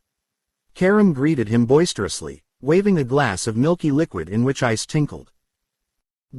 Here you are, my friend. Now, at once, some Reiki. You must be exhausted after your sightseeing. He fired orders at the waiter. Bond sat down in a comfortable armchair and took the small tumbler the waiter offered him. He lifted it towards Karim and tasted it. It was identical with ouzo. He drank it down. At once the waiter refilled his glass. And now to order your lunch. They eat nothing but offal cooked in rancid olive oil in Turkey. At least the offal at the Misr Karsarsi is the best. The grinning waiter made suggestions. He says the doner kebab is very good today. I don't believe him, but it can be. It is very young lamb broiled over charcoal with savory rice. Lots of onions in it. Or is there anything you prefer? A pilaf or some of those damned stuffed peppers they eat here. All right then, and you must start with a few sardines grilled en papillote. They are just edible. Karim harangued the waiter. He sat back, smiling at Bond. That is the only way to treat these damned people. They love to be cursed and kicked. It is all they understand. It is in the blood. All this pretense of democracy is killing them. They want some sultans and wars and rape and fun. Poor brutes, in their striped suits and bowler hats. They are miserable. You've only got to look at them. However, to hell with them all. Any news? Bond shook his head. He told Karam about the change of room and the untouched suitcase. Karam downed a glass of Reiki and wiped his mouth on the back of his hand. He echoed the thought Bond had had. Well, the game must begin sometime. I have made certain small moves. Now we can only wait and see. We will make a little foray into enemy territory after lunch. I think it will interest you. Oh, we shan't be seen. We shall move in the shadows, underground. Karam laughed delightedly at his cleverness. And now let us talk about other things. How do you like turkey? No, I don't want to know. What else? They were interrupted by the arrival of their first course. Bond's sardines en papillote tasted like any other fried sardines. Karam set about a large plate of what appeared to be strips of raw fish. He saw Bond's look of interest. Raw fish, he said. After this I shall have raw meat and lettuce and then I shall have a bowl of yogurt. I am not a faddist, but I once trained to be a professional strong man. It is a good profession in Turkey. The public loves them, and my trainer insisted that I should eat only raw food. I got the habit. It is good for me, but, he waved his fork, I do not pretend it is good for everyone. I don't care the hell what other people eat so long as they enjoy it. I can't stand sad eaters and sad drinkers. Why did you decide not to be a strong man? How did you get into this racket? Karam forked up a strip of fish and tore at it with his teeth. He drank down half a tumbler of Reiki. He lit a cigarette and sat back in his chair. Well, he said with a sour grin, we might as well talk about me as about anything else. And you must be wondering how did this big crazy man get into the service? I will tell you, but briefly, because it is a long story. You will stop me if you get bored. All right. Fine. Bond lit a diplomate. He leant forward on his elbows. I come from Trebizond. Karam watched his cigarette smoke curl upwards. We were a huge family with many mothers. My father was the sort of man women can't resist. All women want to be swept off their feet. In their dreams they long to be slung over a man's shoulder and taken into a cave and raped. That was his way with them. My father was a great fisherman and his fame was spread all over the Black Sea. He went after the swordfish. They are difficult to catch and hard to fight and he would always outdo all others after these fish. Women like their men to be heroes. He was a kind of hero in a corner of Turkey where it is a tradition for the men to be tough. He was a big, romantic sort of fellow. So he could have any woman he wanted. He wanted them all and sometimes killed other men to get them. Naturally he had many children. We all lived on top of each other in a great rambling old ruin of a house that our aunts made habitable. The aunts really amounted to a harem. One of them was an English governess from Istanbul my father had seen watching a circus. He took a fancy to her and she to him and that evening he put her on board his fishing boat and sailed up the Bosphorus and back to Trebizond. I don't think she ever regretted it. I think she forgot all the world except him. She died just after the war. She was 60. The child before me had been by an Italian girl and the girl had called him Bianco. He was fair. I was dark. I got to be called Darko. There were 15 of us children and we had a wonderful childhood. Our aunts fought often and so did we. It was like a gypsy encampment. It was held together by my father who thrashed us, women or children, when we were a nuisance. But he was good to us when we were peaceful and obedient. You cannot understand such a family. The way you describe it I can. Anyway so it was. I grew up to be nearly as big a man as my father, but better educated. My mother saw to that. My father only taught us to be clean and to go to the lavatory once a day and never to feel shame about anything in the world. My mother also taught me a regard for England, but that is by the way. By the time I was 20, I had a boat of my own and I was making money. But I was wild. I left the big house and went to live in 2 small rooms on the waterfront. I wanted to have my women where my mother would not know. There was a stroke of bad luck. I had a little Bessarabian hellcat. I had won her in a fight with some gypsies, here in the hills behind Istanbul. They came after me, but I got her on board the boat. I had to knock her unconscious first. She was still trying to kill me when we got back to Trebizond, so I got her to my place and took away all her clothes and kept her chained naked under the table. When I ate, I used to throw scraps to her under the table, like a dog. She had to learn who was master. Before that could happen, my mother did an unheard of thing. She visited my place without warning. She came to tell me that my father wanted to see me immediately. She found the girl. My mother was really angry with me for the first time in my life. Angry. She was beside herself. I was a cruel ne'er-do-well and she was ashamed to call me son. The girl must immediately be taken back to her people. My mother brought her some of her own clothes from the house. The girl put them on, but when the time came, she refused to leave me. Darko Karim laughed hugely. An interesting lesson in female psychology, my dear friend. However, the problem of the girl is another story. While my mother was fussing over her and getting nothing but gypsy curses for her pains, I was having an interview with my father, who had heard nothing of all this and who never did hear. My mother was like that. There was another man with my father, a tall, quiet Englishman with a black patch over one eye. They were talking about the Russians.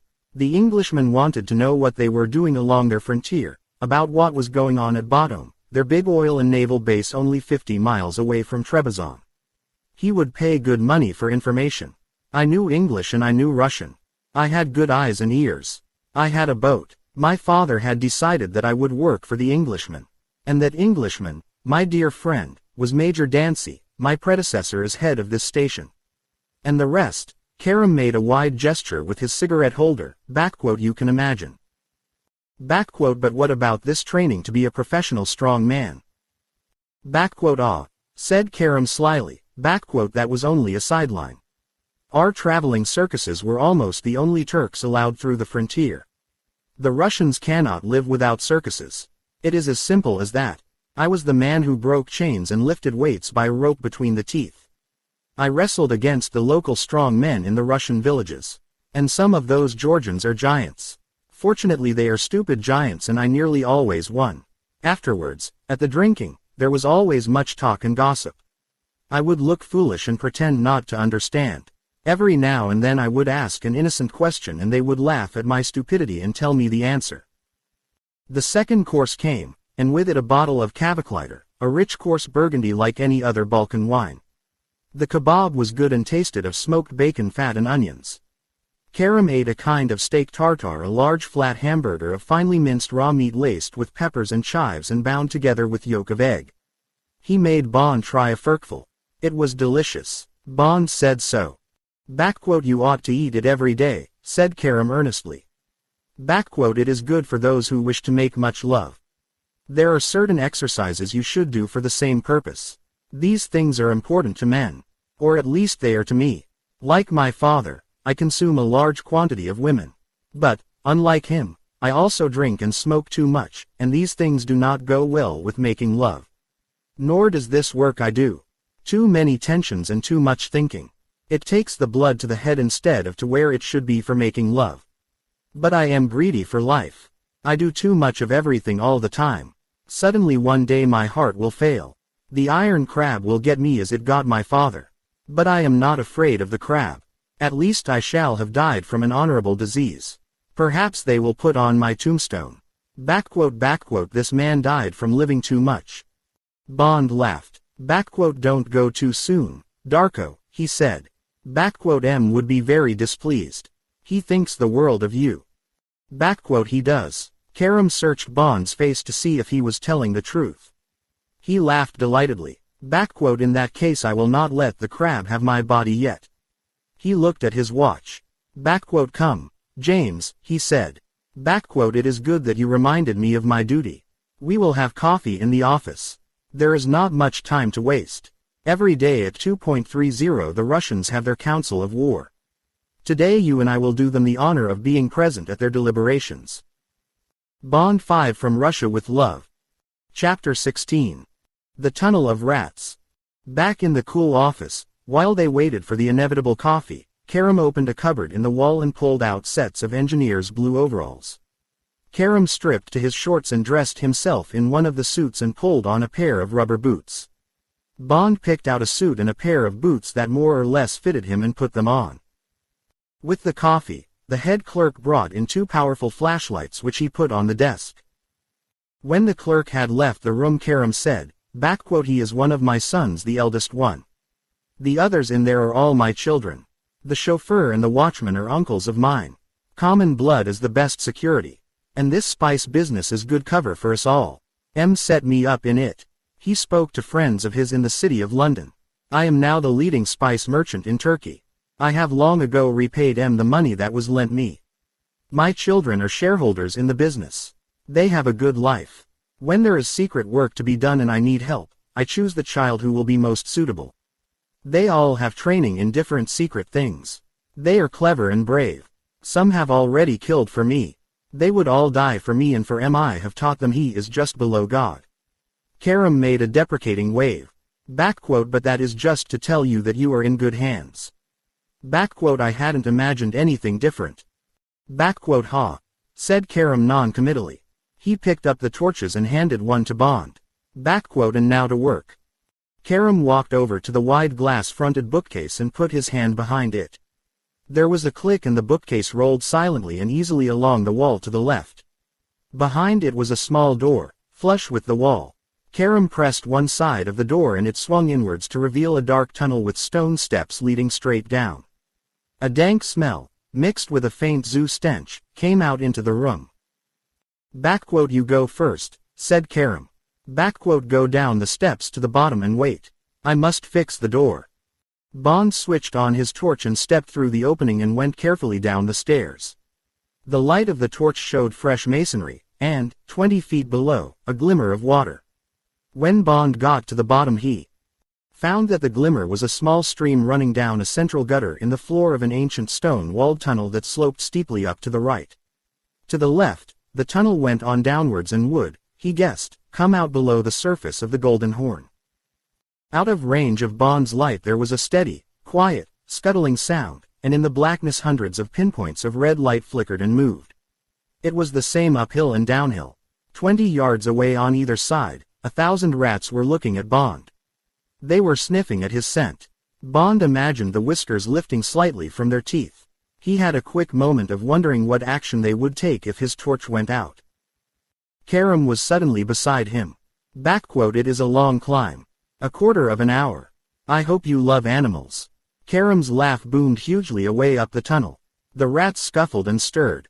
"Unfortunately there is not much choice. Rats and bats. Squadrons of them, divisions, a whole air force and army. And we have to drive them in front of us. Towards the end of the climb it becomes quite congested. Let's get started. The air is good. It is dry underfoot on both sides of the stream. But in winter the floods come and then we have to use frogmen's suits. Keep your torch on my feet. If a bat gets in your hair, brush him off. It will not be often. Their radar is very good." They set off up the steep slope. The smell of the rats and of the droppings of bats was thick, a mixture of monkey house arid chicken battery. It occurred to Bond that it would be days before he got rid of it. Clusters of bats hung like bunches of withered grapes from the roof, and when, from time to time, either Karam's head or Bond's brushed against them, they exploded twittering into the darkness. Ahead of them as they climbed there was the forest of squeaking, scuffling red pinpoints that grew denser on both sides of the central gutter. Occasionally Karam flashed his torch forward and the light shone on a gray field sown with glittering teeth and glinting whiskers. When this happened, an extra frenzy seized the rats, and those nearest jumped on the backs of the others to get away. All the while, fighting tumbling gray bodies came sweeping down the central gutter, and, as the pressure of the mass higher up the tunnel grew heavier, the frothing rear rank came closer.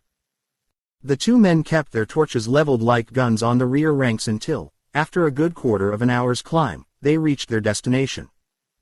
It was a deep alcove of newly faced brick in the side of the tunnel. There were 2 benches on each side of a thick tarpaulin-wrapped object that came down from the ceiling of the alcove.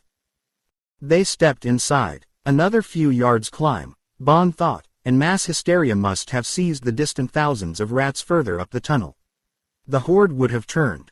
Out of sheer pressure for space, the rats would have braved the lights and hurled themselves down onto the two intruders, in spite of the two glaring eyes and the threatening scent. "Watch," said Karam. There was a moment of silence. Further up the tunnel the squeaking had stopped, as if at a word of command. Then suddenly the tunnel was a foot deep in a great wave of hurtling, scrambling gray bodies as, with a continuous high-pitched squeal, the rats turned and pelted back down the slope.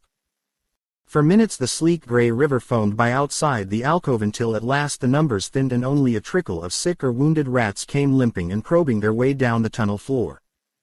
The scream of the horde slowly vanished down towards the river, until there was silence except for the occasional twitter of a fleeing bat.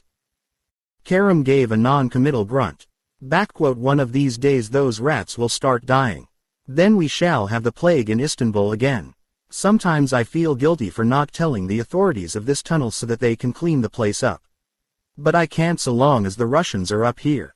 He jerked his head at the roof. He looked at his watch. 5 minutes to go.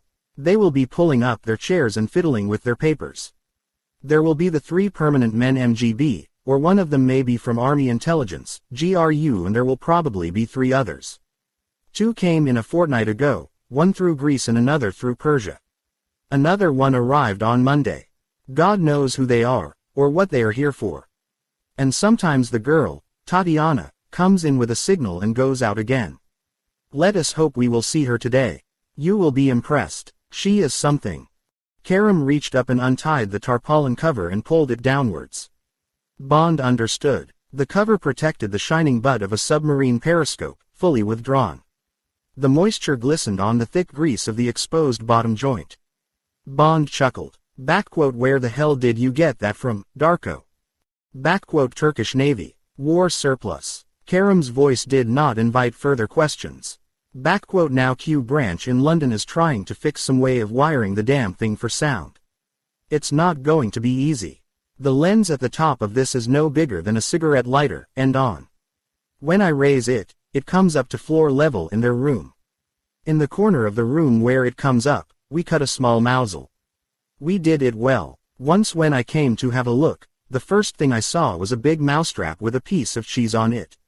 At least it looked big through the lens." Karam laughed briefly. But there's not much room to fit a sensitive pickup alongside the lens. And there's no hope of getting in again to do any more fiddling about with their architecture. The only way I managed to install this thing was to get my friends in the Public Works Ministry to turn the Russians out for a few days. The story was that the trams going up the hill were shaking the foundations of the houses. There had to be a survey. It cost me a few £100 for the right pockets. The Public Works inspected half a dozen houses on either side of this one and declared the place safe. By that time, I and the family had finished our construction work. The Russians were suspicious as hell. I gather they went over the place with a toothcomb when they got back, looking for microphones and bombs and so on. But we can't work that trick twice. Unless Q branch can think up something very clever, I shall have to be content with keeping an eye on them. One of these days they'll give away something useful. They'll be interrogating someone we're interested in or something of that sort." Alongside the matrix of the periscope in the roof of the alcove there was a pendulous blister of metal, twice the size of a football. "What's that?" said Bond. "Bottom half of a bomb, a big bomb. If anything happens to me, or if war breaks out with Russia, that bomb will be set off by radio control from my office. It is sad." Karam didn't look sad, but I fear that many innocent people will get killed besides the Russians. When the blood is on the boil, man is as unselective as nature. Karam had been polishing away at the hooded eyepieces between the 2 handle bars that stuck out on both sides of the base of the periscope. Now he glanced at his watch and bent down and gripped the 2 handles and slowly brought them up level with his chin. There was a hiss of hydraulics as the glistening stem of the periscope slid up into its steel sheath in the roof of the alcove. Karam bent his head and gazed into the eyepieces and slowly inched up the handles until he could stand upright. He twisted gently. He centered the lens and beckoned to Bond. "Just the 6 of them." Bond moved over and took the handles. "Have a good look at them," said Karam. "I know them, but you'd better get their faces in your mind. Head of the table is their resident director. On his left are his 2 staff. Opposite them are the three new ones. The latest, who looks quite an important chap, is on the director's right. Tell me if they do anything except talk. Bond's first impulse was to tell Karam not to make so much noise. It was as if he was in the room with the Russians, as if he was sitting in a chair in the corner, a secretary perhaps, taking shorthand of the conference. The wide, all-round lens, designed for spotting aircraft as well as surface ships, gave him a curious picture, a mouse's eye view of a forest of legs below the foredge of the table, and various aspects of the heads belonging to the legs. The director and his two colleagues were clear, serious, dull Russian faces whose characteristics Bond filed away. There was the studious, professional face of the director, thick spectacles, lantern jaw, big forehead and thin hair brushed back. On his left was a square wooden face with deep clefts on either side of the nose, fair hair en brosse and a nick out of the left ear. The third member of the permanent staff had a shifty Armenian face with clever bright almond eyes. He was talking now. His face wore a falsely humble look. Gold glinted in his mouth. Bond could see less of the three visitors. Their backs were held towards him and only the profile of the nearest, and presumably most junior, showed clearly. This man's skin also was dark. He too would be from one of the southern republics.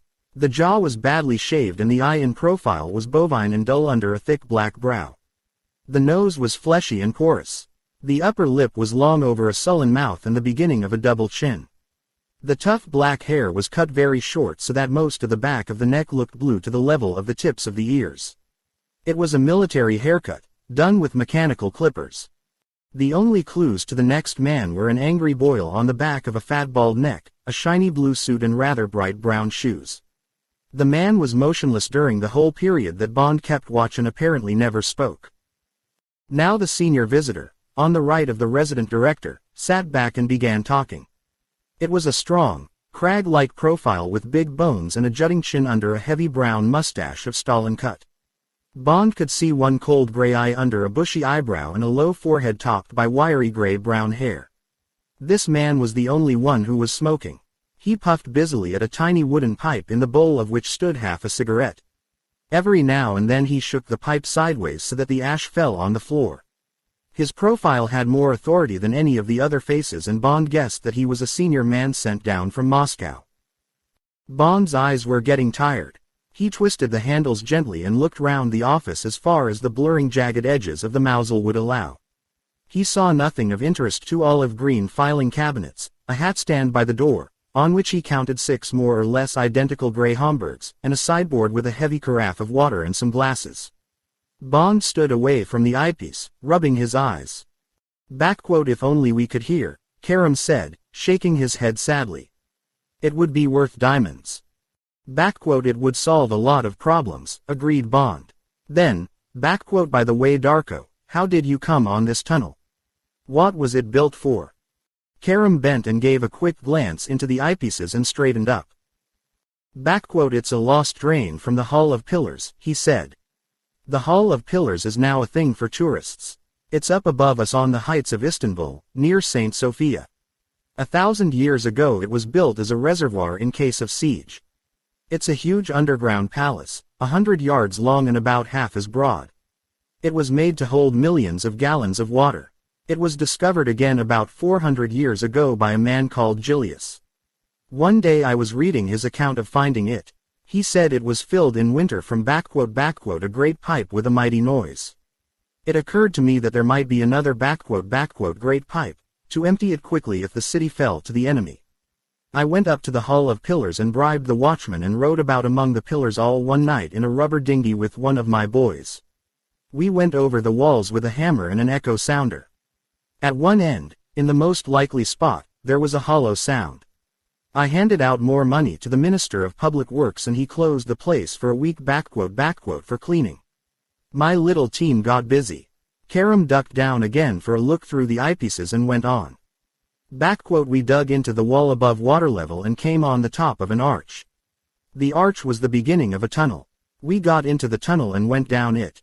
Quite exciting, not knowing where we were going to come out. And, of course, it went straight down the hill under the Street of Books where the Russians have their place, and out into the Golden Horn, by the Galata Bridge, 20 yards away from my warehouse. so we filled in our hole in the Hall of Pillars and started digging from my end. That was 2 years ago. It took us a year and a lot of survey work to get directly under the Russians." Karam laughed. And now I suppose one of these days the Russians will decide to change their offices. By then I hope someone else will be head of T. Karam bent down to the rubber eyepieces. Bond saw him stiffen. Karam said urgently. The door's opening. Quick, take over. Here she comes. Bond 5 from Russia with Love. Chapter 17. Killing Time. It was 7 o'clock on the same evening and James Bond was back in his hotel. He had had a hot bath and a cold shower. He thought that he had at last scoured the zoo smell out of his skin. He was sitting, naked except for his shorts, at one of the windows of his room, sipping a vodka and tonic and looking out into the heart of the great tragic sunset over the Golden Horn. But his eyes didn't see the torn cloth of gold and blood that hung behind the minareted stage beneath which he had caught his first glimpse of Tatiana Romanova. He was thinking of the tall beautiful girl with the dancer's long gait who had walked through the drab door with a piece of paper in her hand. She had stood beside her chief and handed him the paper. All the men had looked up at her. She had blushed and looked down. What had that expression on the men's faces meant? It was more than just the way some men look at a beautiful girl. They had shown curiosity. That was reasonable. They wanted to know what was in the signal, why they were being disturbed. But what else? There had been slyness and contempt the way people stare at prostitutes. It had been an odd, enigmatic scene. This was part of a highly disciplined paramilitary organization. These were serving officers, each of whom would be wary of the others. And this girl was just one of the staff, with a corporal's rank, who was now going through a normal routine. Why had they all unguardedly looked at her with this inquisitive contempt, almost as if she was a spy who had been caught and was going to be executed? Did they suspect her? Had she given herself away? But that seemed less likely as the scene played itself out. The resident director read the signal and the other men's eyes turned away from the girl and onto him. He said something, presumably repeating the text of the signal, and the men looked glumly back at him as if the matter did not interest them. Then the resident director looked up at the girl and the other eyes followed his. He said something with a friendly, inquiring expression. The girl shook her head and answered briefly. The other men now only looked interested. The director said one word with a question mark on the end. The girl blushed deeply, and nodded, holding his eyes obediently. The other men smiled encouragement, slyly perhaps, but with approval. No suspicion there, no condemnation. The scene ended with a few sentences from the director to which the girl seemed to say the equivalent of "Yes, sir," and turned and walked out of the room. When she had gone, the director said something with an expression of irony on his face and the men laughed heartily and the sly expression was back on their faces, as if what he had said had been obscene. Then they went back to their work. Ever since, on their way back down the tunnel, and later in Karam's office while they discussed what Bond had seen, Bond had racked his brains for a solution to this maddening bit of dumb crambo and now, looking without focus at the dying sun, he was still mystified. Bond finished his drink and lit another cigarette. He put the problem away and turned his mind to the girl. Tatiana Romanova, a Romanov. Well, she certainly looked like a Russian princess, or the traditional idea of one. The tall, fine-boned body that moved so gracefully and stood so well. The thick sweep of hair down to the shoulders and the quiet authority of the profile. The wonderful Garbesque face with its curiously shy serenity. The contrast between the level innocence of the big, deep blue eyes and the passionate promise of the wide mouth. And the way she had blushed and the way the long eyelashes had come down over the lowered eyes. Had that been the prudery of a virgin?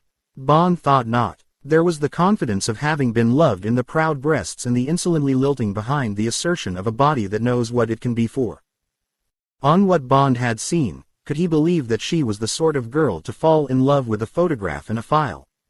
How could one tell? Such a girl would have a deeply romantic nature. There were dreams in the eyes and in the mouth. At that age, 24, the Soviet machine would not yet have ground the sentiment out of her. The Romanov blood might well have given her a yearning for men other than the type of modern Russian officer she would meet: stern, cold, mechanical, basically hysterical and, because of their party education, infernally dull. It could be true. There was nothing to disprove her story in her looks. Bond wanted it to be true. The telephone rang. It was Karam. Nothing new. No. Then I will pick you up at 8. I'll be ready. Bond laid down the receiver and slowly started to put on his clothes. Karam had been firm about the evening. Bond had wanted to stay in his hotel room and wait for the first contact to be made, a note, a telephone call, whatever it might be. But Karam had said no. The girl had been adamant that she would choose her own time and place. It would be wrong for Bond to seem a slave to her convenience. That is bad psychology, my friend, Karam had insisted. No girl likes a man to run when she whistles. She would despise you if you made yourself too available. From your face and your dossier she would expect you to behave with indifference, even with insolence. She would want that. She wishes to court you, to buy a kiss. Karam had winked from that cruel mouth. It is with an image she has fallen in love. Behave like the image. Act the part. Bond had shrugged his shoulders. All right Darko. I dare say you're right. What do you suggest? Live the life you would normally. Go home now and have a bath and a drink. The local vodka is all right if you down it with tonic water. If nothing happens, I will pick you up at 8. We will have dinner at the place of a gypsy friend of mine. A man called Vavra. He is head of a tribe. I must anyway see him tonight. He is one of my best sources. He is finding out who tried to blow up my office. Some of his girls will dance for you. I will not suggest that they should entertain you more intimately. You must keep your sword sharp. There is a saying once a king, always a king. But once a knight is enough. Bond was smiling at the memory of Karam's dictum when the telephone rang again. He picked up the receiver. It was only the car. As he went down the few stairs and out to Karam in the waiting rolls, Bond admitted to himself that he was disappointed. They were climbing up the far hill through the poor quarters above the Golden Horn when the chauffeur half turned his head and said something in a non-committal voice. Karam answered with a monosyllable. He says a lambretta is on our tail. A faceless one. It is of no importance. When I wish, I can make a secret of my movements. Often they have trailed this car for miles when there has been only a dummy in the back. A conspicuous car has its uses. They know this gypsy is a friend of mine, but I think they do not understand why. It will do no harm for them to know that we are having a night of relaxation. On a Saturday night, with a friend from England, anything else would be unusual.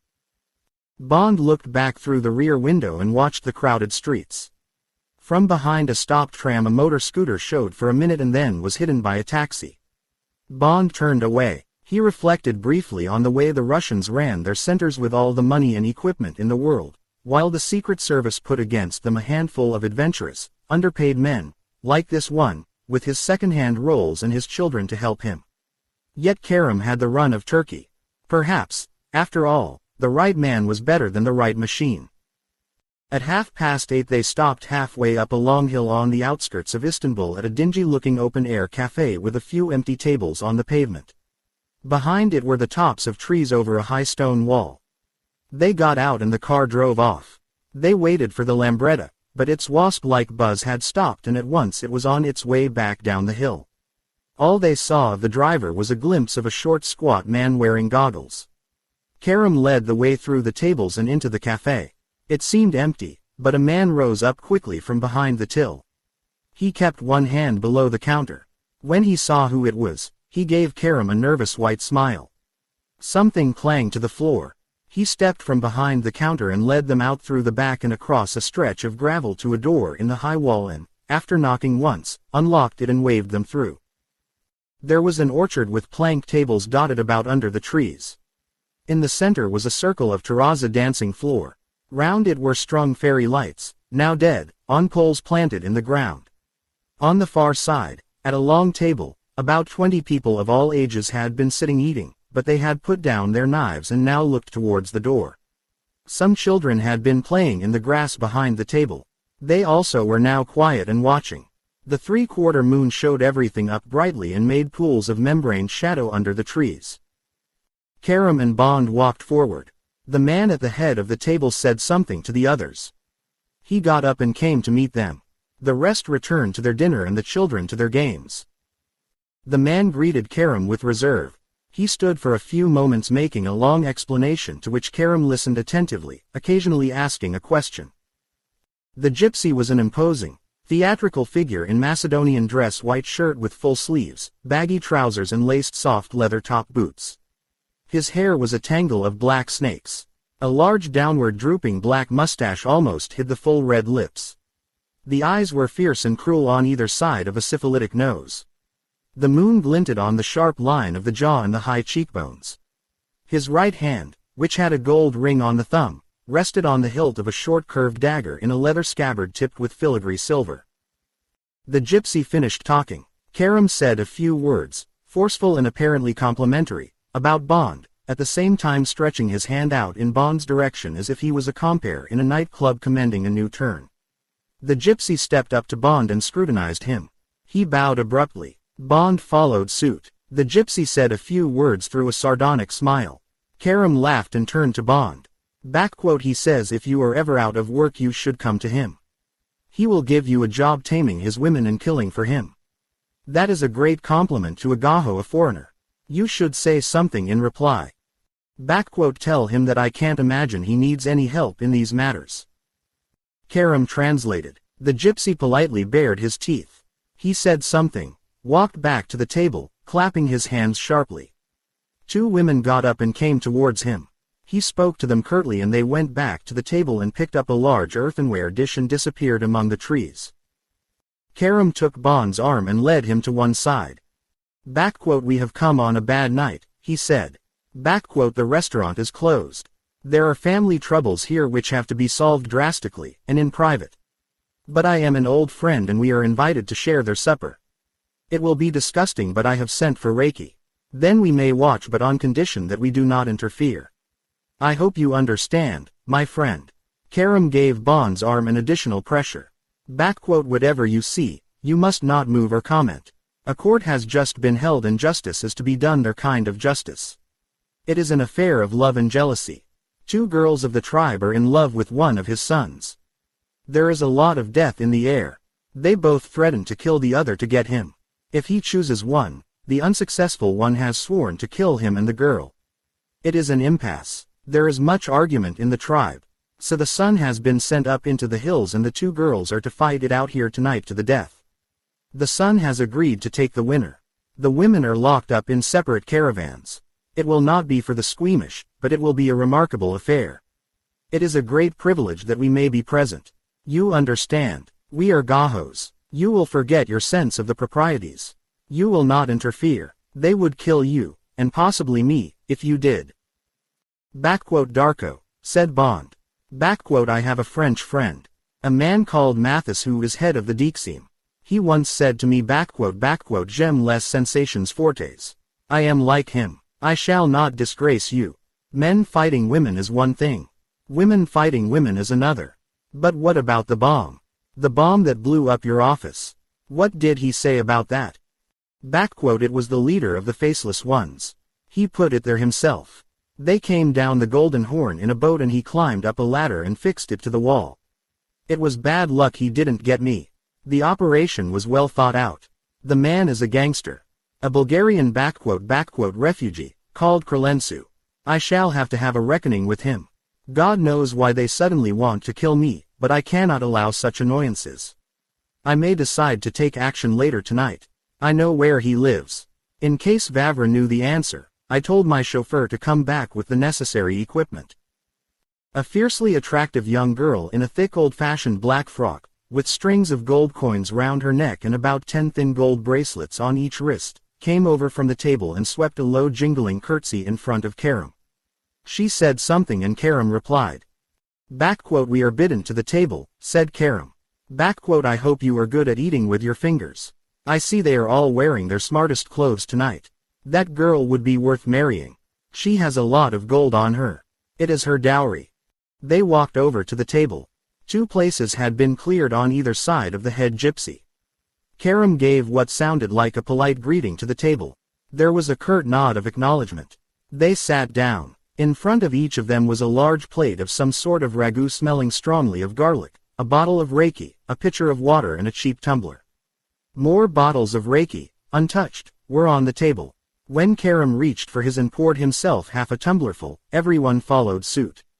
Karam added some water and raised his glass. Bond did the same. Karam made a short and vehement speech and all raised their glasses and drank. The atmosphere became easier. An old woman next to Bond passed him a long loaf of bread and said something. Bond smiled and said "Thank you." He broke off a piece and handed the loaf to Karam, who was picking among his ragu with thumb and forefinger. Karam took the loaf with one hand and at the same time, with the other, he put a large piece of meat in his mouth and began to eat. Bond was about to do the same when Karam said sharply and quietly, "With the right hand, James. The left hand is used for only one purpose among these people." Bond halted his left hand in midair and moved it on to grasp the nearest Reiki bottle. He poured himself another half-tumblerful and started to eat with his right hand. The ragu was delicious but steaming hot. Bond winced each time he dipped his fingers into it. Everyone watched them eat, and from time to time the old woman dipped her fingers into Bond's stew and chose a piece for him. When they had scoured their plates, a silver bowl of water, in which rose leaves floated, and a clean linen cloth, were put between Bond and Karam. Bond washed his fingers and his greasy chin and turned to his host and dutifully made a short speech of thanks which Karam translated. The table murmured its appreciation. The head gypsy bowed towards Bond and said, according to Karam, that he hated all Gahos except Bond, whom he was proud to call his friend. Then he clapped his hands sharply and everybody got up from the table and began pulling the benches away and arranging them round the dance floor. Karam came round the table to Bond. They walked off together. "How do you feel? They've gone to get the two girls." Bond nodded. He was enjoying the evening. The scene was beautiful and thrilling, the white moon blazing down on the ring of figures now settling on the benches, the glint of gold or jewelry as somebody shifted his position, the glaring pool of terrazza and, all around, the quiet, sentinel trees standing guard in their black skirts of shadow. Karam led Bond to a bench where the chief gypsy sat alone. They took places on his right. A black cat with green eyes walked slowly across the terrazza and joined a group of children who were sitting quietly as if someone was about to come onto the dance floor and teach them a lesson. It sat down and began licking its chest. Beyond the high wall, a horse neighed. Two of the gypsies looked over their shoulders towards the sound as if they were reading the cry of the horse. From the road came the silvery spray of a bicycle bell as someone sped down the hill. The crouching silence was broken by the clang of a bolt being drawn. The door in the wall crashed back and two girls, spitting and fighting like angry cats, hurtled through and across the grass and into the ring. Bond 5 from Russia with Love. Chapter 18. Strong Sensations. The head gypsy's voice cracked out. The girls separated reluctantly and stood facing him. The gypsy began to speak in a tone of harsh denunciation. Karam put his hand up to his mouth and whispered behind it. Vevra is telling them that this is a great tribe of gypsies and they have brought dissension among it. He says there is no room for hatred among themselves, only against those outside. The hatred they have created must be purged so that the tribe can live peacefully again. They are to fight. If the loser is not killed, she will be banished forever. That will be the same as death. These people wither and die outside the tribe. They cannot live in our world. It is like wild beasts forced to live in a cage. While Karam spoke, Bond examined the two beautiful, taut, sullen animals in the center of the ring. They were both gypsy dark, with coarse black hair to their shoulders, and they were both dressed in the collection of rags you associate with shantytown Negroes, tattered brown shifts that were mostly darns and patches. One was bigger boned than the other, and obviously stronger, but she looked sullen and slow-eyed and might not be quick on her feet. She was handsome in a rather leonine way, and there was a slow red glare in her heavy-lidded eyes as she stood and listened impatiently to the head of the tribe. She ought to win, thought Bond. She is half an inch taller, and she is stronger. Where this girl was a lioness, the other was a panther, lithe and quick and with cunning sharp eyes that were not on the speaker but sliding sideways, measuring inches, and the hands at her sides were curled into claws. The muscles of her fine legs looked hard as a man's. The breasts were small, and, unlike the big breasts of the other girl, hardly swelled the rags of her shift. She looks a dangerous little bitch of a girl, thought Bond. She will certainly get in the first blow. She will be too quick for the other. At once he was proved wrong. As Vavra spoke his last word, the big girl, who, Karam whispered, was called Zora, kicked hard sideways, without taking aim, and caught the other girl square in the stomach and, as the smaller girl staggered, followed up with a swinging blow of the fist to the side of the head that knocked her sprawling onto the stone floor. Oi, Vita, lamented a woman in the crowd. She needn't have worried. Even Bond could see that Vita was shamming as she lay on the ground, apparently winded. He could see her eyes glinting under her bent arm as Zora's foot came flashing at her ribs. Vita's hands flickered out together. They grasped the ankle and her head struck into the instep like a snake's. Zora gave a scream of pain and wrenched furiously at her trapped foot. It was too late. The other girl was up on one knee, and then standing erect, the foot still in her hands. She heaved upwards and Zora's other foot left the ground and she crashed full length. The thud of the big girl's fall shook the ground. For a moment she lay still. With an animal snarl, Vita dived on top of her, clawing and tearing. My God, what a hellcat, thought Bond. Beside him, Karam's breath hissed tensely through his teeth. But the big girl protected herself with her elbows and knees and at last she managed to kick Vita off. She staggered to her feet and backed away, her lips bared from her teeth and the shift hanging in tatters from her splendid body.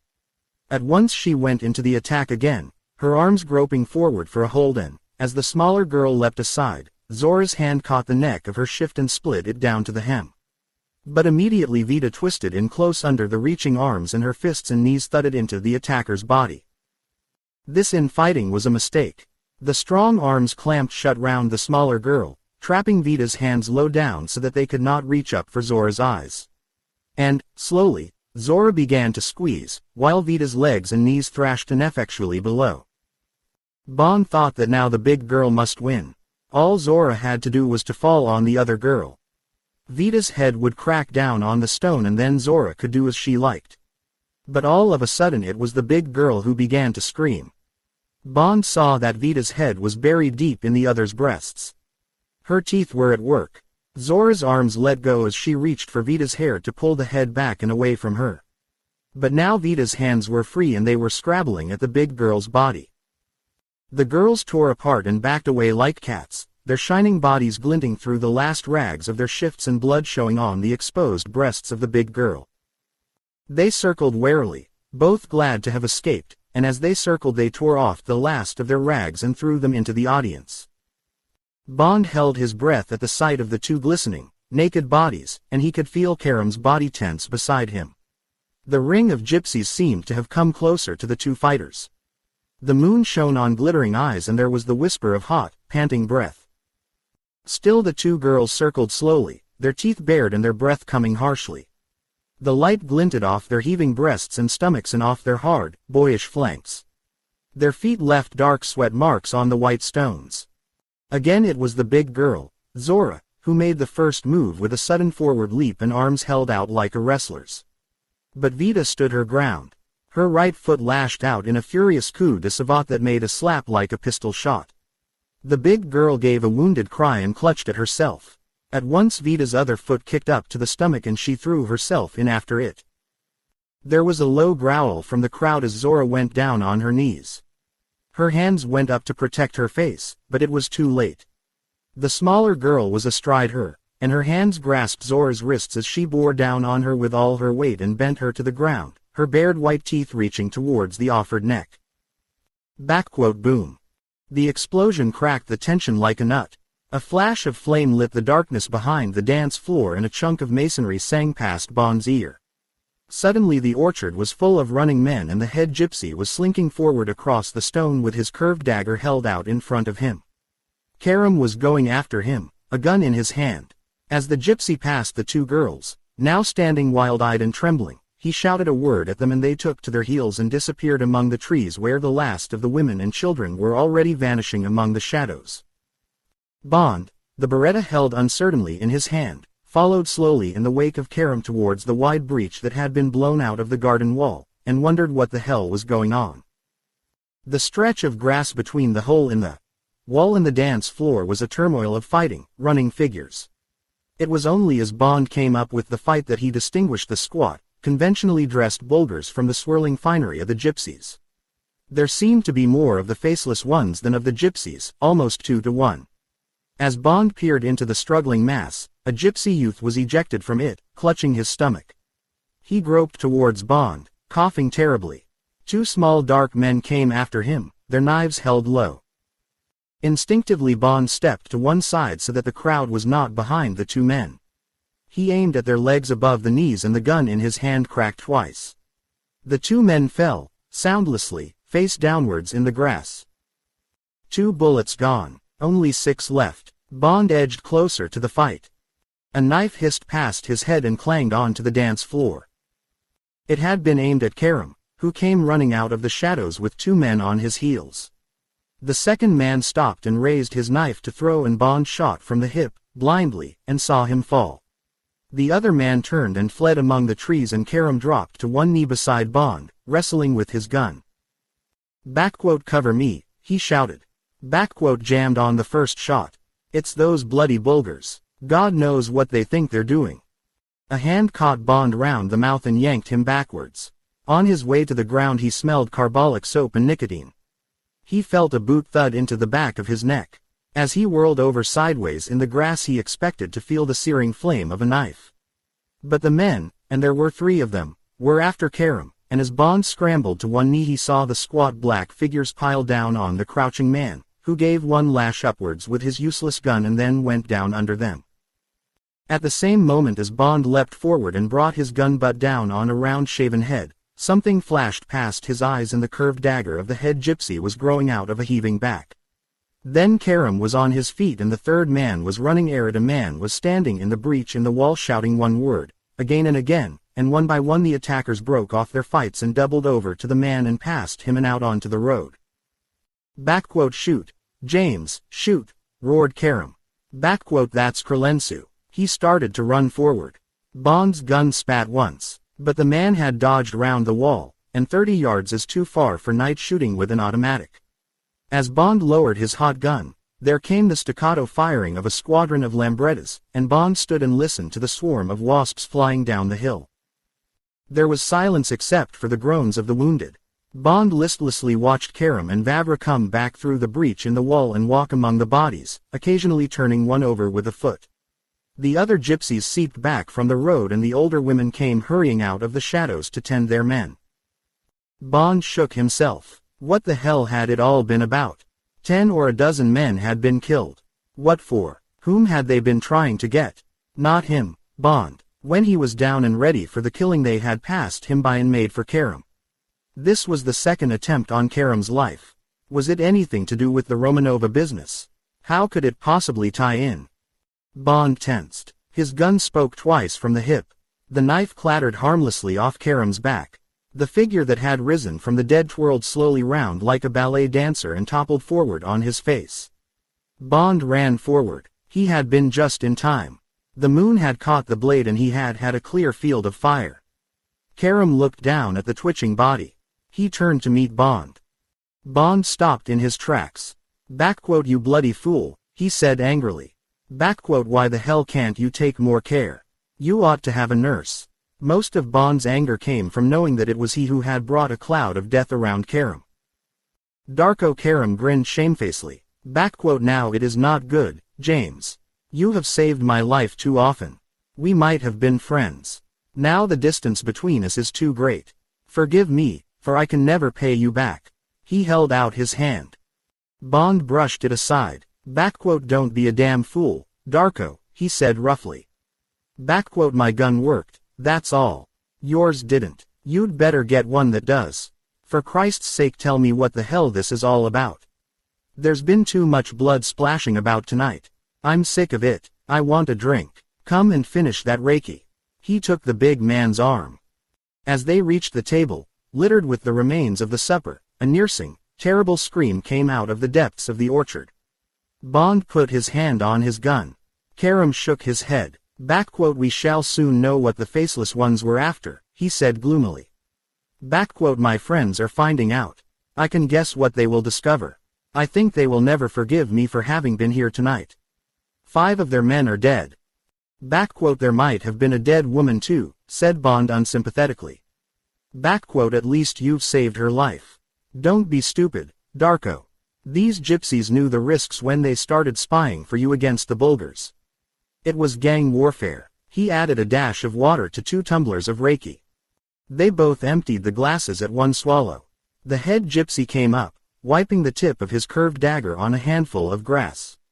He sat down and accepted a glass of Reiki from Bond. He seemed quite cheerful. Bond had the impression that the fight had been too short for him. The gypsy said something, slyly. Karam chuckled. He said that his judgment was right. You killed well. Now he wants you to take on those 2 women. Tell him even one of them would be too much for me. But tell him I think they are fine women. I would be glad if he would do me a favor and call the fight a draw. Enough of his people have been killed tonight. He will need these 2 girls to bear children for the tribe. Karam translated. The gypsy looked sourly at Bond and said a few bitter words. He says that you should not have asked him such a difficult favor. He says that your heart is too soft for a good fighter. But he says he will do what you ask. The gypsy ignored Bond's smile of thanks. He started talking fast to Karam, who listened attentively, occasionally interrupting the flow with a question. Krylenku's name was often mentioned. Karam talked back. There was deep contrition in his voice and he refused to allow himself to be stopped by protests from the other. There came a last reference to Krylensu. Karam turned to Bond. My friend, he said dryly. It is a curious affair.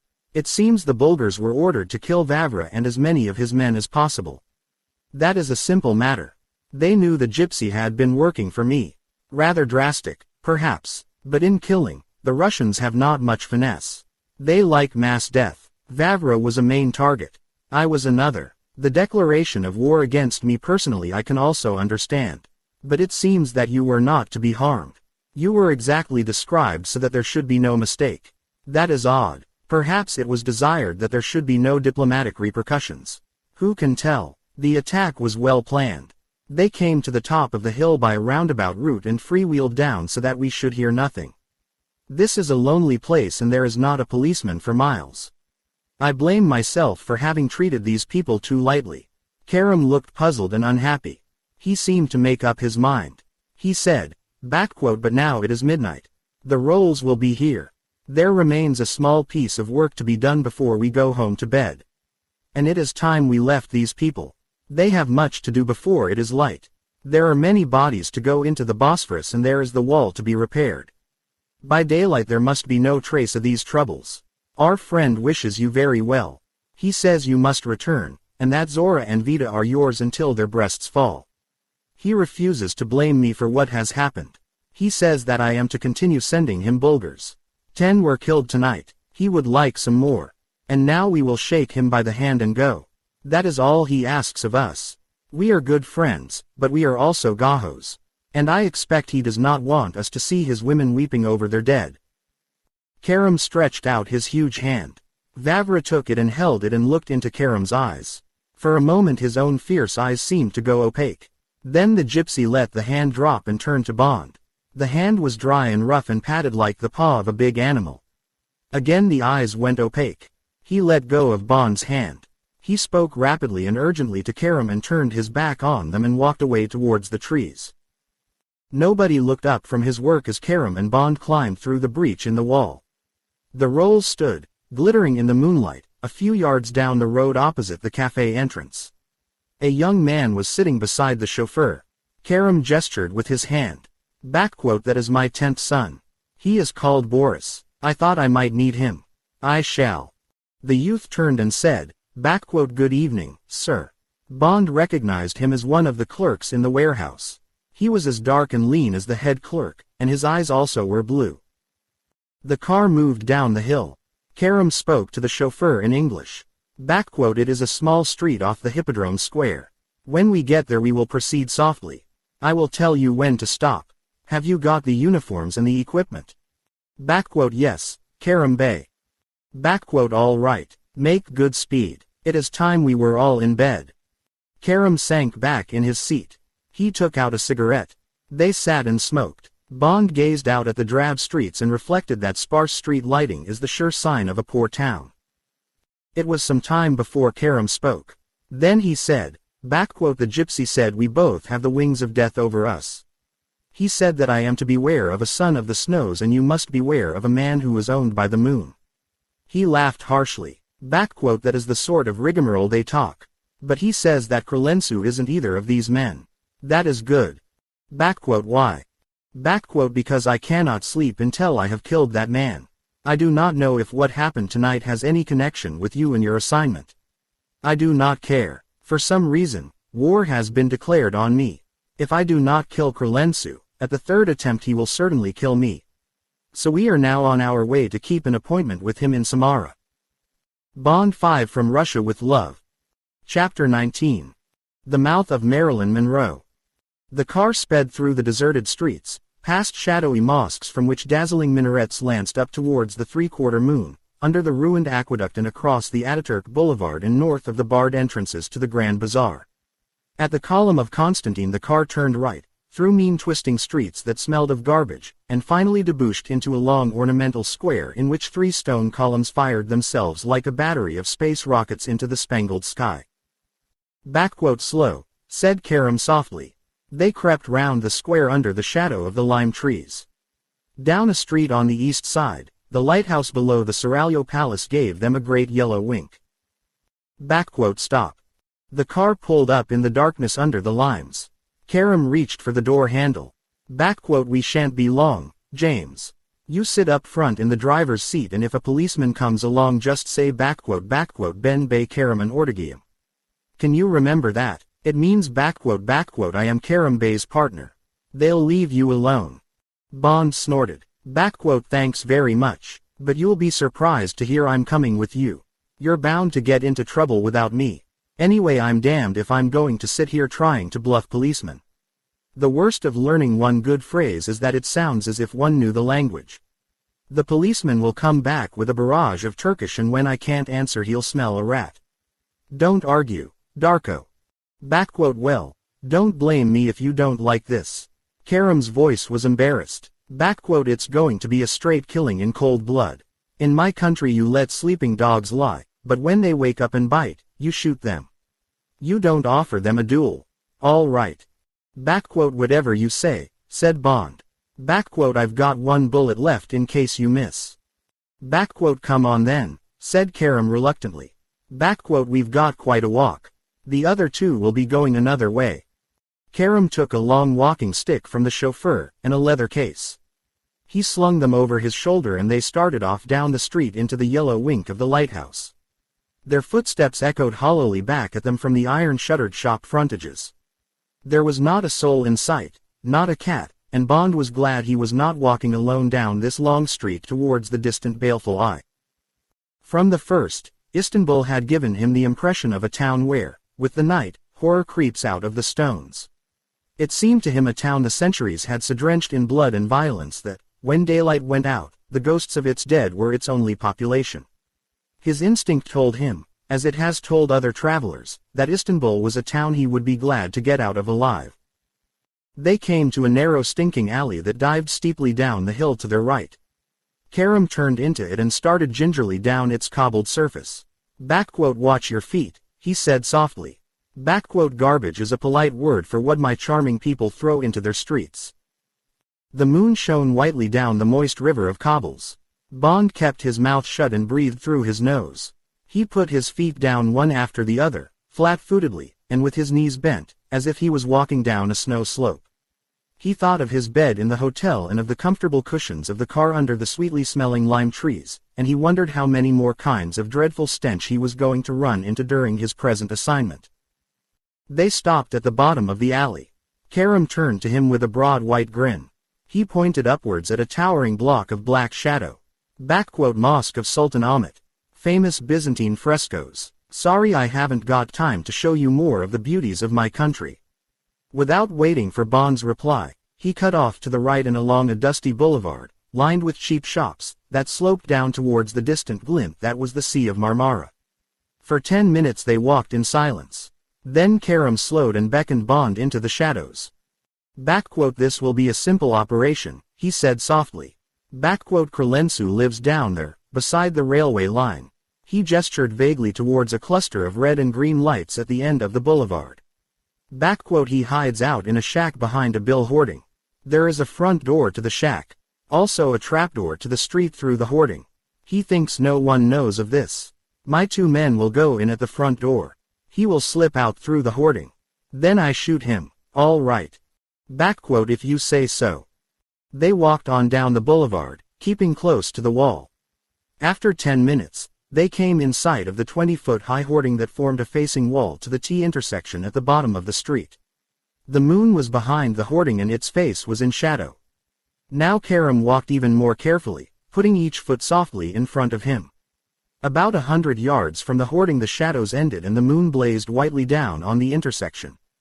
Karam stopped in the last dark doorway and stationed Bond in front of him, up against his chest. Now we must wait, he whispered.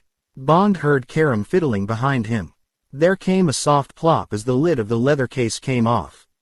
A thin, heavy steel tube, about 2 feet long, with a bulge at each end, was pressed into Bond's hand. Sniper scope. German model, whispered Karam.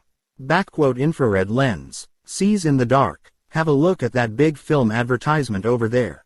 That face. Just below the nose. You'll see the outline of a trap door. In direct line down from the signal box. Bond rested his forearm against the door jamb and raised the tube to his right eye. He focused it on the patch of black shadow opposite. Slowly the black dissolved into gray. The outline of a huge woman's face and some lettering appeared. Now Bond could read the lettering. It said, NIYAGARA. Marilyn Monroe ye Joseph Godin. And underneath, the cartoon feature, Bonzo FUTBOLOU. Bond inched the glass down the vast pile of Marilyn Monroe's hair, and the cliff of forehead, and down the 2 feet of nose to the cavernous nostrils. A faint square showed in the poster. It ran from below the nose into the great alluring curve of the lips. It was about 3 feet deep. From it, there would be a longish drop to the ground. Behind Bond there sounded a series of soft clicks. Karam held forward his walking stick. As Bond had supposed, it was a gun, a rifle, with a skeleton butt which was also a twist breech.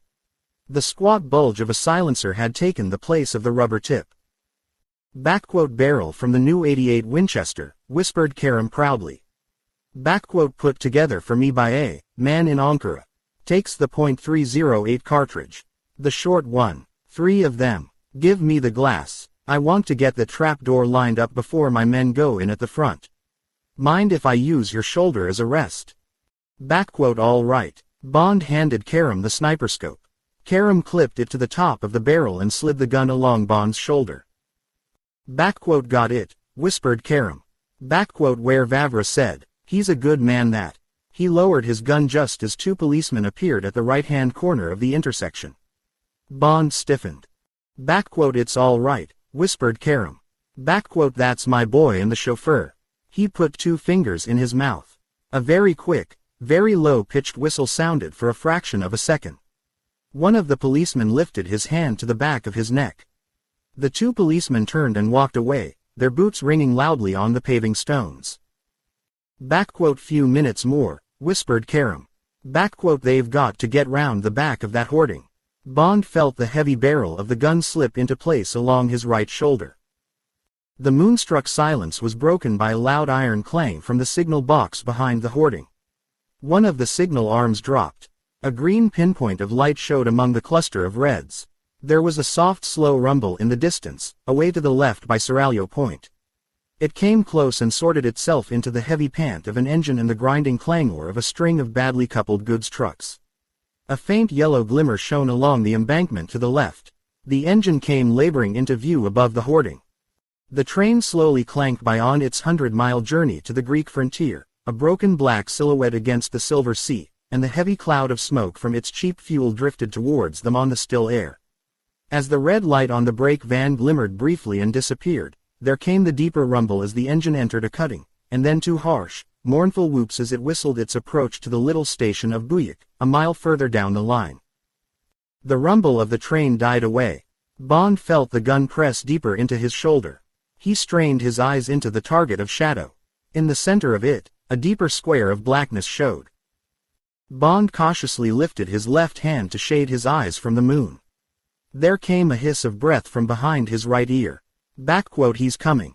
Out of the mouth of the huge, shadowed poster, between the great violet lips, half open in ecstasy, the dark shape of a man emerged and hung down like a worm from the mouth of a corpse.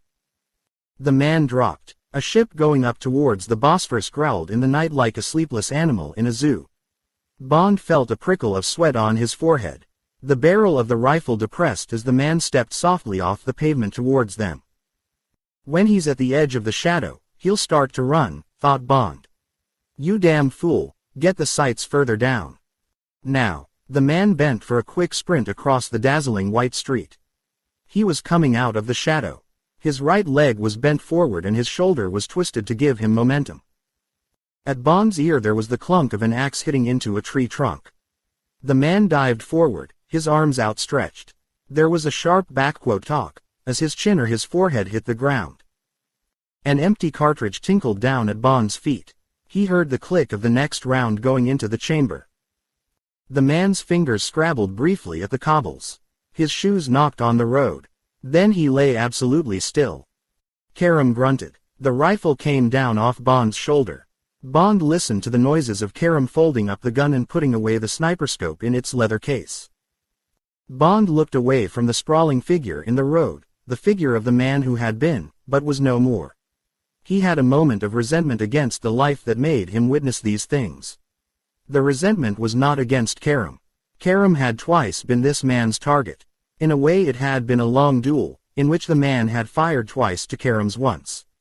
But Karam was the cleverer, cooler man, and the luckier, and that had been that. But Bond had never killed in cold blood, and he hadn't liked watching, and helping, someone else do it. Karam silently took his arm. They walked slowly away from the scene and back the way they had come. Karam seemed to sense Bond's thoughts. Life is full of death, my friend, he said philosophically. And sometimes one is made the instrument of death. I do not regret killing that man. Nor would I regret killing any of those Russians we saw in that office today. They are hard people. With them, what you don't get from strength, you won't get from mercy. They are all the same, the Russians. I wish your government would realize it and be strong with them. Just an occasional little lesson in manners like I have taught them tonight. In power politics, one doesn't often have the chance of being as quick and neat as you were tonight, Darko. And don't forget it's only one of their satellites you've punished, one of the men they always find to do their dirty work. Mark you, said Bond, I quite agree about the Russians. They simply don't understand the carrot. Only the stick has any effect. Basically they're masochists. They love the knout. That's why they were so happy under Stalin. He gave it them. I'm not sure how they're going to react to the scraps of carrot they're being fed by Khrushchev and company. As for England, the trouble today is that carrots for all are the fashion. At home and abroad, we don't show teeth anymore, only gums.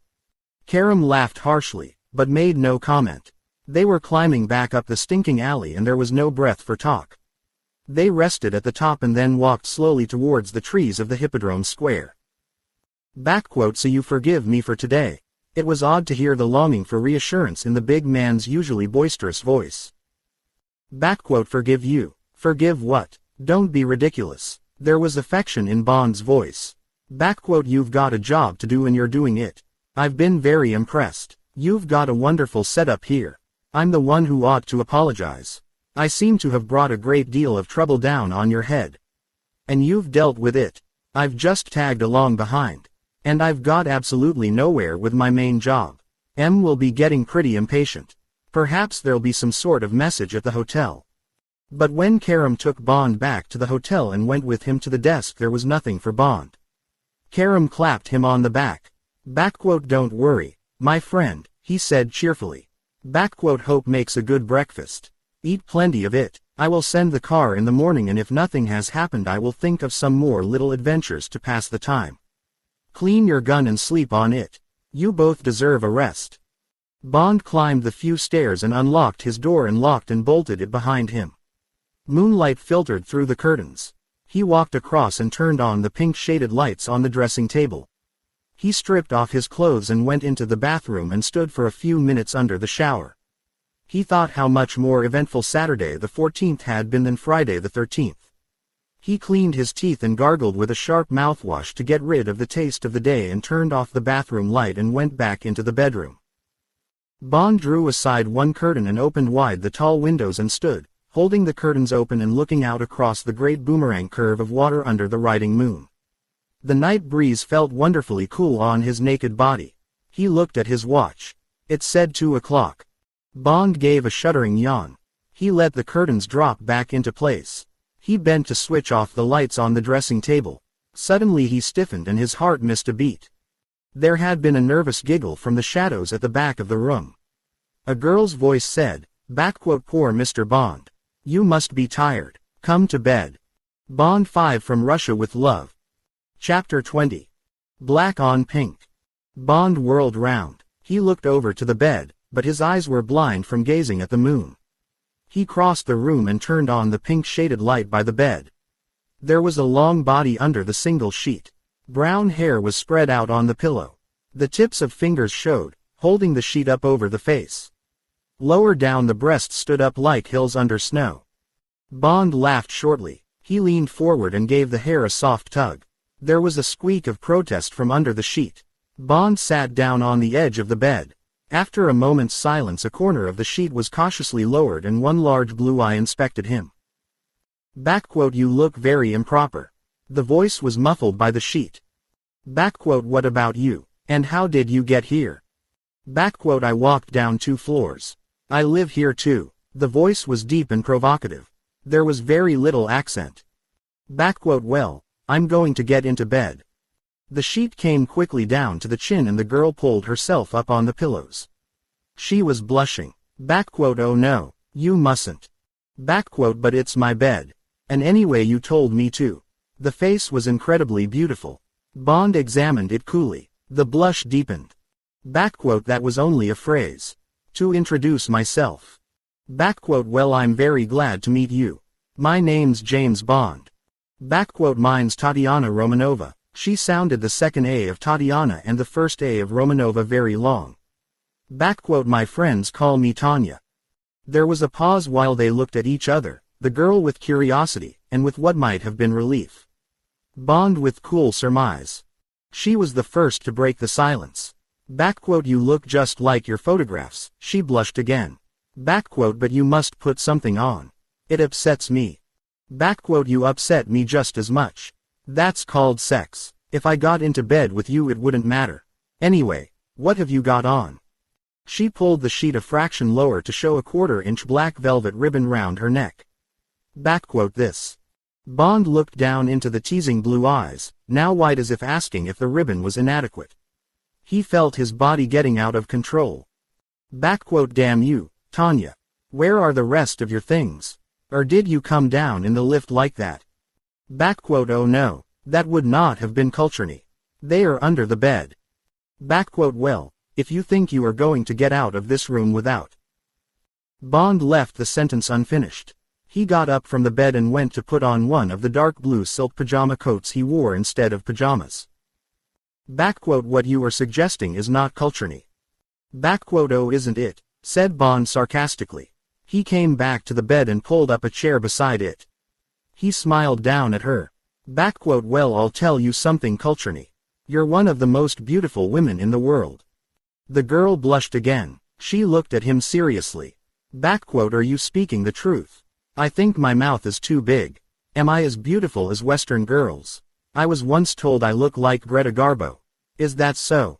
More beautiful, said Bond. There is more light in your face. And your mouth isn't too big. It's just the right size. For me, anyway. What is that light in the face? What do you mean? Bond meant that she didn't look to him like a Russian spy. She seemed to show none of the reserve of a spy. None of the coldness, none of the calculation. She gave the impression of warmth of heart and gaiety. These things shone out through the eyes. He searched for a non-committal phrase. There is a lot of gaiety and fun in your eyes, he said lamely. Tatiana looked serious. That is curious, she said. There is not much fun and gaiety in Russia. No one speaks of these things. I have never been told that before. Gaiety, she thought, after the last 2 months. How could she be looking gay? And yet, yes, there was a lightness in her heart. Was she a loose woman by nature? Or was it something to do with this man she had never seen before? Relief about him after the agony of thinking about what she had to do. It was certainly much easier than she had expected. He made it easy, made it fun, with a spice of danger. He was terribly handsome, and he looked very clean. Would he forgive her when they got to London and she told him? Told him that she had been sent to seduce him, even the night on which she must do it in the number of the room. Surely he wouldn't mind very much. It was doing him no harm. It was only a way for her to get to England and make those reports. Gaiety and fun in her eyes. Well, why not? It was possible. There was a wonderful sense of freedom being alone with a man like this and knowing that she would not be punished for it. It was really terribly exciting. You are very handsome, she said. She searched for a comparison that would give him pleasure. You are like an American film star. She was startled by his reaction. For God's sake, that's the worst insult you can pay a man. She hurried to make good her mistake. How curious that the compliment didn't please him. Didn't everyone in the West want to look like a film star? I was lying, she said. I wanted to give you pleasure. In fact, you are like my favorite hero. He's in a book by a Russian called Lermontov. I will tell you about him one day. One day. Bond thought it was time to get down to business. Now listen, Tanya. He tried not to look at the beautiful face on the pillow. He fixed his eyes on the point of her chin. We've got to stop fooling and be serious. What is all this about? Are you really going to come back to England with me? He raised his eyes to hers. It was fatal. She had opened them wide again in that damnable guilelessness. But of course. Oh. Bond was taken aback by the directness of her answer. He looked at her suspiciously. You're sure? Yes. Her eyes were truthful now. She had stopped flirting. You're not afraid? He saw a shadow cross her eyes. But it was not what he thought. She had remembered that she had a part to play. She was to be frightened of what she was doing. Terrified. It had sounded so easy, this acting, but now it was difficult. How odd. She decided to compromise. Yes, I am afraid, but not so much now. You will protect me. I thought you would. Well, yes, of course I will. Bond thought of her relatives in Russia.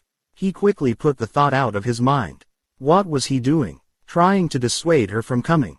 He closed his mind to the consequences he imagined for her. There's nothing to worry about. I'll look after you. And now for the question he had been shirking. He felt a ridiculous embarrassment. This girl wasn't in the least what he had expected. It was spoiling everything to ask the question. It had to be done. What about the machine? Yes. It was as if he had cuffed her across the face. Pain showed in her eyes, and the edge of tears. She pulled the sheet over her mouth and spoke from behind it. Her eyes above the sheet were cold. So that's what you want. Now listen. Bond put nonchalance in his voice. This machine's got nothing to do with you and me. But my people in London want it. He remembered security. He added blandly. It's not all that important. They know all about the machine and they think it's a wonderful Russian invention. They just want one to copy. Like your people copy foreign cameras and things. God, how lame it sounded. Now you're lying. A big tear rolled out of one wide blue eye and down the soft cheek and onto the pillow. She pulled the sheet up over her eyes. Bond reached out and put his hand on her arm under the sheet. The arm flinched angrily away. Damn the bloody machine, he said impatiently. But for God's sake, Tanya, you must know that I've got a job to do. Just say one way or the other and we'll forget about it. There are lots more things to talk about. We've got to arrange our journey and so on. Of course my people want it or they wouldn't have sent me out to bring you home with it. Tatiana dabbed her eyes with the sheet. Brusquely she pulled the sheet down to her shoulders again. She knew that she had been forgetting her job. It had just been that. Oh well, if only he had said that the machine didn't matter to him so long as she would come. But that was too much to hope for. He was right. He had a job to do. So had she. She looked up at him calmly. I will bring it. Have no fear. But do not let us mention it again. And now listen. She sat up straighter on the pillows. We must go tonight. She remembered her lesson. It is the only chance. This evening I am on duty from 6 o'clock. I shall be alone in the office and I will take the spectre. Bond's eyes narrowed. His mind raced as he thought of the problems that would have to be faced. Where to hide her, how to get her out to the first plane after the loss had been discovered. It was going to be a risky business. They would stop at nothing to get her and the spectre back. Roadblock on the way to the airport. Bomb in the plane, anything. That's wonderful, Tanya. Bond's voice was casual. We'll keep you hidden and then we'll take the first plane tomorrow morning. Don't be foolish. Tatiana had been warned that here would be some difficult lines in her part. We will take the train. This Orient Express. It leaves at 9 tonight. Do you think I haven't been thinking this thing out? I won't stay a minute longer in Istanbul than I have to. We will be over the frontier at dawn. You must get the tickets and a passport. I will travel with you as your wife. She looked happily up at him. I shall like that. In one of those coupes I have read about. They must be very comfortable. Like a tiny house on wheels. During the day we will talk and read and at night you will stand in the corridor outside our house and guard it. Like hell I will, said Bond. But look here, Tanya. That's crazy. They're bound to catch up with us somewhere. It's 4 days and 5 nights to London on that train. We've got to think of something else. I won't, said the girl flatly. That's the only way I'll go. If you are clever, how can they find out? Oh God, she thought. Why had they insisted on this train? But they had been definite. It was a good place for love, they had said. She would have 4 days to get him to love her. Then, when they got to London, life would be easy for her. He would protect her. Otherwise, if they flew to London, she would be put straight into prison. The 4 days were essential. And, they had warned her, we will have men on the train to see you don't get off. So be careful and obey your orders. Oh God, oh God. Yet now she longed for those 4 days with him in the little house on wheels. How curious. It had been her duty to force him. Now it was her passionate desire. She watched Bond's thoughtful face. She longed to stretch out a hand to him and reassure him that it would be all right, that this was a harmless conspiracy to get her to England, that no harm could come to either of them, because that was not the object of the plot. Well, I still think it's crazy, said Bond, wondering what M's reaction would be. But I suppose it may work. I've got the passport. It will need a Yugoslav visa. He looked at her sternly. Don't think I'm going to take you on the part of the train that goes through Bulgaria, or I shall think you want to kidnap me.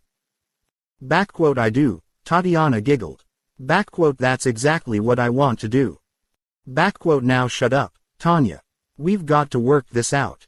I'll get the tickets and I'll have one of our men come along. Just in case. He's a good man. You'll like him. Your name's Caroline Somerset. Don't forget it. How are you going to get to the train?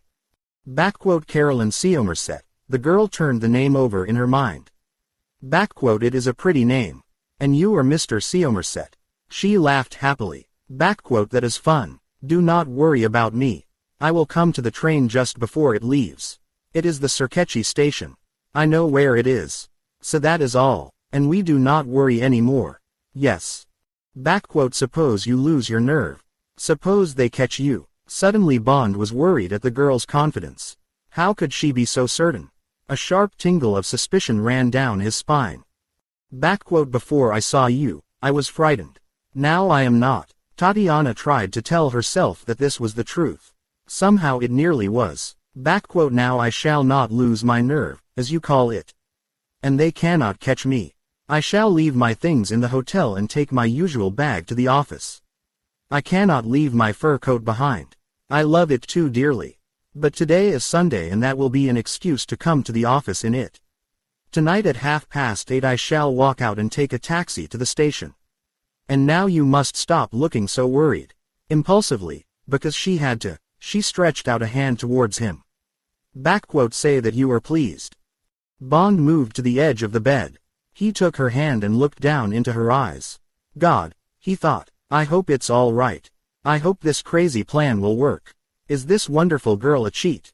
Is she true? Is she real? The eyes told him nothing except that the girl was happy, and that she wanted him to love her, and that she was surprised at what was happening to her. Tatiana's other hand came up and round his neck and pulled him fiercely down to her. At first the mouth trembled under his, and then, as passion took her, the mouth yielded into a kiss without end. Bond lifted his legs onto the bed. While his mouth went on kissing her, his hand went to her left breast and held it, feeling the peak hard with desire under his fingers. His hand strayed on down across her flat stomach. Her legs shifted languidly. She moaned softly and her mouth slid away from his. Below the closed eyes the long lashes quivered like hummingbirds' wings. Bond reached up and took the edge of the sheet and pulled it right down and threw it off the end of the huge bed. She was wearing nothing but the black ribbon round her neck and black silk stockings rolled above her knees. Her arms groped up for him. Above them, and unknown to both of them, behind the gold-framed false mirror on the wall over the bed, the two photographers from Smersh sat close together in the cramped cabinet de voyeur, as, before them, so many friends of the proprietor had sat on a honeymoon night in the stateroom of the Crystal Palace. And the viewfinders gazed coldly down on the passionate arabesques the two bodies formed and broke and formed again, and the clockwork mechanism of the cine cameras whirred softly on and on as the breath rasped out of the open mouths of the two men and the sweat of excitement trickled down their bulging faces into their cheap collars. Bond 5 from Russia with Love. Chapter 21. Orient Express. The great trains are going out all over Europe, one by one, but still, 3 times a week, the Orient Express thunders superbly over the 1,400 miles of glittering steel track between Istanbul and Paris. Under the arc lights, the long chassis German locomotive panted quietly with the labored breath of a dragon dying of asthma. Each heavy breath seemed certain to be the last. Then came another. Wisps of steam rose from the couplings between the carriages and died quickly in the warm August air. The Orient Express was the only live train in the ugly, cheaply architectured borough that is Istanbul's main station. The trains on the other lines were engineless and unattended, waiting for tomorrow. Only track number 3, and its platform, throbbed with the tragic poetry of departure. The heavy bronze cipher on the side of the dark blue coach said, Compagnie Internationale des Wagonlets et des Grands Express Europeens. Above the cipher, fitted into metal slots, was a flat iron sign that announced, in black capitals on white, Orient Express, and underneath, in 3 lines, Istanbul, Thessaloniki, Beograd, Venezia, Milan, Lausanne, Paris. James Bond gazed vaguely at one of the most romantic signs in the world. For the 10th time he looked at his watch. 8.51. His eyes went back to the sign. All the towns were spelled in the language of the country except Milan. Why not Milano? Bond took out his handkerchief and wiped his face. Where the hell was the girl? Had she been caught? Had she had second thoughts? Had he been too rough with her last night, or rather this morning, in the great bed? 8.55. The quiet pant of the engine had stopped. There came an echoing whoosh as the automatic safety valve let off the excess steam. 100 yards away, through the milling crowd, Bond watched the station master raise a hand to the engine driver and fireman and start walking slowly back down the train, banging the doors of the third-class carriages up front. Passengers, mostly peasants going back into Greece after a weekend with their relatives in Turkey, hung out of the windows and jabbered at the grinning crowd below. Beyond, where the faded arc lights stopped and the dark blue night and the stars showed through the crescent mouth of the station, Bond saw a red pinpoint turn to green. The station master came nearer. The brown uniformed wagonlit attendant tapped Bond on the arm. En voiture, s'il vous plaît. The 2 rich-looking Turks kissed their mistresses. They were too pretty to be wives and, with a barrage of laughing injunctions, stepped onto the little iron pedestal and up the 2 tall steps into the carriage. There were no other wagonlit travelers on the platform. The conductor, with an impatient glance at the tall Englishman, picked up the iron pedestal and climbed with it into the train.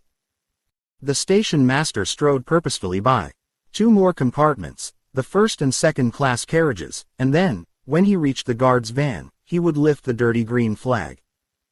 There was no hurrying figure coming up the platform from the guichet.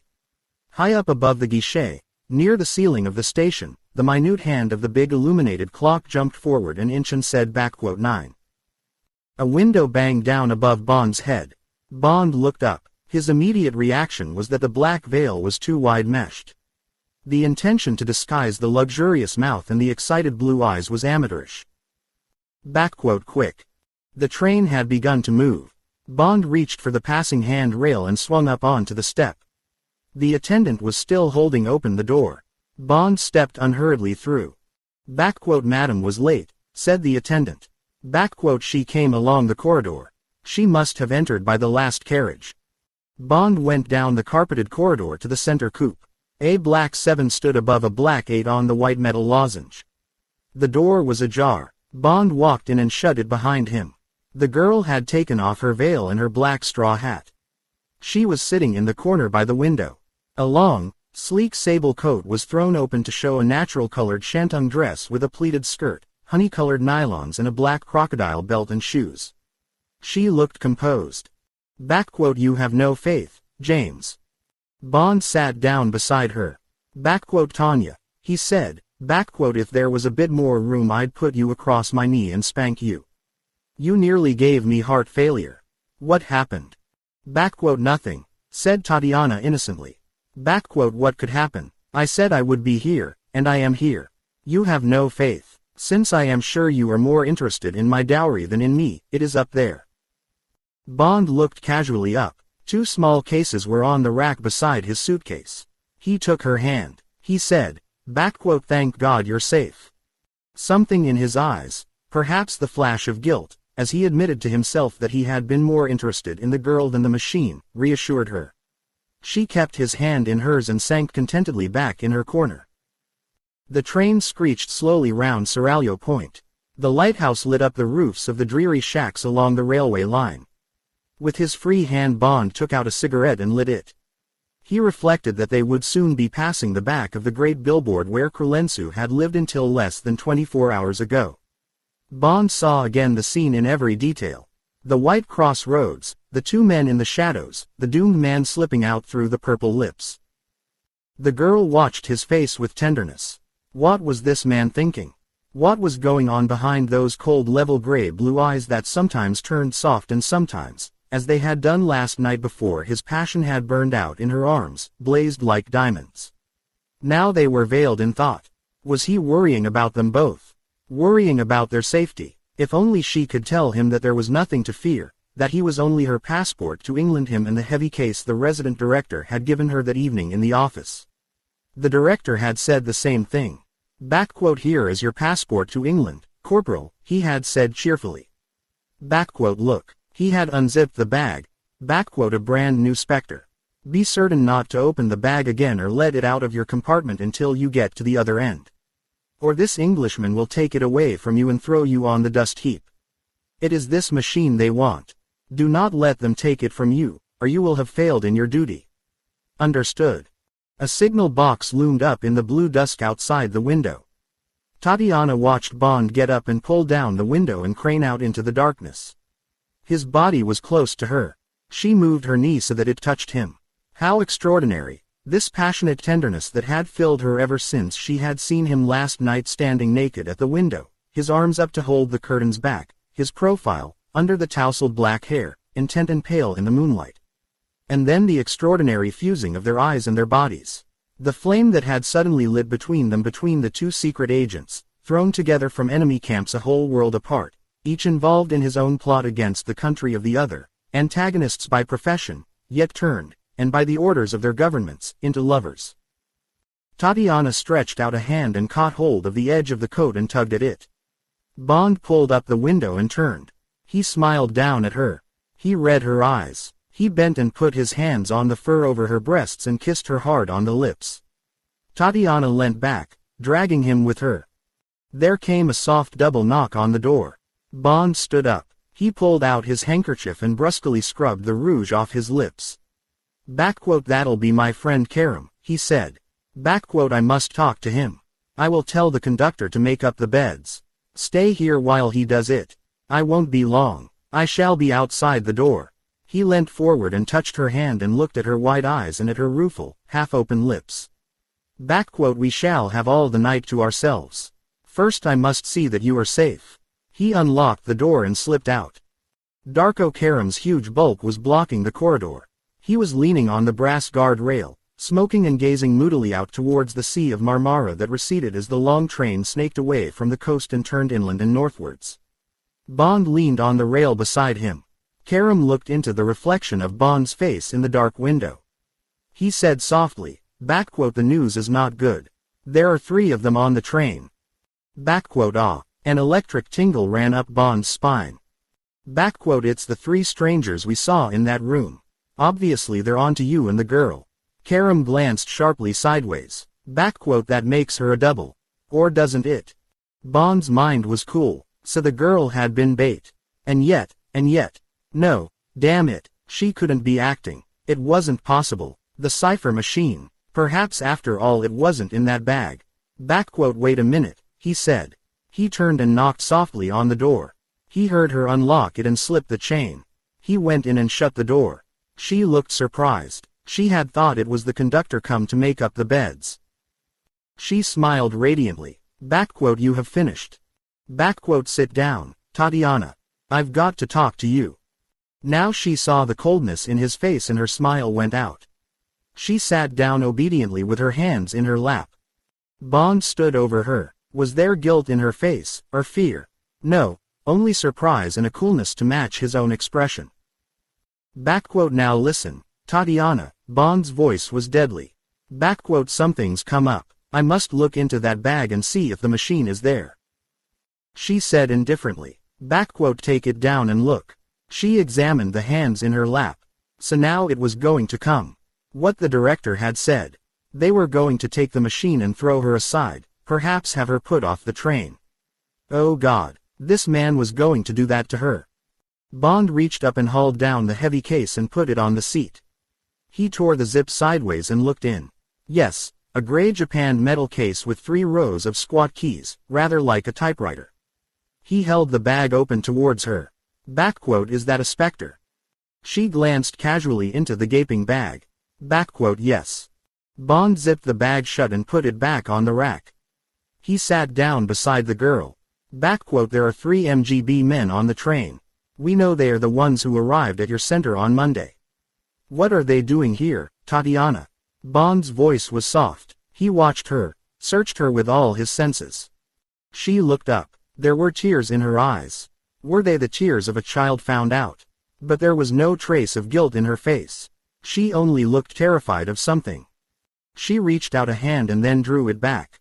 You aren't going to throw me off the train now you've got the machine. Of course not, Bond said impatiently. Don't be idiotic. But we must know what these men are doing. What's it all about? Did you know they were going to be on the train? He tried to read some clue in her expression. He could only see a great relief.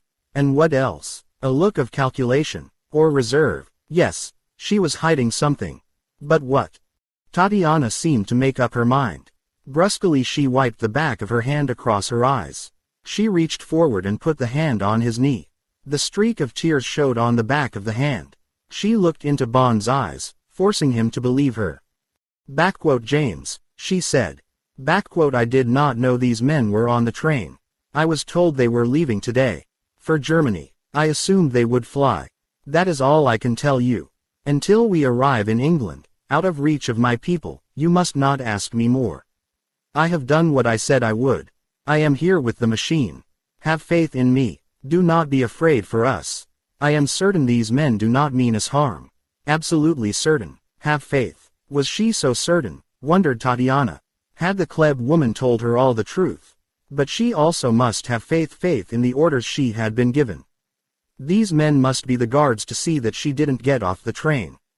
They could mean no harm. Later, when they got to London, this man would hide her away out of reach of Smersh and she would tell him everything he wanted to know.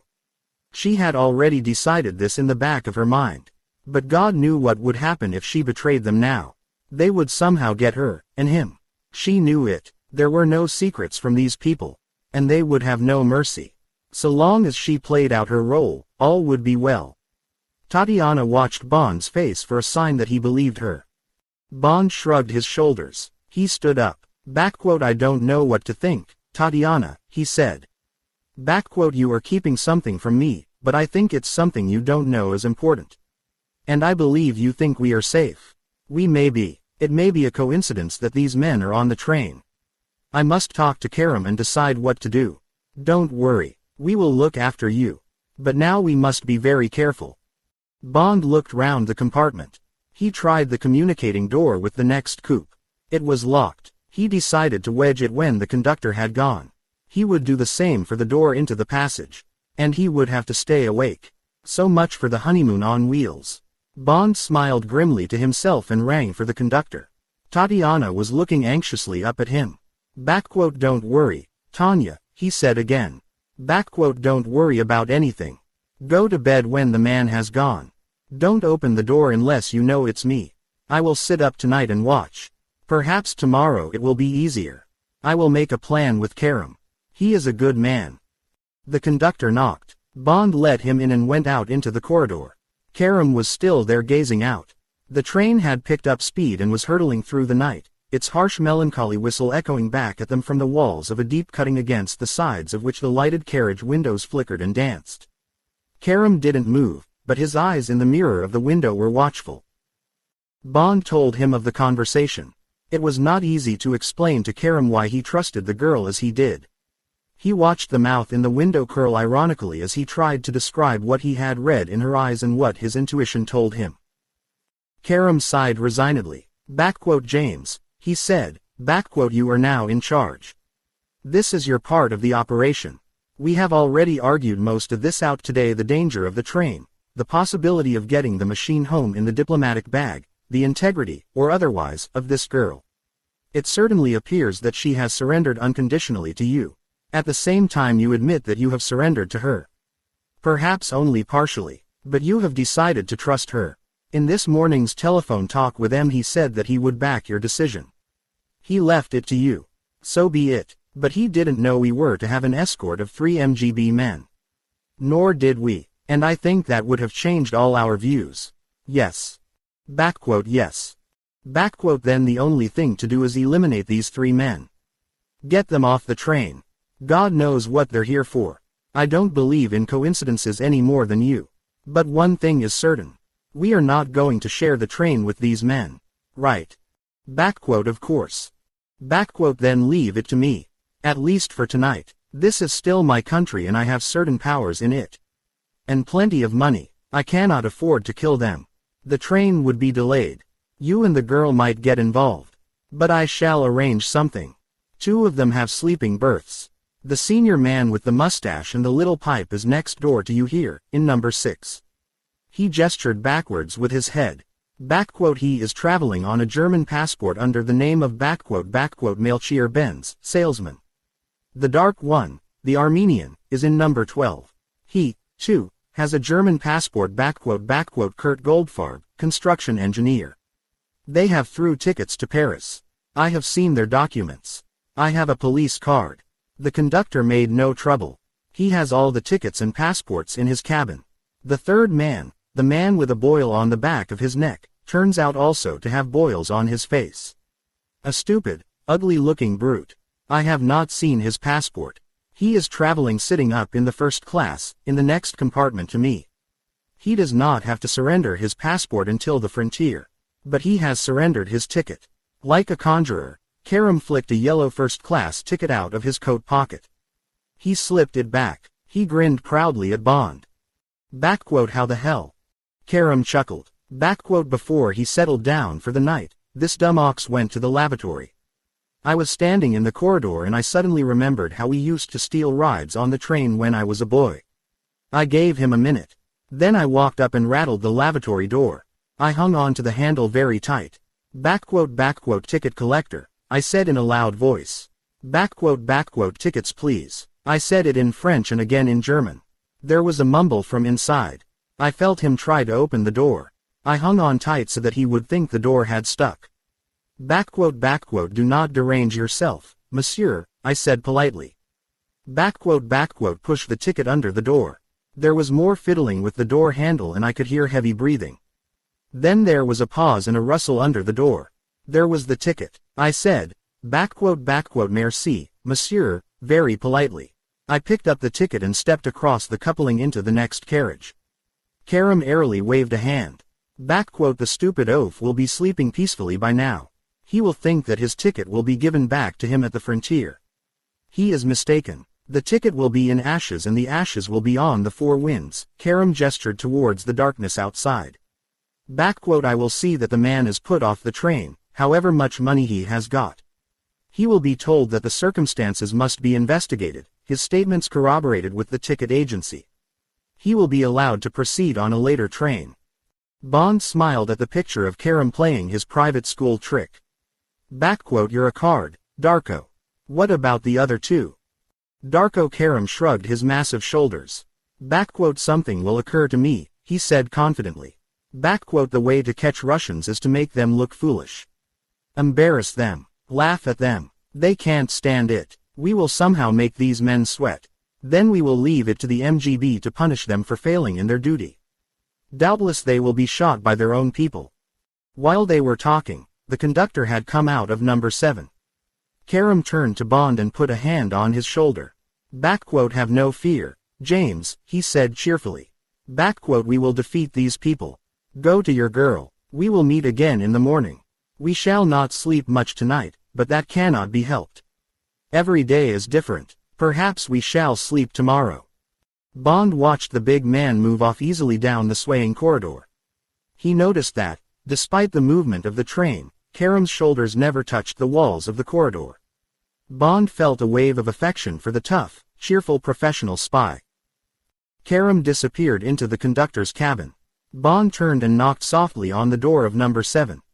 Bond 5 from Russia with Love. Chapter 22. Out of Turkey. The train held on through the night. Bond sat and watched the hurrying moonlit landscape and concentrated on keeping awake. Everything conspired to make him sleep: the hasty metal gallop of the wheels, the hypnotic swoop of the silver telegraph wires, the occasional melancholy, reassuring moan of the steam whistle clearing their way, the drowsy metallic chatter of the couplings at each end of the corridor, the lullaby creak of the woodwork in the little room. Even the deep violet glimmer of the night light above the door seemed to say, "I will watch for you. Nothing can happen while I am burning. Close your eyes and sleep, sleep." The girl's head was warm and heavy on his lap. There was obviously just room for him to slip under the single sheet and fit close up against her, the front of his thighs against the backs of hers, his head in the spread curtain of her hair on the pillow. Bond screwed up his eyes and opened them again. He cautiously lifted his wrist. 4 o'clock, only one more hour to the Turkish frontier. Perhaps he would be able to sleep during the day. He would give her the gun and wedge the doors again and she could watch.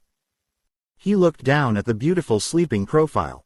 How innocent she looked. This girl from the Russian Secret Service, the lashes fringing the soft swell of the cheek, the lips parted and unaware, the long strand of hair that had strayed untidily across her forehead and that he wanted to brush back neatly to join the rest, the steady slow throb of the pulse in the offered neck. He felt a surge of tenderness and the impulse to gather her up in his arms and strain her tight against him. He wanted her to wake, from a dream perhaps, so that he could kiss her and tell her that everything was all right, and see her settle happily back to sleep.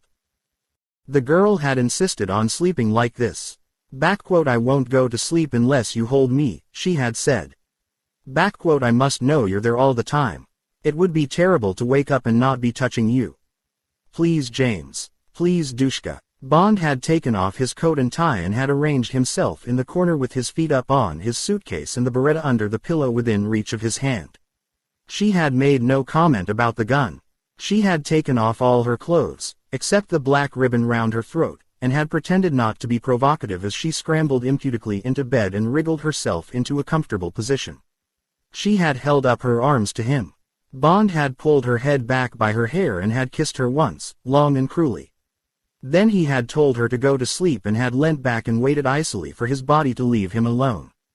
Grumbling sleepily, she had settled herself, with one arm flung across his thighs. At first she had held him tightly, but her arm had gradually relaxed and then she was asleep.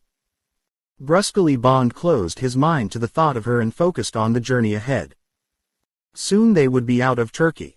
But would Greece be any easier? No love lost between Greece and England. And Yugoslavia? Whose side was Tito on?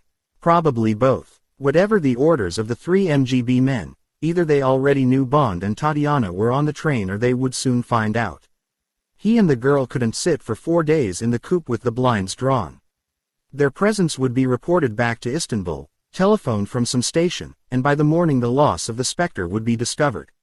Then what? A hasty démarche through the Russian embassy in Athens or Belgrade? Have the girl taken off the train as a thief? Or was that all too simple? And if it was more complicated, if all this was part of some mysterious plot, some tortuous Russian conspiracy, should he dodge it? Should he and the girl leave the train at a wayside station, on the wrong side of the track, and hire a car and somehow get a plane to London? Outside, the luminous dawn had begun to edge the racing trees and rocks with blue. Bond looked at his watch. 5 o'clock. They would soon be at Uzunköprü. What was going on down the train behind him? What had Kerem achieved? Bond sat back, relaxed. After all, there was a simple, common-sense answer to his problem. If, between them, they could quickly get rid of the 3 MGB agents, they would stick to the train and to their original plan. If not, Bond would get the girl and the machine off the train, somewhere in Greece, and take another route home. But, if the odds improved, Bond was for going on. He and Kerem were resourceful men. Kerem had an agent in Belgrade who was going to meet the train. There was always the embassy. Bond's mind raced on, adding up the pros, dismissing the cons. Behind his reasoning, Bond calmly admitted to himself that he had an insane desire to play the game out and see what it was all about. He wanted to take these people on and solve the mystery and, if it was some sort of a plot, defeat it. M had left him in charge. He had the girl and the machine under his hand. Why panic? What was there to panic about? It would be mad to run away and perhaps only escape one trap in order to fall into another one. The train gave a long whistle and began to slacken speed. Now for the first round. If Kerem failed, if the 3 men stayed on the train. Some goods trucks, led by a straining engine, filed by. The silhouette of sheds showed briefly. With a jolt and a screech of couplings, the Orient Express took the points and swerved away from the through line. 4 sets of rails with grass growing between them showed outside the window, and the empty length of the down platform. A cock crowed. The express slowed to walking speed and finally, with a sigh of vacuum brakes and a noisy whoosh of let-off steam, ground to a stop. The girl stirred in her sleep. Bond softly shifted her head on to the pillow and got up and slipped out of the door. It was a typical Balkan wayside station, a facade of dour buildings in overpointed stone, a dusty expanse of platform, not raised, but level with the ground so that there was a long step down from the train, some chickens pecking about and a few drab officials standing idly, unshaven, not even trying to look important. Up towards the cheap half of the train, a chattering horde of peasants with bundles and wicker baskets waited for the customs and passport control so that they could clamber aboard and join the swarm inside. Across the platform from Bond was a closed door with a sign over it which said Polis. Through the dirty window beside the door Bond thought he caught a glimpse of the head and shoulders of Kerem. Passports. Douanes. A plain-clothes man and 2 policemen in dark green uniform with pistol holsters at their black belts entered the corridor. The wagon conductor preceded them, knocking on the doors.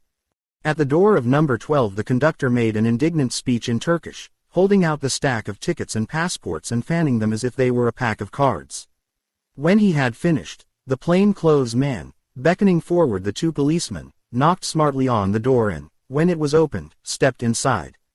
The 2 policemen stood guard behind him. Bond edged down the corridor.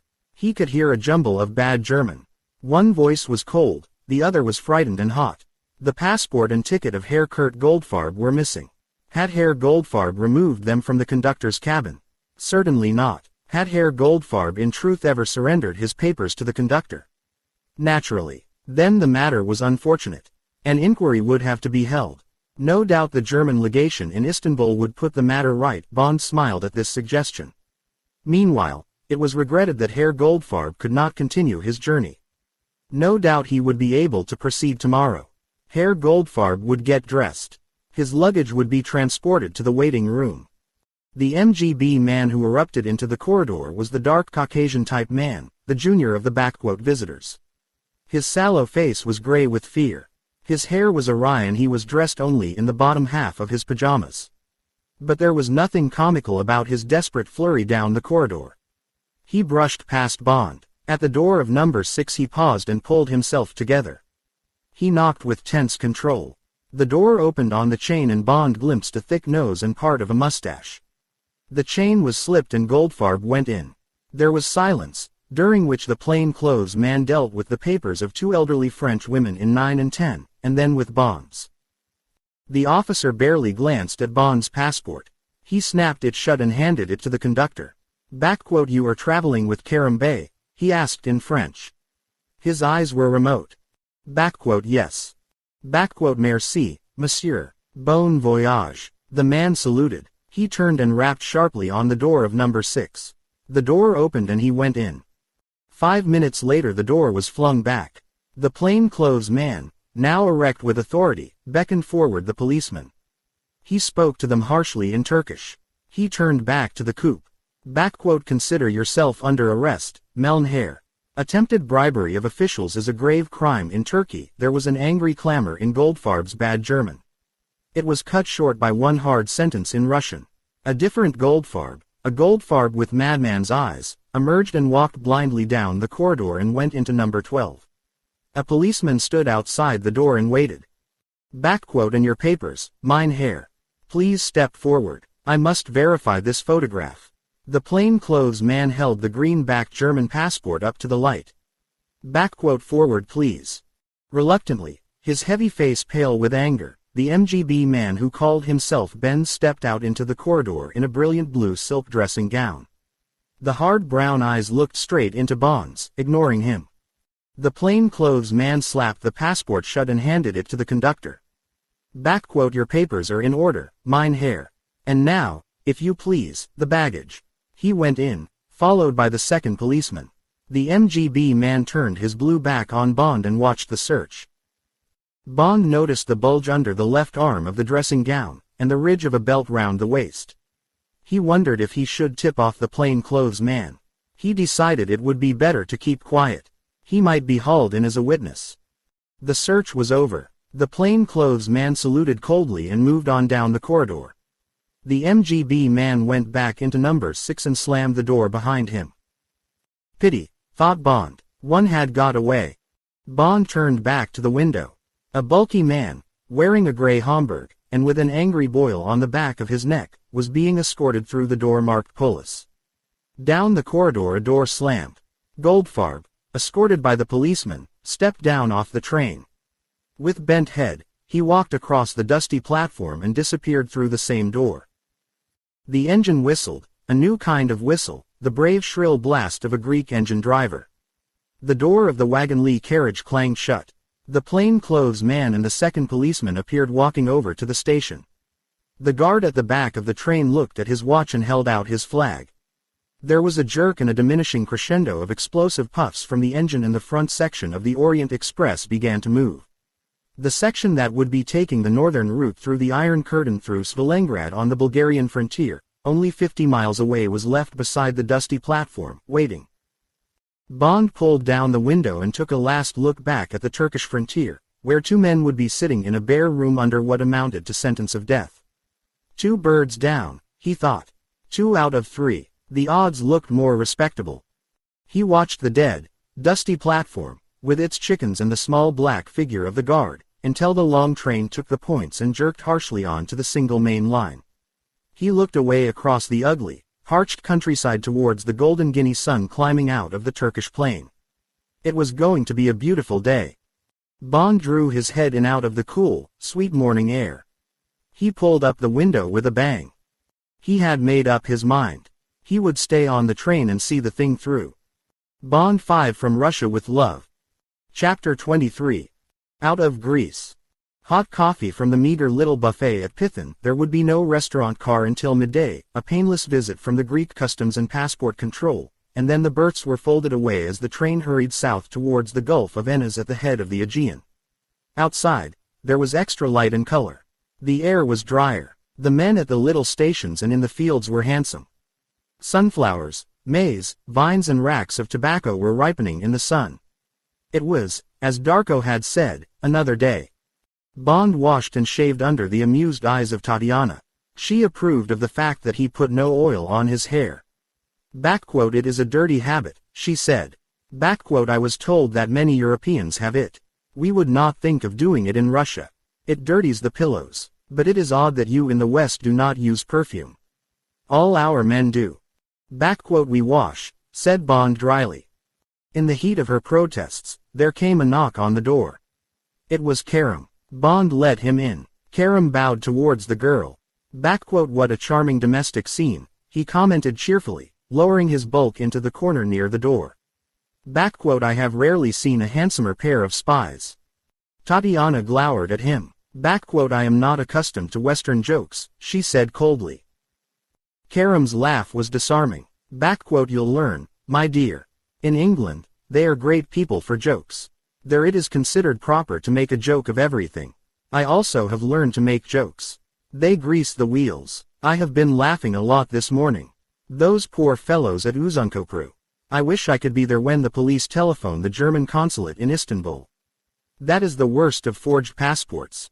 They are not difficult to make, but it is almost impossible to forge also their birth certificate, the files of the country which is supposed to have issued them. I fear the careers of your two comrades have come to a sad end, Mrs. Somerset. How did you do it? Bond nodded his tie. Money and influence. $500 to the conductor. Some big talk to the police. It was lucky our friend tried a bribe.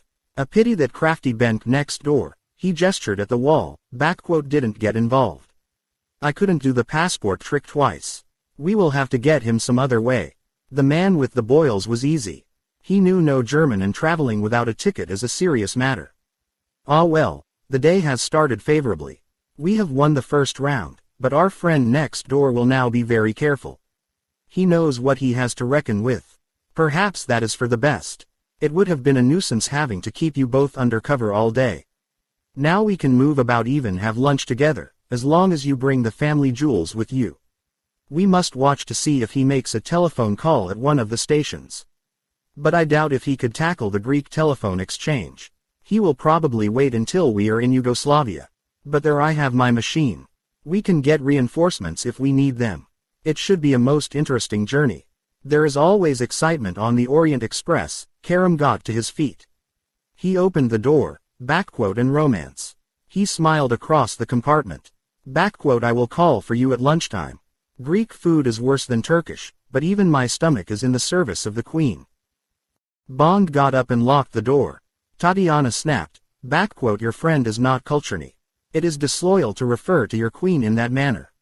Bond sat down beside her. Tanya, he said patiently, that is a wonderful man. He is also a good friend. As far as I am concerned, he can say anything he likes.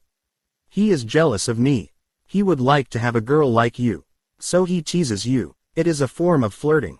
You should take it as a compliment. You think so? She turned her large blue eyes on his. But what he said about his stomach and the head of your state. That was being rude to your Queen. It would be considered very bad manners to say such a thing in Russia. They were still arguing when the train ground to a halt in the sunbaked, fly-swarming station of Alexandropolis. Bond opened the door into the corridor and the sun poured in across a pale mirrored sea that married, almost without horizon, into a sky the color of the Greek flag. They had lunch, with the heavy bag under the table between Bond's feet. Karam quickly made friends with the girl. The MGB man called Benz avoided the restaurant car. They saw him on the platform buying sandwiches and beer from a buffet on wheels. Karam suggested they ask him to make a four at bridge. Bond suddenly felt very tired, and his tiredness made him feel that they were turning this dangerous journey into a picnic. Tatiana noticed his silence. She got up and said that she must rest. As they went out of the wagon restaurant, they heard Karam calling gaily for brandy and cigars. Back in the compartment, Tatiana said firmly, now it is you who will sleep. She drew down the blind and shut out the hard afternoon light and the endless baked fields of maize and tobacco and wilting sunflowers. The compartment became a dark green underground cavern. Bond wedged the doors and gave her his gun and stretched out with his head in her lap and was immediately asleep. The long train snaked along the north of Greece below the foothills of the Rhodope Mountains. Xanthi came, and Drama, and Sarai, and then they were in the Macedonian highlands and the line swerved due south towards Salonika. It was dark when Bond awoke in the soft cradle of her lap. At once, as if she had been waiting for the moment, Tatiana took his face between her hands and looked down into his eyes and said urgently, Dushka, how long shall we have this for? For long. Bond's thoughts were still luxurious with sleep. But for how long? Bond gazed up into the beautiful, worried eyes. He cleared the sleep out of his mind. It was impossible to see beyond the next 3 days on the train, beyond their arrival in London. One had to face the fact that this girl was an enemy agent. His feelings would be of no interest to the interrogators from his service and from the ministries. Other intelligence services would also want to know what this girl had to tell them about the machine she had worked for. Probably at Dover she would be taken away to the Cage, that well-sentried private house near Guildford, where she would be put in a comfortable, but oh so well-wired room. And the efficient men in plain clothes would come one by one and sit and talk with her, and the recorder would spin in the room below and the records would be transcribed and sifted for their grains of new fact and, of course, for the contradictions they would trap her into. Perhaps they would introduce a stool pigeon, a nice Russian girl who would commiserate with Tatiana over her treatment and suggest ways of escape, of turning double, of getting harmless information back to her parents. This might go on for weeks or months. Meanwhile Bond would be tactfully kept away from her, unless the interrogators thought he could extract further secrets by using their feelings for each other. Then what? The changed name, the offer of a new life in Canada, the £1,000 a year she would be given from the secret funds. And where would he be when she came out of it all? Perhaps the other side of the world. Or, if he was still in London, how much of her feeling for him would have survived the grinding of the interrogation machine? How much would she hate or despise the English after going through all this? And, for the matter of that, how much would have survived of his own hot flame? Dushka, repeated Tatiana impatiently. How long? As long as possible. It will depend on us. Many people will interfere. We shall be separated. It will not always be like this in a little room. In a few days we shall have to step out into the world. It will not be easy. It would be foolish to tell you anything else. Tatiana's face cleared. She smiled down at him. You are right. I will not ask any more foolish questions. But we must waste no more of these days. She shifted his head and got up and lay down beside him. An hour later, when Bond was standing in the corridor, Darko Karam was suddenly beside him. He examined Bond's face. He said slyly, You should not sleep so long. You have been missing the historic landscape of northern Greece. And it is time for the premier service. All you think about is food, said Bond. He gestured back with his head. What about our friend? He has not stirred. The conductor has been watching for me. That man will end up the richest conductor in the Wagonlee Company. $500 for Goldfarb's papers, and now $100 a day retainer until the end of the journey. Karam chuckled. I have told him he may even get a medal for his services to Turkey. He believes we are after a smuggling gang. They're always using this train for running Turkish opium to Paris. He is not surprised, only pleased that he is being paid so well. And now, have you found out anything more from this Russian princess you have in there? I still feel disquiet. Everything is too peaceful. Those 2 men we left behind may have been quite innocently bound for Berlin, as the girl says. This Benz may be keeping to his room because he is frightened of us. All is going well with our journey. And yet, Karam shook his head. These Russians are great chess players. When they wish to execute a plot, they execute it brilliantly. The game is planned minutely, the gambits of the enemy are provided for. They are foreseen and countered. At the back of my mind, Karam's face in the window was gloomy. I have a feeling that you and I and this girl are pawns on a very big board, that we are being allowed our moves because they do not interfere with the Russian game. But what is the object of the plot? Bond looked out into the darkness. He spoke to his reflection in the window. What can they want to achieve? We always get back to that. Of course we have all smelt a conspiracy of some sort. And the girl may not even know that she's involved in it. I know she's hiding something, but I think it's only some small secret she thinks is unimportant. She says she'll tell me everything when we get to London. Everything. What does she mean? She only says that I must have faith that there is no danger. You must admit, Darko, Bond looked up for confirmation into the slow crafty eyes, that she's lived up to her story. There was no enthusiasm in Karam's eyes. He said nothing. Bond shrugged. I admit I've fallen for her. But I'm not a fool, Darko. I've been watching for any clue, anything that would help. You know one can tell a lot when certain barriers are down. Well, they are down, and I know she's telling the truth. At any rate 90% of it. And I know she thinks the rest doesn't matter. If she's cheating, she's also being cheated herself. On your chess analogy, that is possible. But you still get back to the question of what it's all in aid of. Bond's voice hardened. And, if you want to know, all I ask is to go on with the game until we find out. Karam smiled at the obstinate look on Bond's face. He laughed abruptly. If it was me, my friend, I would slip off the train at Salonika with the machine, and, if you like, with the girl also, though that is not so important. I would take a hired car to Athens and get on the next plane for London. But I was not brought up to be a sport. Karam put irony into the words. This is not a game to me. It is a business. For you it is different. You are a gambler. M also is a gambler. He obviously is, or he would not have given you a free hand. He also wants to know the answer to this riddle.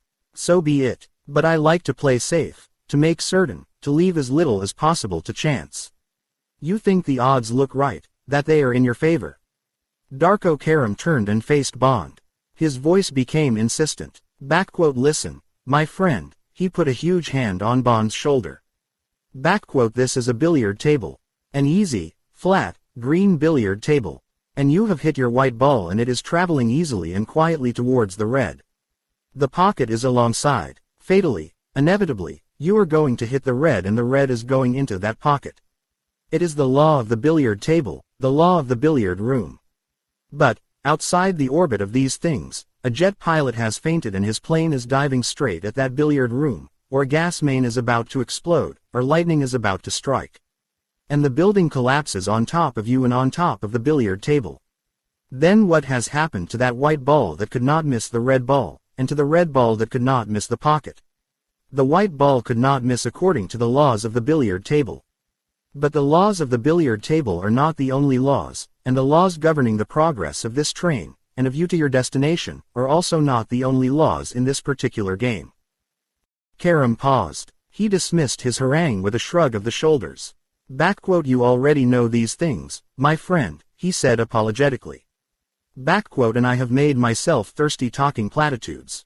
Hurry the girl up and we will go and eat. But watch for surprises, I beg of you. He made a cross with his finger over the center of his coat. I do not cross my heart. That is being too serious. But I cross my stomach, which is an important oath for me. There are surprises on the way for both of us. The gypsy said to watch out. Now I say the same. We can play the game on the billiard table, but we must both be on guard against the world outside the billiard room. My nose, he tapped it, tells me so. Karam's stomach made an indignant noise like a forgotten telephone receiver with an angry caller on the other end. There, he said solicitously. What did I say? We must go and eat. They finished their dinner as the train pulled into the hideous modern junction of Thessaloniki. With Bond carrying the heavy little bag, they went back down the train and parted for the night. We shall soon be disturbed again, warned Karam. There is the frontier at 1 o'clock. The Greeks will be no trouble, but those Yugoslavs like waking up anyone who is traveling soft. If they annoy you, send for me. Even in their country there are some names I can mention. I am in the second compartment in the next carriage. I have it to myself. Tomorrow I will move into our friend Goldfarb's bed in number 12. For the time being, the first class is an adequate stable. Bond dozed wakefully as the train labored up the moonlit valley of the Vardar towards the instep of Yugoslavia. Tatiana again slept with her head in his lap. He thought of what Darko had said. He wondered if he should not send the big man back to Istanbul when they had got safely through Belgrade. It was not fair to drag him across Europe on an adventure that was outside his territory and with which he had little sympathy. Darko obviously suspected that Bond had become infatuated with the girl and wasn't seeing the operation straight anymore. Well, there was a grain of truth in that. It would certainly be safer to get off the train and take another route home. But, Bond admitted to himself, he couldn't bear the idea of running away from this plot, if it was a plot.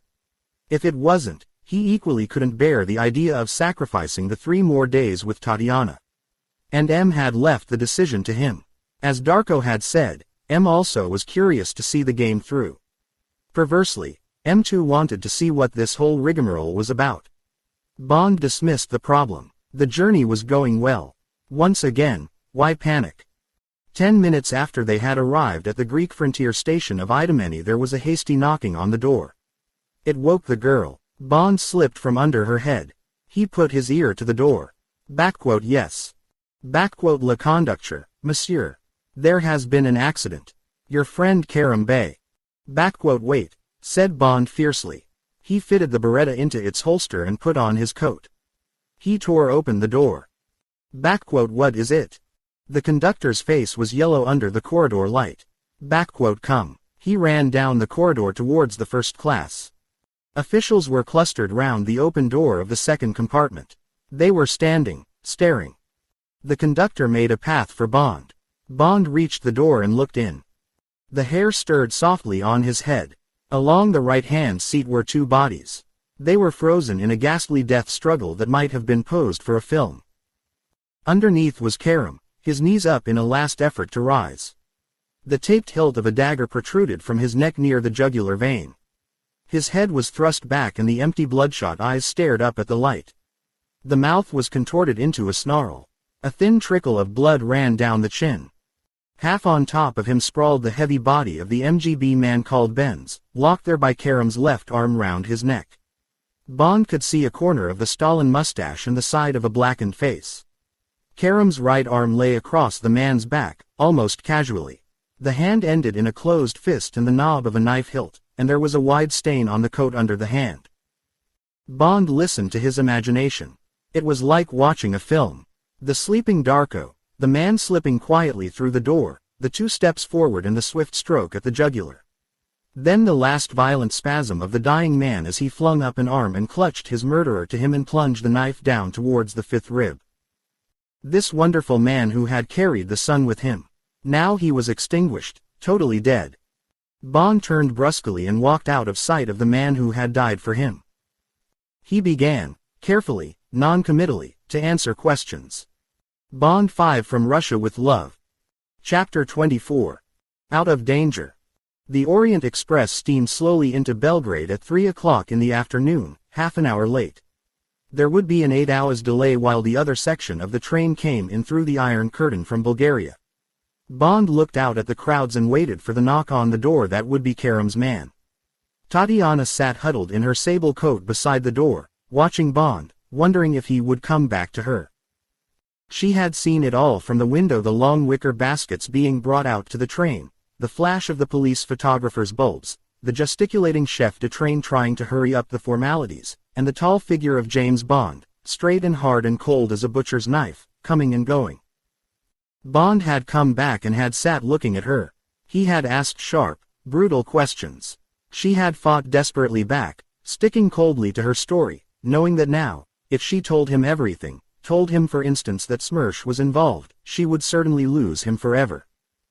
Now she sat and was afraid of the web in which she was caught, afraid of what might have been behind the lies she had been told in Moscow, above all afraid that she might lose this man who had suddenly become the light in her life. There was a knock on the door. Bond got up and opened it. A tough, cheerful, India rubbery man, with Karim's blue eyes and a mop of tangled fair hair above a brown face, exploded into the compartment. Stefan Trempo at your service. The big smile embraced them both. They call me Tempo. Where is the chef? Sit down, said Bond.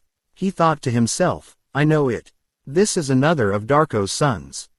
The man looked sharply at them both. He sat down carefully between them. His face was extinguished. Now the bright eyes stared at Bond with a terrible intensity in which there was fear and suspicion.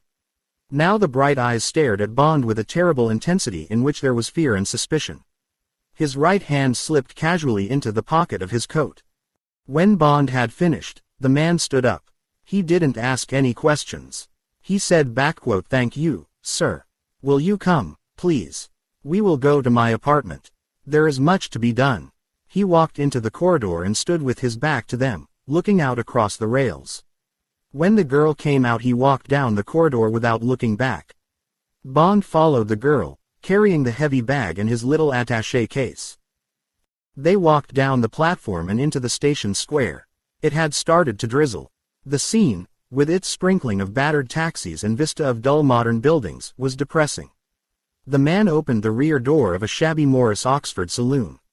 He got in front and took the wheel. They bumped their way over the cobbles and onto a slippery tarmac boulevard and drove for a quarter of an hour through wide, empty streets. They saw few pedestrians and not more than a handful of other cars. They stopped halfway down a cobbled side street. Tempo led them through a wide apartment house door and up 2 flights of stairs that had the smell of the Balkans, the smell of very old sweat and cigarette smoke and cabbage. He unlocked a door and showed them into a 2-room flat with nondescript furniture and heavy red plush curtains drawn back to show the blank windows on the other side of the street. On a sideboard stood a tray with several unopened bottles, glasses and plates of fruit and biscuits, the welcome to Darko and to Darko's friends. Tempo waved vaguely towards the drinks. "Please sir, make yourself and madam at home. There is a bathroom. No doubt you would both like to have a bath. If you will excuse me, I must telephone." The hard facade of the face was about to crumble. The man went quickly into the bedroom and shut the door behind him. There followed 2 empty hours during which Bond sat and looked out of the window at the wall opposite. From time to time he got up and paced to and fro and then sat down again. For the first hour, Tatiana sat and pretended to look through a pile of magazines. Then she abruptly went into the bathroom and Bond vaguely heard water gushing into the bath. At about 6 o'clock, Tempo came out of the bedroom. He told Bond that he was going out. "There is food in the kitchen. I will return at 9 and take you to the train. Please treat my flat as your own." Without waiting for Bond's reply, he walked out and softly shut the door. Bond heard his foot on the stairs and the click of the front door and the self-starter of the Morris. Bond went into the bedroom and sat on the bed and picked up the telephone and talked in German to the long-distance exchange. Half an hour later there was the quiet voice of M. Bond spoke as a traveling salesman would speak to the managing director, Degree F Universal Export. He said that his partner had gone very sick. Were there any fresh instructions? "Very sick." "Yes, sir, very." "How about the other firm?" "There were 3 with us, sir. One of them caught the same thing. The other 2 didn't feel well on the way out of Turkey. They left us at Uzunköprü, that's the frontier." So the other firms packed up. Bond could see M's face as he sifted the information. He wondered if the fan was slowly revolving in the ceiling, if M had a pipe in his hand, if the chief of staff was listening on the other wire. "What are your ideas? Would you and your wife like to take another way home?" "I'd rather you decided, sir. My wife's all right. The sample's in good condition. I don't see why it should deteriorate. I'm still keen to finish the trip. Otherwise it'll remain virgin territory. We shan't know what the possibilities are." "Would you like one of our other salesmen to give you a hand?" "It shouldn't be necessary, sir. Just as you feel. Till think about it. So you really want to see this sales campaign through?" Bond could see M's eyes glittering with the same perverse curiosity, the same rage to know, as he himself felt. "Yes, sir. Now that I'm halfway, it seems a pity not to cover the whole route."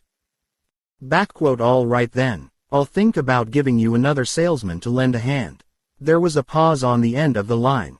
"Nothing else on your mind?" "No, sir." "Goodbye, then." "Goodbye, sir." Bond put down the receiver. He sat and looked at it. He suddenly wished he had agreed with M's suggestion to give him reinforcements, just in case. He got up from the bed. At least they would soon be out of these damn Balkans and down into Italy. Then Switzerland, France, among friendly people, away from the furtive lands. And the girl, What about her? Could he blame her for the death of Karam? Bond went into the next room and stood again by the window, looking out, wondering, going back over everything, every expression and every gesture she had made since he had first heard her voice on that night in the Crystal Palace. No, he knew he couldn't put the blame on her.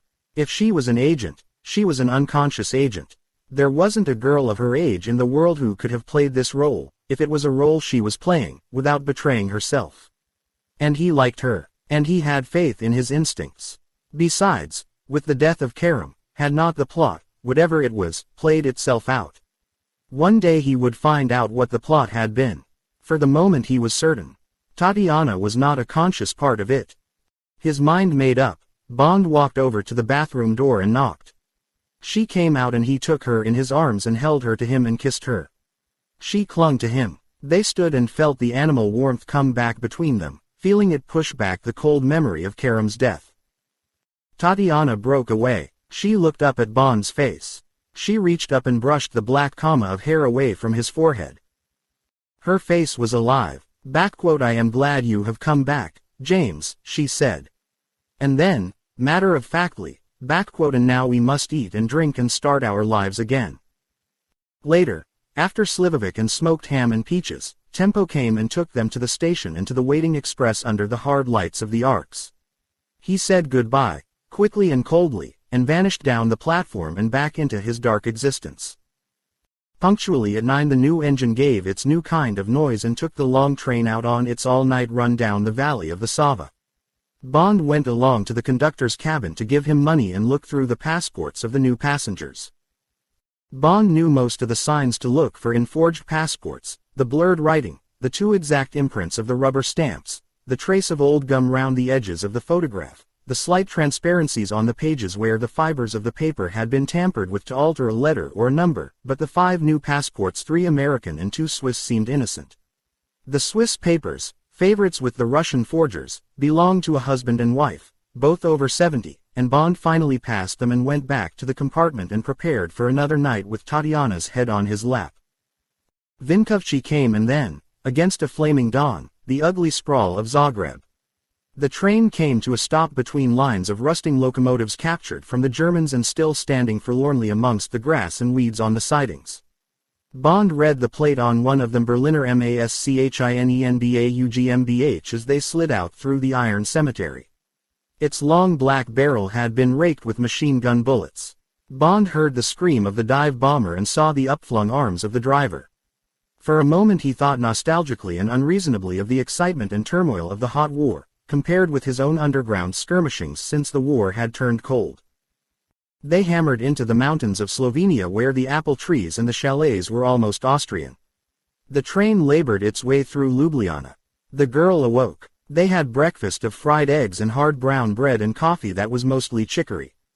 The restaurant car was full of cheerful English and American tourists from the Adriatic coast, and Bond thought with a lift of the heart that by the afternoon they would be over the frontier into Western Europe and that a third dangerous night was gone. He slept until Sazana. The hard-faced Yugoslav plain-clothes men came on board. Then Yugoslavia was gone and Pojorel came and the first smell of the soft life with the happy jabbering of Italian officials and the carefree upturned faces of the station crowd. The new diesel-electric engine gave a slap-happy whistle, the meadow of brown hands fluttered, and they were loping easily down into Venezia, towards the distant sparkle of Trieste and the gay blue of the Adriatic. "We've made it," thought Bond. "I really think we've made it." He thrust the memory of the last 3 days away from him. Tatiana saw the tense lines in his face relax. She reached over and took his hand. He moved and sat close beside her. They looked out at the gay villas on the Corniche and at the sailing boats and the people water skiing.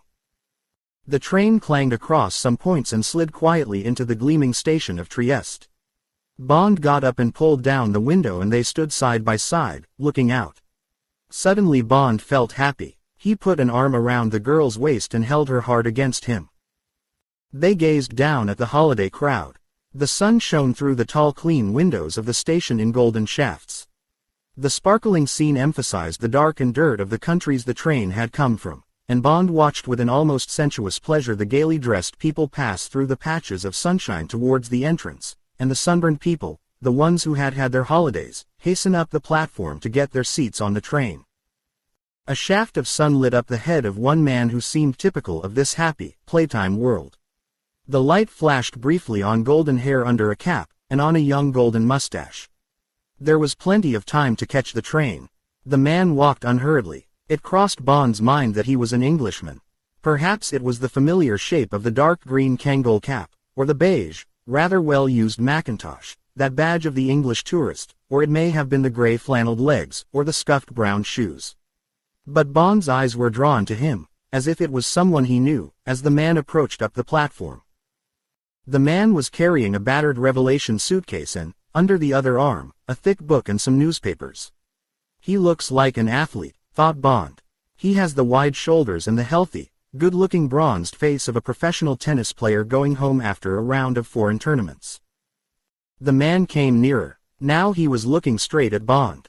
With recognition, Bond searched his mind. Did he know this man? No. He would have remembered those eyes that stared out so coldly under the pale lashes. They were opaque, almost dead. The eyes of a drowned man. But they had some message for him. What was it? Recognition? Warning? Or just the defensive reaction of Bond's own stare? The man came up with the wagon lee. His eyes were now gazing levelly up the train. He walked past, the crepe-soled shoes making no sound. Bond watched him reach for the rail and swing himself easily up the steps into the first-class carriage. Suddenly Bond knew what the glance had meant, who the man was. Of course, this man was from the service. After all, M had decided to send along an extra hand.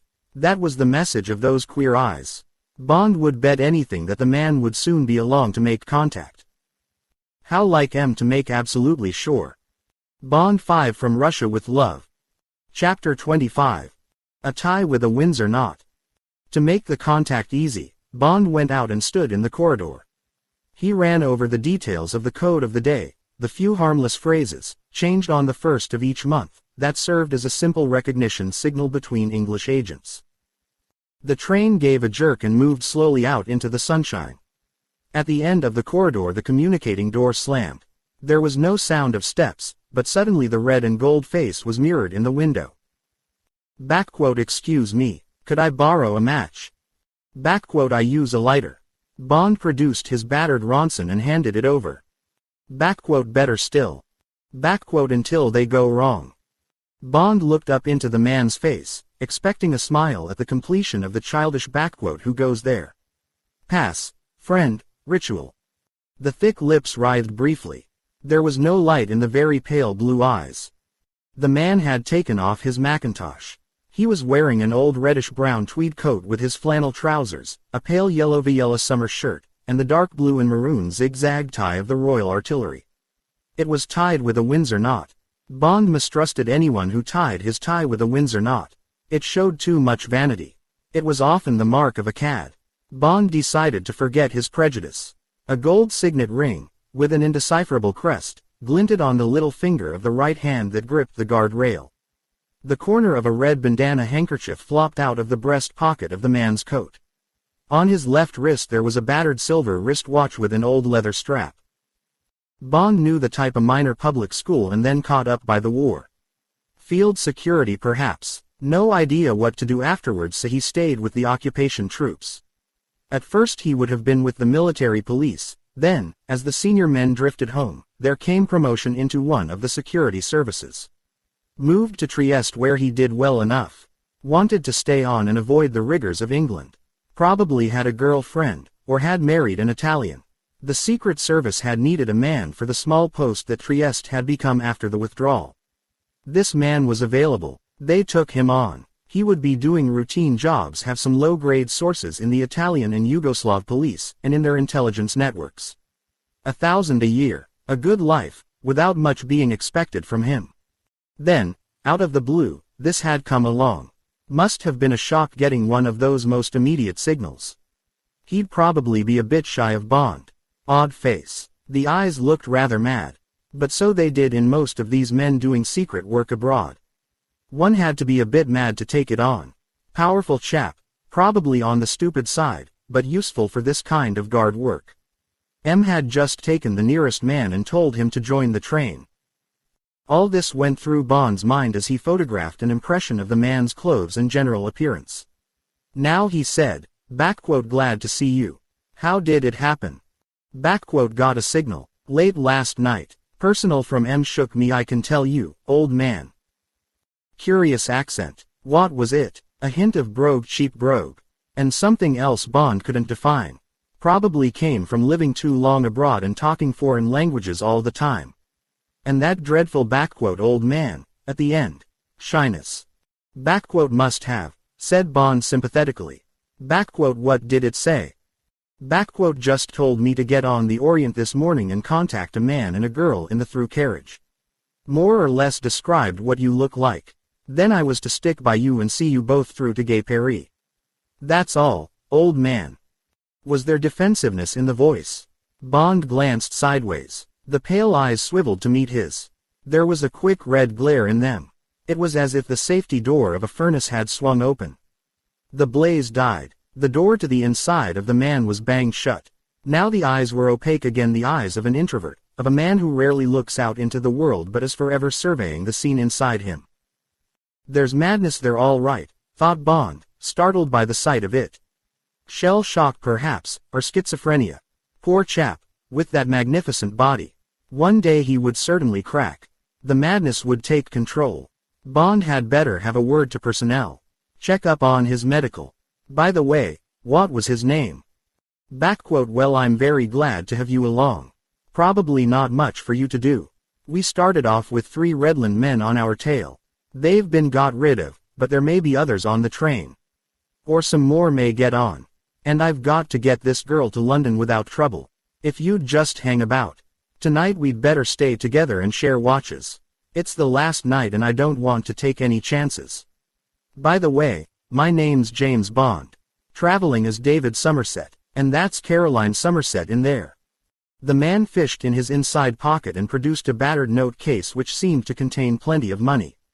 He extracted a visiting card and handed it to Bond. It said Captain Norman Nash, and in the left-hand bottom corner, Royal Automobile Club. As Bond put the card in his pocket he slipped his finger across it. It was engraved. Thanks, he said.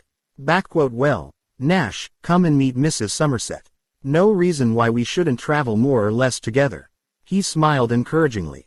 Again the red glare quickly extinguished. The lips writhed under the young golden mustache. Delighted, old man. Bond turned to the door and knocked softly and spoke his name. The door opened. Bond beckoned Nash in and shut the door behind him. The girl looked surprised. This is Captain Nash, Norman Nash. He's been told to keep an eye on us. How do you do? The hand came out hesitantly. The man touched it briefly. His stare was fixed. He said nothing. The girl gave an embarrassed little laugh. Won't you sit down? Thank you. Nash sat stiffly on the edge of the banquet. He seemed to remember something one did when one had nothing to say. He groped in the side pocket of his coat and produced a packet of Players. Will you have a cigarette? He prized open the top with a fairly clean thumbnail, stripped down the silver paper and pushed out the cigarettes. The girl took one. Nash's other hand flashed forward a lighter with the obsequious speed of a motor salesman. Nash looked up. Bond was standing leaning against the door and wondering how to help this clumsy, embarrassed man. Nash held out the cigarettes and the lighter as if he was offering glass beads to a native chief. What about you, old man? Thanks, said Bond. He hated Virginia tobacco, but he was prepared to do anything to help put the man at ease. He took a cigarette and lit it. They certainly had to make do with some queer fish in the service nowadays. How the devil did this man manage to get along in the semi-diplomatic society he would have to frequent in Trieste? Bond said lamely. You look very fit, Nash. Tennis. Swimming. Been long in Trieste. There came a brief red glare. About 3 years. Interesting work. Sometimes. You know how it is, old man. Bond wondered how he could stop Nash calling him old man. He couldn't think of a way. Silence fell. Nash obviously felt it was his turn again. He fished in his pocket and produced a newspaper cutting. It was the front page of the Corriere della Sera. He handed it to Bond. Seen this, old man. The eyes blazed and died. It was the front page lead. The thick black lettering on the cheap newsprint was still wet. The headlines said, Terrible Esplosione in Istanbul. Ufficio SovieticoDistrutto. Tutti I presentiuccisi. Bond couldn't understand the rest. He folded the cutting and handed it back. How much did this man know? Better treat him as a strong man arm and nothing else. Bad show, he said. Gas main I suppose. Bond saw again the obscene belly of the bomb hanging down from the roof of the alcove in the tunnel, the wires that started off down the damp wall on their way back to the plunger in the drawer of Karam's desk. Who had pressed the plunger yesterday afternoon when Tempo had got through? The head clerk. Or had they drawn lots and then stood round and watched as the hand went down and the deep roar had gone up in the street of books on the hill above? They would all have been there, in the cool room, with eyes that glittered with hate. The tears would be reserved for the night. Revenge would have come first. And the rats, how many thousand had been blasted down the tunnel? What time would it have been? About 4 o'clock. Had the daily meeting been on? 3 dead in the room. How many more in the rest of the building? Friends of Tatiana, perhaps. He would have to keep the story from her. Had Darko been watching? From a window in Valhalla, Bond could hear the great laugh of triumph echoing round its walls. At any rate Karam had taken plenty with him. Nash was looking at him. Yes, I dare say it was a gas main, he said without interest. A handbell tinkled down the corridor coming nearer. Dixim service. Prenez vos places, s'il vous plaît. Bond looked across at Tatiana. Her face was pale. In her eyes there was an appeal to be saved from any more of this clumsy, non-culturny man. Bond said, What about lunch? She got up at once. What about you, Nash? Captain Nash was already on his feet. Had it, thanks old man. And I'd like to have a look up and down the train. Is the conductor you know? He made a gesture of fingering money. Oh yes, he'll cooperate all right, said Bond. He reached up and pulled down the heavy little bag. He opened the door for Nash. See you later. Captain Nash stepped into the corridor. He said, Yes I expect so, old man. He turned left and strode off down the corridor, moving easily with the swaying of the train, his hands in his trouser pockets and the light blazing on the tight golden curls at the back of his head. Bond followed Tatiana up the train. The carriages were crowded with holiday makers going home. In the third-class corridors people sat on their bags chattering and munching at oranges and at hard-looking rolls with bits of salami sticking out of them. The men carefully examined Tatiana as she squeezed by. The women looked appraisingly at Bond, wondering whether he made love to her well. In the restaurant car, Bond ordered Americanos and a bottle of Chianti Broglio. The wonderful European hors d'oeuvres came. Tatiana began to look more cheerful. Funny sort of man, Bond watched her pick about among the little dishes. But I'm glad he's come along. I'll have a chance to get some sleep. I'm going to sleep for a week when we get home. I do not like him, the girl said indifferently. He is not culturny. I do not trust his eyes. Bond laughed. Nobody's culturny enough for you. Did you know him before? No, but he belongs to my firm. What did you say his name is? Nash. Norman Nash. She spelled it out. Nash. Like that. Yes. The girl's eyes were puzzled. I suppose you know what that means in Russian. Nash means ours. In our services, a man is Nash when he is one of our men. He is Svoy when he is one of theirs, when he belongs to the enemy. And this man calls himself Nash. That is not pleasant. Bond laughed. Really, Tanya, you do think of extraordinary reasons for not liking people. Nash is quite a common English name. He's perfectly harmless. At any rate he's tough enough for what we want him for. Tatiana made a face. She went on with her lunch. Some tagliatelle verdi came, and the wine, and then a delicious escalope. Oh, it is so good, she said. Since I came out of Russia I am all stomach. Her eyes widened. You won't let me get too fat, James. You won't let me get so fat that I am no use for making love. You will have to be careful, or I shall just eat all day long and sleep. You will beat me if I eat too much. Certainly I will beat you. Tatiana wrinkled her nose. He felt the soft caress of her ankles. The wide eyes looked at him hard. The lashes came down demurely. Please pay, she said. I feel sleepy. The train was pulling into Maestre. There was the beginning of the canals. A cargo gondola full of vegetables was moving slowly along a straight sheet of water into the town. But we shall be coming into Venice in a minute, protested Bond. Don't you want to see it? It will be just another station. And I can see Venice another day. Now I want you to love me.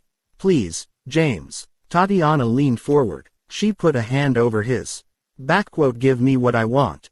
There is so little time. Then it was the little room again and the smell of the sea coming through the half-open window and the drawn blind fluttering with the wind of the train. Again there were the two piles of clothes on the floor, and the two whispering bodies on the banquet, and the slow searching hands. And the love not formed, and, as the train jolted over the points into the echoing station of Venice, there came the final lost despairing cry. Outside the vacuum of the tiny room there sounded a confusion of echoing calls and metallic clanging and shuffling footsteps that slowly faded into sleep. Padua came, and Vicenza, and a fabulous sunset over Verona flickered gold and red through the cracks of the blind. Again the little bell came tinkling down the corridor. They woke. Bond dressed and went into the corridor and leant against the guard rail. He looked out at the fading pink light over the Lombardy plain and thought of Tatiana and of the future. Nash's face slid up alongside his in the dark glass. Nash came very close so that his elbow touched Bond's. I think I've spotted one of the Oppo, old man, he said softly. Bond was not surprised. He had assumed that, if it came, it would come tonight. Almost indifferently he said, who is he? Don't know what his real name is, but he's been through Trieste once or twice. Something to do with Albania. Maybe the resident director there. Now he's on an American passport. Wilbur Frank. Calls himself a banker. In number 9, right next to you. I don't think I could be wrong about him, old man. Bond glanced at the eyes in the big brown face. Again the furnace door was ajar. The red glare shone out and was extinguished. Good thing you spotted him. This may be a tough night. You'd better stick by us from now on. We mustn't leave the girl alone. That's what I thought, old man. They had dinner. It was a silent meal. Nash sat beside the girl and kept his eyes on his plate.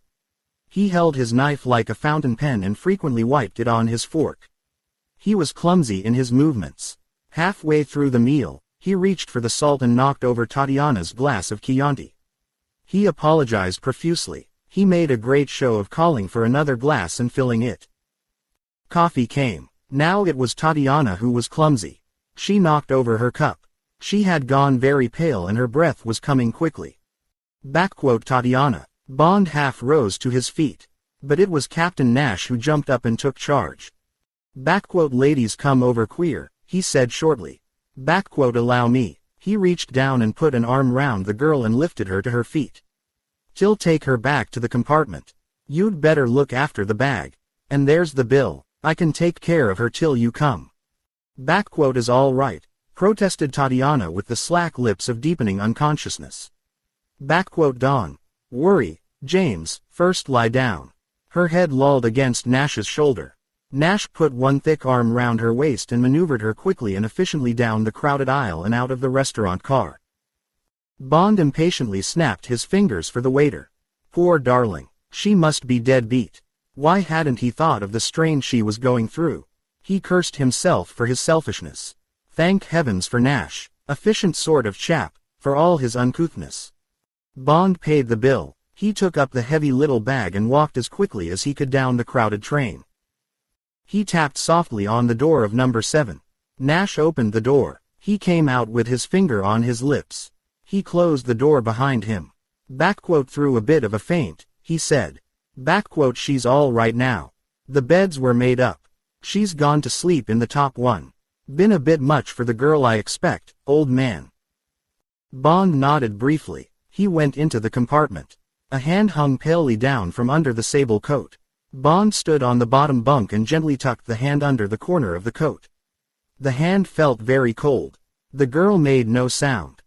Bond stepped softly down. Better let her sleep. He went into the corridor. Nash looked at him with empty eyes.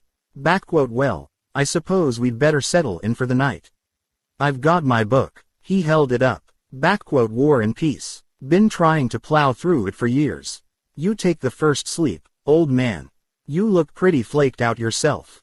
I'll wake you up when I can't keep my eyes open any longer. He gestured with his head at the door of number 9. Hasn't shown yet. Don't suppose he will if he's up to any monkey tricks. He paused. By the way, you got a gun, old man. Yes. Why, haven't you? Nash looked apologetic. Afraid not. Got a Luger at home, but it's too bulky for this sort of job. Oh, well, said Bond reluctantly. You'd better take mine. Come on in.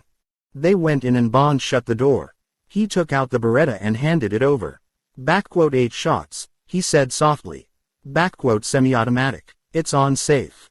Nash took the gun and weighed it professionally in his hand. He clicked the safe on and off. Bond hated someone else touching his gun. He felt naked without it. He said gruffly, bit on the light side, but it'll kill if you put the bullets in the right places. Nash nodded. He sat down near the window at the end of the bottom bunk. I'll take this end, he whispered. Good field of fire. He put his book down on his lap and settled himself. Bond took off his coat and tie and laid them on the bunk beside him. He leant back against the pillows and propped his feet on the bag with the Spectre that stood on the floor beside his attaché case. He picked up his Ambler and found his place and tried to read. After a few pages he found that his concentration was going. He was too tired. He laid the book down on his lap and closed his eyes. Could he afford to sleep? Was there any other precaution they could take? The wedges. Bond felt for them in the pocket of his coat. He slipped off the bunk and knelt and forced them hard under the 2 doors. Then he settled himself again and switched off the reading light behind his head. The violet eye of the nightlight shone softly down. Thanks, old man, said Captain Nash softly. The train gave a moan and crashed into a tunnel. Bond 5 from Russia with Love. Chapter 26. The Killing Bottle. The light nudge at his ankle woke Bond. He didn't move. His senses came to life like an animal's. Nothing had changed. There were the noises of the train, the soft iron stride, pounding out the kilometers, the quiet creak of the woodwork, a tinkle from the cupboard over the washbasin where a toothglass was loose in its holder. What had woken him? The spectral eye of the nightlight cast its deep velvet sheen over the little room. No sound came from the upper bunk. By the window, Captain Nash sat in his place, his book open on his lap, a flicker of moonlight from the edge of the blind showing white on the double page. He was looking fixedly at Bond. Bond registered the intentness of the violet eyes. The black lips parted. There was a glint of teeth. Sorry to disturb you, old man. I feel in the mood for a talk. What was there new in the voice? Bond put his feet softly down to the floor. He sat up straighter. Danger, like a third man, was standing in the room. Fine, said Bond easily. What had there been in those few words that had set his spine tingling? Was it the note of authority in Nash's voice? The idea came to Bond that Nash might have gone mad. Perhaps it was madness in the room, and not danger, that Bond could smell. His instincts about this man had been right. It would be a question of somehow getting rid of him at the next station. Where had they got to? When would the frontier come? Bond lifted his wrist to look at the time. The violet light defeated the phosphorus numerals. Bond tilted the face towards the strip of moonlight from the window. From the direction of Nash there came a sharp click. Bond felt a violent blow on his wrist. Splinters of glass hit him in the face. His arm was flung back against the door.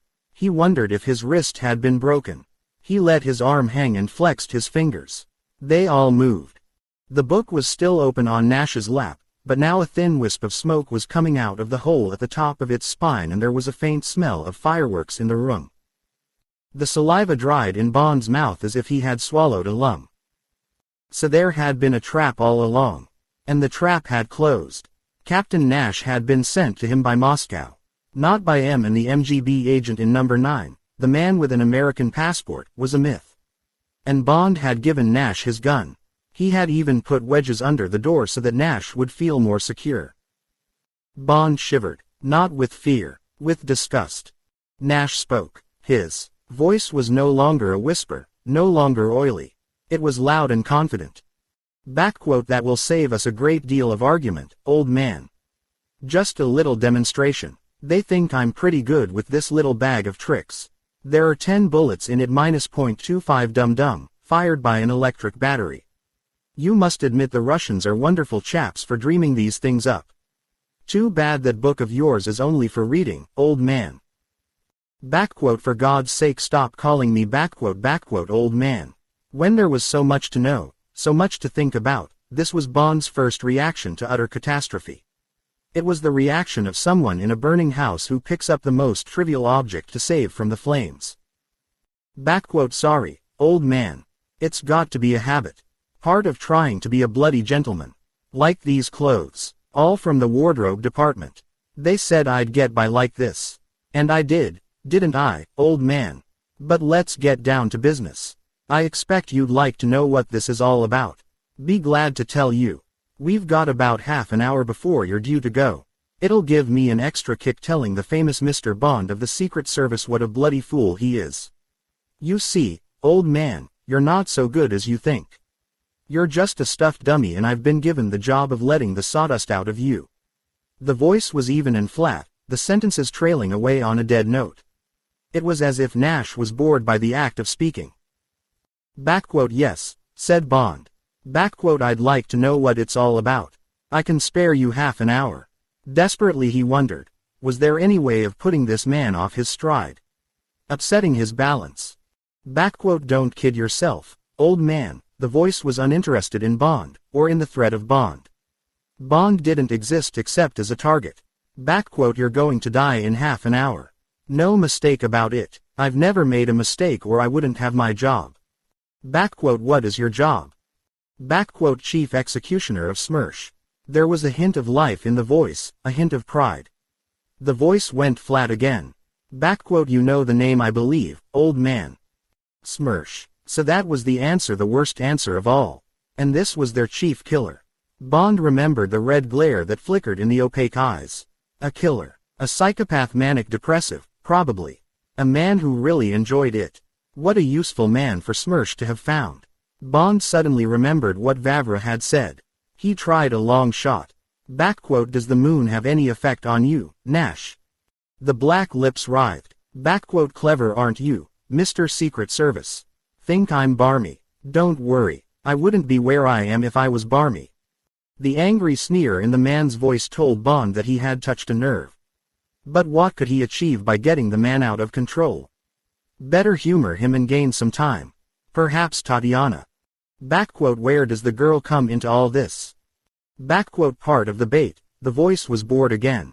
Don't worry, she won't butt in on our talk. Fed her a pinch of chloral hydrate when I poured her that glass of wine. She'll be out for the night. And then for every other night. She's to go with you.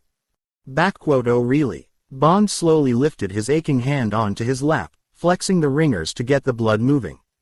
Well, let's hear the story. Careful, old man. No tricks. No bulldog Drummond stuff'll get you out of this one. If I don't like even the smell of a move, it'll be just one bullet through the heart. Nothing more. That's what you'll be getting in the end. One through the center of the heart. If you move it'll come a bit quicker. And don't forget who I am. Remember your wristwatch. I don't miss. Not ever. Good show, said Ben carelessly. But don't be frightened. You've got my gun. Remember. Get on with your story. All right, old man, only don't scratch your ear while I'm talking. Or I'll shoot it off. See, well, Smersh decided to kill you, at least I gather it was decided even higher up, right at the top. Seems they want to take one good hard poke at the Secret Service, bring them down a peg or two. Follow me. Why choose me? Don't ask me, old man. But they say you've got quite a reputation in your outfit. The way you're going to be killed is going to bust up the whole show. It's been 3 months cooking, this plan, and it's a beaut. Got to be. Smersh has made 1 or 2 mistakes lately. That Koklov business for one. Remember the explosive cigarette case and all that? Gave the job to the wrong man. Should have given it to me. I wouldn't have gone over to the Yanks. However, to get back. You see, old man, we've got quite a planner in Smersh. Man called Kronstein. Great chess player. He said vanity would get you and greed and a bit of craziness in the plot. He said you'd all fall for the craziness in London. And you did, didn't you, old man? Had they? Bond remembered just how much the eccentric angles of the story had aroused their curiosity. And vanity. Yes, he had to admit that the idea of this Russian girl being in love with him had helped. And there had been the specter. That had decided the whole thing, plain greed for it. He said non-committally. We were interested. Then came the operation. Our head of operations is quite a character. I'd say she's killed more people than anyone in the world or arranged for them to be killed. Yes, it's a woman. Name of Kleb, Rosa Kleb. Real swine of a woman. But she certainly knows all the tricks. Rosa Kleb. So at the top of Smersh there was a woman. If he could somehow survive this and get after her. The fingers of Bond's right hand curled softly. The flat voice in the corner went on. Well, she found this Romanova girl. Trained her for the job. By the way, how was she in bed? Pretty good. No. Bond didn't believe it. That first night must have been staged. But afterwards, no. Afterwards had been real. He took the opportunity to shrug his shoulders. It was an exaggerated shrug. To get the man accustomed to movement. Oh, well, not interested in that sort of thing myself. But they got some nice pictures of you too. Nash tapped his coat pocket. Whole reel of 16mm. That's going into her handbag. It'll look fine in the papers. Nash laughed a harsh, metallic laugh. They'll have to cut some of the juiciest bits, of course. The change of rooms at the hotel. The honeymoon suite. The big mirror behind the bed. How well it all fitted. Bond felt his hands wet with perspiration. He wiped them down his trousers. Steady, old man. You nearly got it then. I told you not to move, remember? Bond put his hands back on the book in his lap. How much could he develop these small movements? How far could he go? Get on with the story, he said. Did the girl know these pictures were being taken? Did she know Smersh was involved in this? Nash snorted. Of course she didn't know about the pictures. Rosa didn't trust her a yard. Too emotional. But I don't know much about that side. We all worked in compartments. I'd never seen her until today. I only know what I picked up. Yes, of course the girl knew she was working for Smersh. She was told she had to get to London and do a bit of spying there. The silly idiot, thought Bond. Why the hell hadn't she told him that Smersh was involved? She must have been frightened even to speak the name. Thought he would have her locked up or something. She had always said she would tell him everything when she got to England. That he must have faith and not be afraid. Faith, when she hadn't the foggiest idea herself what was going on. Oh, well, poor child, she had been as fooled as he had been. But any hint would have been enough, would have saved the life of Karam, for instance. And what about hers and his own? Then this Turk of yours had to be got rid of. I gather that took a bit of doing. Tough nut. I suppose it was his gang that blew up our center in Istanbul yesterday afternoon. That's going to create a bit of a panic. Too bad. Doesn't worry me, old man. My end of the job's going to be easy. Nash took a quick glance at his wristwatch. In about 20 minutes we go into the Simplon tunnel. That's where they want it done. More drama for the papers. 1 bullet for you, as we go into the tunnel. Just 1 in the heart. The noise of the tunnel will help in case you're a noisy dire rattle and so forth. Then 1 in the back of the neck for her with your gun and out of the window she goes. Then 1 more for you with your gun. With your fingers wrapped round it, of course. Plenty of powder on your shirt. Suicide. That's what it'll look like at first. But there'll be 2 bullets in your heart. That'll come out later. More mystery. Search the Simplon again. Who was the man with the fair hair? They'll find the film in her bag, and in your pocket there'll be a long love letter from her to you, a bit threatening. It's a good one. Smersh wrote it. It says that she'll give the film to the newspapers unless you marry her. That you promised to marry her if she stole the Spectre. Single quote. Nash paused and added in parentheses, backquote, as a matter of fact, old man, the Spectre's booby-trapped. When your cipher experts start fiddling with it, it's going to blow them all to glory. Not a bad dividend on the side. Nash chuckled dully. Backquote, and then the letter says that all she's got to offer you is the machine in her body and all about her body and what you did with it. Hot stuff, that part. Right. So what's the story in the papers, the left-wing ones that will be tipped off to meet the train? Old man, the story's got everything. Orient Express. Beautiful Russian spy murdered in Simplon tunnel. Filthy pictures. Secret cipher machine. Handsome British spy with career ruined murders her and commits suicide. Sex, spies, luxury train, Mr. and Mrs. Somerset. Old man, it'll run for months. Talk of the Koklov case. This'll knock spots off it. And what a poke in the eye for the famous intelligence service. Their best man, the famous James Bond. What a shambles. Then bang goes the cipher machine. What's your chief going to think of you? What's the public going to think? And the government? And the Americans? Talk about security. No more atom secrets from the Yanks. Nash paused to let it all sink in. With a touch of pride he said, backquote, old man, this is going to be the story of the century. Yes, thought Bond. Yes, he was certainly right about that. The French papers would give it such a send-off there'd be no stopping it. They wouldn't mind how far they went with the pictures or anything else. There wasn't a press in the world that wouldn't pick it up. And the Spectre, would M's people or the Deekseam have the sense to guess it was booby-trapped?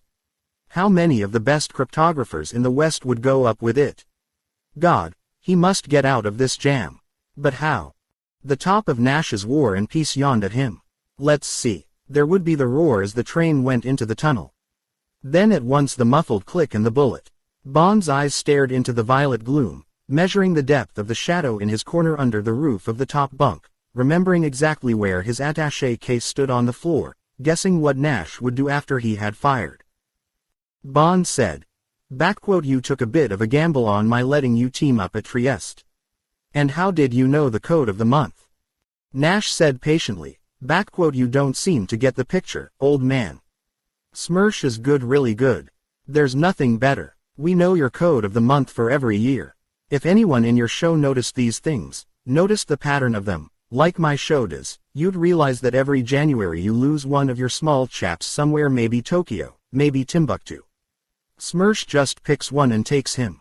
Then they screw the code for the year out of him. Anything else he knows, of course. But it's the code they're after. Then it's passed round to the centers.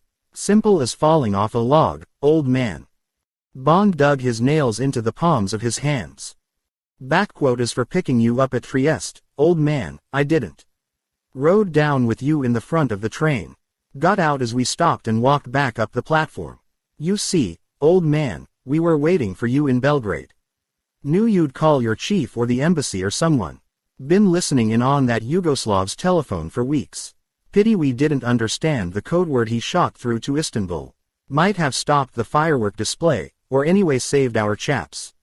But the main target was you, old man, and we certainly had you sewn up all right. You were in the killing bottle from the minute you got off that plane in Turkey. It was only a question of when to stuff the cork in. Nash took another quick glance at his watch. He looked up. His grinning teeth glistened violet. Backquote, pretty soon now, old man. It's just cork hours minus 15. Bond thought. We knew Smersh was good, but we never knew they were as good as this. The knowledge was vital. Somehow he must get it back. He must. Bond's mind raced round the details of his pitifully thin, pitifully desperate plan. He said. Backquote, Smersh seems to have thought things out pretty well. Must have taken a lot of trouble. There's only one thing. Single quote. Bond let his voice hang in the air. Backquote, what's that, old man? Nash, thinking of his report, was alert. The train began to slow down. Domodossola. The Italian frontier. What about customs? But Bond remembered. There were no formalities for the through carriages until they got to France, to the frontier, Valords. Even then not for the sleeping cars. These expresses cut straight across Switzerland. It was only people who got out at Brieg or Lausanne who had to go through customs in the stations. Well, come on, old man. Nash sounded hooked. Not without a cigarette. Okay. Go ahead. But if there's a move I don't like, you'll be dead. Bond slipped his right hand into his hip pocket. He drew out his broad gunmetal cigarette case. Opened it. Took out a cigarette. Took his lighter out of his trouser pocket. Lit the cigarette and put the lighter back. He left the cigarette case on his lap beside the book. He put his left hand casually over the book and the cigarette case as if to prevent them slipping off his lap. He puffed away at his cigarette. If only it had been a trick one magnesium flare, or anything he could throw in the man's face. If only his service went in for those explosive toys.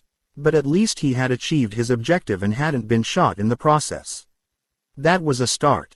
You see, Bond described an airy circle with his cigarette to distract Nash's attention. His left hand slipped the flat cigarette case between the pages of his book. You see, it looks all right, but what about you?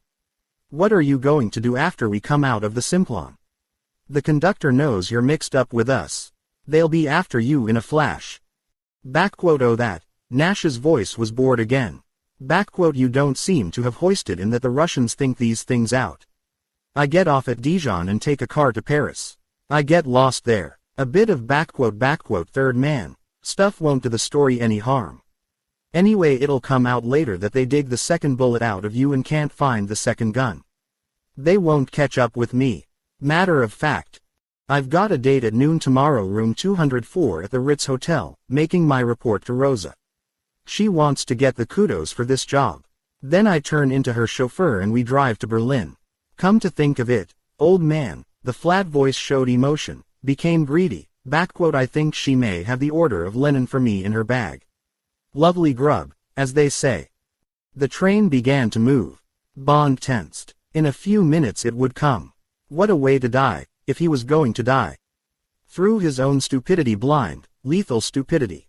And lethal for Tatiana. Christ. At any moment he could have done something to dodge this shambles. There had been no lack of opportunity. But conceit and curiosity and 4 days of love had sucked him along on the easy stream down which it had been planned that he should drift. That was the damnable part of the whole business, the triumph for Smersh, the one enemy he had always sworn to defeat wherever he met it. We will do this, and he will do that. Comrades, it is easy with a vain fool like this Bond. Watch him take the bait. You will see. I tell you he's a fool. All Englishmen are fools. And Tatiana, the lure, the darling lure. Bond thought of their first night. The black stockings and the velvet ribbon. And all the time Smersh had been watching him go through his conceited paces, as it had been planned that he would, so that the smear could be built up, the smear on him, the smear on M who had sent him to Istanbul, the smear on the service that lived on the myth of its name. God, what a mess. If only his tiny grain of a plan might work. Ahead, the rumble of the train became a deep boom. A few more seconds, a few more yards. The oval mouth between the white pages seemed to gape wider. In a second the dark tunnel would switch out the moonlight on the pages and the blue tongue would lick out for him. Sweet dreams, you English bastard. The rumble became a great swift clanging roar. The spine of the book bloomed flame. The bullet, homing on Bond's heart, flashed over its 2 quiet yards. Bond pitched forward onto the floor and lay sprawled under the funereal violet light. Bond 5 from Russia with Love. Chapter 27. 10 pints of blood. It had all depended on the man's accuracy. Nash had said that Bond would get 1 bullet through the heart. Bond had taken the gamble that Nash's aim was as good as he said it was. And it had been. Bond lay like a dead man lies. Before the bullet, he had recalled the corpses he had seen, how their bodies had looked in death.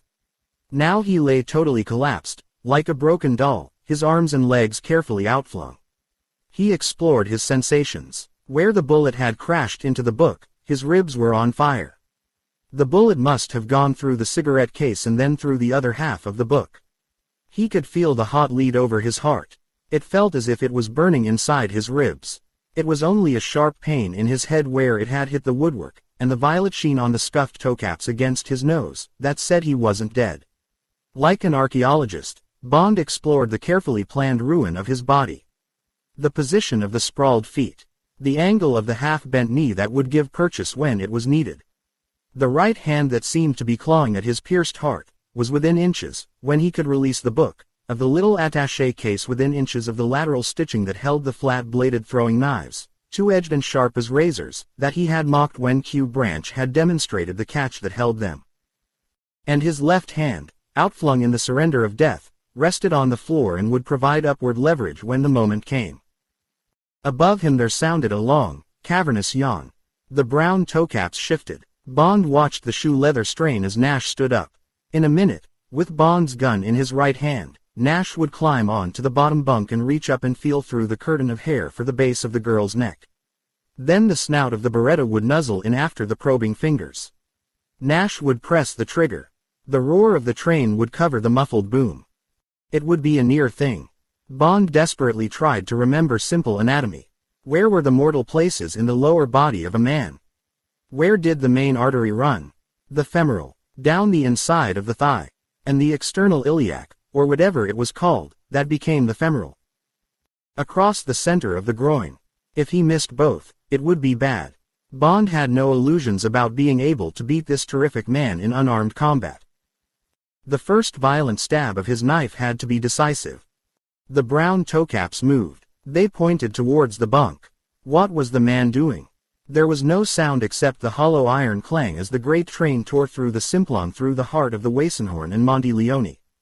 The toothglass tinkled. The woodwork creaked comfortably. For 100 yards on both sides of the little death cell rows of people were sleeping, or lying awake, thinking of their lives and loves, making little plans, wondering who would meet them at the Gare de Lyon.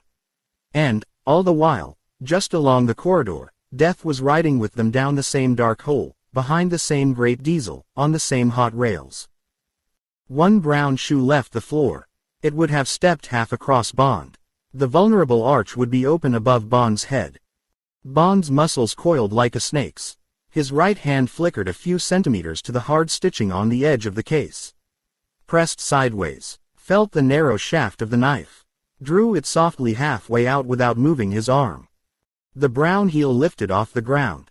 The toe bent and took the weight. Now the second foot had gone. Softly move the weight here, take the purchase there, grasp the knife hard so that it wouldn't turn on a bone, and then. In one violent corkscrew of motion, Bond's body twisted up from the floor. The knife flashed. The fist with the long steel finger, and all Bond's arm and shoulder behind it, lunged upwards. Bond's knuckles felt flannel. He held the knife in, forcing it further. A ghastly wailing cry came down to him. The Beretta clattered to the floor. Then the knife was wrenched from Bond's hand as the man gave a convulsive twist and crashed down. Bond had planned for the fall, but, as he sidestepped towards the window, a flailing hand caught him and sent him thudding on to the lower bunk. Before he could recover himself, up from the floor rose the terrible face, its eyes shining violet, the violet teeth bared. Slowly, agonizingly, the two huge hands groped for him. Bond, half on his back, kicked out blindly. His shoe connected, but then his foot was held and twisted and he felt himself slipping downwards. Bond's fingers scrabbled for a hold in the stuff of the bunk. Now the other hand had him by the thigh. Nails dug into him. Bond's body was being twisted and pulled down. Soon the teeth would be at him. Bond hammered out with his free leg. It made no difference. He was going. Suddenly Bond's scrabbling fingers felt something hard. The book. How did one work the thing? Which way up was it? Would it shoot him or Nash? Desperately Bond held it out towards the great sweating face. He pressed at the base of the cloth spine. Backquote click. Bond felt the recoil. Backquote click click click click. Now Bond felt the heat under his fingers. The hands on his legs were going limp. The glistening face was drawing back. A noise came from the throat, a terrible gurgling noise. Then, with a slither and a crack, the body fell forward onto the floor and the head crashed back against the woodwork. Bond lay and panted through clenched teeth. He stared up at the violet light above the door. He noticed that the loop of the filament waxed and waned. It crossed his mind that the dynamo under the carriage must be defective. He blinked his eyes to focus the light more closely. The sweat ran into them and stung. He lay still, doing nothing about it. The galloping boom of the train began to change. The galloping boom of the train began to change. It sounded hollower. With a final echoing roar, the Orient Express sped out into the moonlight and slackened speed. Bond lazily reached up and pulled at the edge of the blind. He saw warehouses and sidings. Lights shone brightly, cleanly on the rails. Good, powerful lights. The lights of Switzerland. The train slid quietly to a stop. In a steady, singing silence, a small noise came from the floor. Bond cursed himself for not having made certain. He quickly bent down, listening. He held the book forward at the ready, just in case. No movement. Bond reached and felt for the jugular vein. No pulse. The man was quite dead. The corpse had been settling. Bond sat back and waited impatiently for the train to move again. There was a lot to be done. Even before he could see to Tatiana, there would have to be the cleaning up. With a jerk the long express started softly rolling. Soon the train would be slaloming fast down through the foothills of the Alps into the Canton Valais. Already there was a new sound in the wheels, a hurrying lilt, as if they were glad the tunnel was past. Bond got to his feet and stepped over the sprawling legs of the dead man and turned on the top light. What a shambles. The place looked like a butcher's shop. How much blood did the body contain? He remembered. 10 pints. Well, it would soon all be there. As long as it didn't spread into the passage. Bond stripped the bedclothes off the bottom bunk and set to work.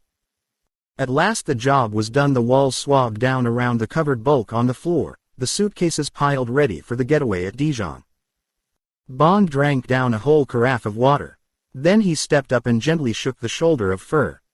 There was no response. Had the man lied? Had he killed her with the poison? Bond thrust his hand in against her neck. It was warm. Bond felt for the lobe of an ear and pinched it hard. The girl stirred sluggishly and moaned. Again Bond pinched the ear, and again. At last a muffled voice said, "Don't." Bond smiled. He shook her. He went on shaking until Tatiana slowly turned over on her side. 2 doped blue eyes gazed into his and closed again. "What is it?" The voice was sleepily angry. Bond talked to her and bullied her and cursed her. He shook her more roughly. At last she sat up. She gazed vacantly at him. Bond pulled her legs out so that they hung down over the edge. Somehow he manhandled her down onto the bottom bunk. Tatiana looked terrible, the slack mouth, the upturned, sleep-drunk eyes, the tangle of damp hair. Bond got to work with a wet towel and her comb. Lausanne came and, an hour later, the French frontier at Valorbes. Bond left Tatiana and went out and stood in the corridor, just in case. But the customs and passport men brushed past him to the conductor's cabin, and after 5 inscrutable minutes, went on down the train. Bond stepped back into the compartment. Tatiana was asleep again. Bond looked at Nash's watch, which was now on his own wrist. 4:30. Another hour to Dijon. Bond set to work. At last Tatiana's eyes opened wide. Her pupils were more or less centered. She said, "Stop it now, James." She closed her eyes again. Bond wiped the sweat off his face. He took the bags, one by one, to the end of the corridor and piled them against the exit. Then he went along to the conductor and told him that Madame was not well and that they would be leaving the train at Dijon. Bond gave the conductor a final tip. "Do not derange yourself," he said. "I have taken the luggage out so as not to disturb Madame. My friend, the one with fair hair, is a doctor. He has been sitting up with us all night. I have put him to sleep in my bunk." The man was exhausted. It would be kind not to waken him until 10 minutes before Paris. Certainement, monsieur, the conductor had not been showered with money like this since the good days of traveling millionaires. He handed over Bond's passport and tickets. The train began to slacken speed. Voilà que nous sommes. Bond went back to the compartment. He dragged Tatiana to her feet and out into the corridor and shut the door on the white pile of death beside the bunk. At last they were down the steps and on to the hard, wonderful, motionless platform. A blue-smocked porter took their luggage. The sun was beginning to rise. At that hour of the morning there were very few passengers awake. Only a handful in the third class, who had ridden hard, through the night, saw a young man help a young girl away from the dusty carriage with the romantic names on its side towards the drab door that said sortie. Bond 5 from Russia with Love. Chapter 28. Les Tricotus. The taxi drew up at the Rue Cambon entrance to the Ritz Hotel. Bond looked at Nash's watch. 11:45. He must be dead punctual. He knew that if a Russian spy was even a few minutes early or late for a rendezvous, the rendezvous was automatically cancelled. He paid off the taxi and went through the door on the left that leads into the Ritz bar. Bond ordered a double vodka martini. He drank it half down. He felt wonderful. Suddenly the last 4 days, and particularly last night, were washed off the calendar. Now he was on his own, having his private adventure. All his duties had been taken care of. The girl was sleeping in a bedroom at the embassy. The Spectre, still pregnant with explosive, had been taken away by the bomb disposal squad of the Dixim Bureau. He had spoken to his old friend René Mathis, now head of the Dixim, and the concierge at the Cambon entrance to the Ritz had been told to give him a pass key and to ask no questions. René had been delighted to find himself again involved with Bond in une affaire noire. "Have confidence, cher James," he had said. "I will execute your mysteries. You can tell me the story afterwards. 2 laundry men with a large laundry basket will come to room 204 at 12:15. I shall accompany them dressed as the driver of their camion. We are to fill the laundry basket and take it to Orly and await an RAF Canberra which will arrive at 2 o'clock. We hand over the basket. Some dirty washing which was in France will be in England. Yes." Head of Station F had spoken to M on the scrambler. He had passed over a short written report from Bond. He had asked for the Canberra. No, he had no idea what it was for. Bond had only shown up to deliver the girl and the Spectre. He had eaten a huge breakfast and had left the embassy saying he would be back after lunch. Bond looked again at the time. He finished his martini. He paid for it and walked out of the bar and up the steps to the concierge's lodge. The concierge looked sharply at him and handed over a key. Bond walked over to the lift and got in and went up to the 3rd floor. The lift door clanged behind him. Bond walked softly down the corridor, looking at the numbers. 204. Bond put his right hand inside his coat and onto the taped butt of the Beretta. It was tucked into the waistband of his trousers. He could feel the metal of the silencer warm across his stomach. He knocked once with his left hand. "Come in." It was a quavering voice. An old woman's voice. Bond tried the handle of the door. It was unlocked. He slipped the passkey into his coat pocket. He pushed the door open with one swift motion and stepped in and shut it behind him. It was a typical Ritz sitting room, extremely elegant, with good Empire furniture. The walls were white and the curtains and chair covers were of a small patterned chintz of red roses on white. The carpet was wine red and close-fitted. In a pool of sunshine, in a low-armed chair beside a directoire writing desk, a little old woman sat knitting. The tinkle of the steel needles continued. The eyes behind light blue tinted bifocals examined Bond with polite curiosity. "Oui, monsieur." The voice was deep and hoarse. The thickly powdered, rather puffy face under the white hair showed nothing but well-bred interest. Bond's hand on the gun under his coat was taut as a steel spring. His half-closed eyes flickered round the room and back to the little old woman in the chair. Had he made a mistake? Was this the wrong room? Should he apologize and get out? Could this woman possibly belong to Smersh? She looked so exactly like the sort of respectable rich widow one would expect to find sitting by herself in the Ritz, whiling the time away with her knitting. The sort of woman who would have her own table, and her favorite waiter, in a corner of the restaurant downstairs, not, of course, the grill room. The sort of woman who would doze after lunch and then be fetched by an elegant black limousine with white side-walled tires and be driven to the tea room in the Rue de Berry to meet some other rich crone.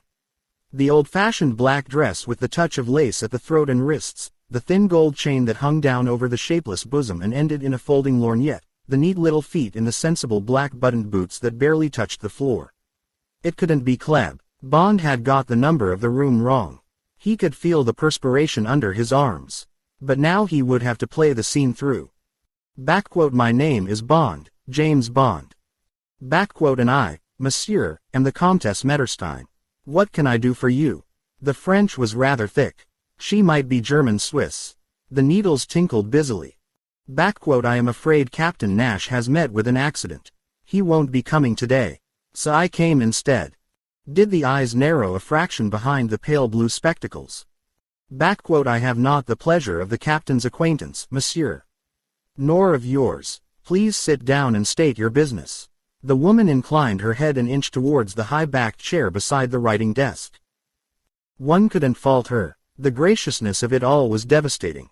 Bond walked across the room and sat down. Now he was about 6 feet away from her. The desk held nothing but a tall old-fashioned telephone with a receiver on a hook, and, within reach of her hand, an ivory-buttoned bell-push. The black mouth of the telephone yawned at Bond politely. Bond stared rudely into the woman's face, examining it. It was an ugly face, toad-like, under the powder and under the tight cottage loaf of white hair. The eyes were so light brown as to be almost yellow. The pale lips were wet and blubbery below the fringe of nicotine-stained mustache. Nicotine. Where were her cigarettes? There was no ashtray, no smell of smoke in the room. Bond's hand tightened again on his gun. He glanced down at the bag of knitting, at the shapeless length of small denier beige wool the woman was working on. The steel needles. What was there odd about them? The ends were discolored as if they had been held in fire. Did knitting needles ever look like that? Eh bien, monsieur, was there an edge to the voice? Had she read something in his face? Bond smiled. His muscles were tense, waiting for any movement, any trick. It's no use, he said cheerfully, gambling.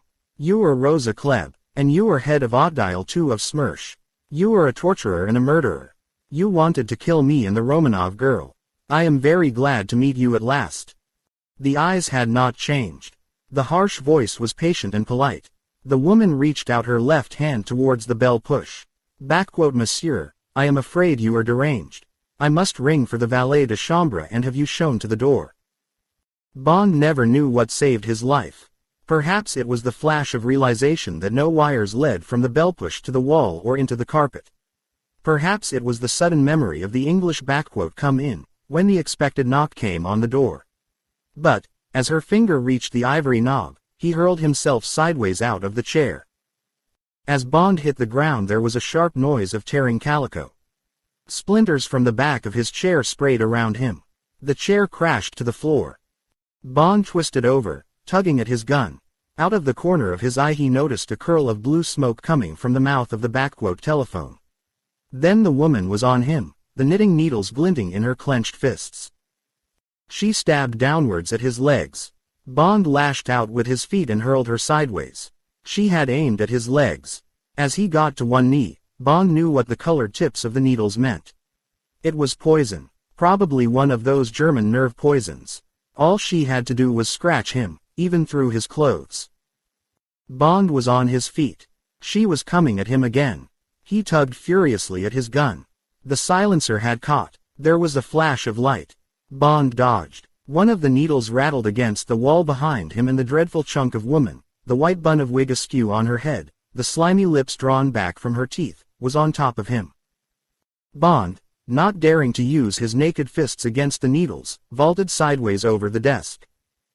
Panting and talking to herself in Russian, Rosa Klebb scuttled round the desk, the remaining needle held forward like a rapier. Bond backed away, working at the stuck gun. The back of his legs came against a small chair. He let go the gun and reached behind him and snatched it up. Holding it by the back, with its legs pointing like horns, he went round the desk to meet her.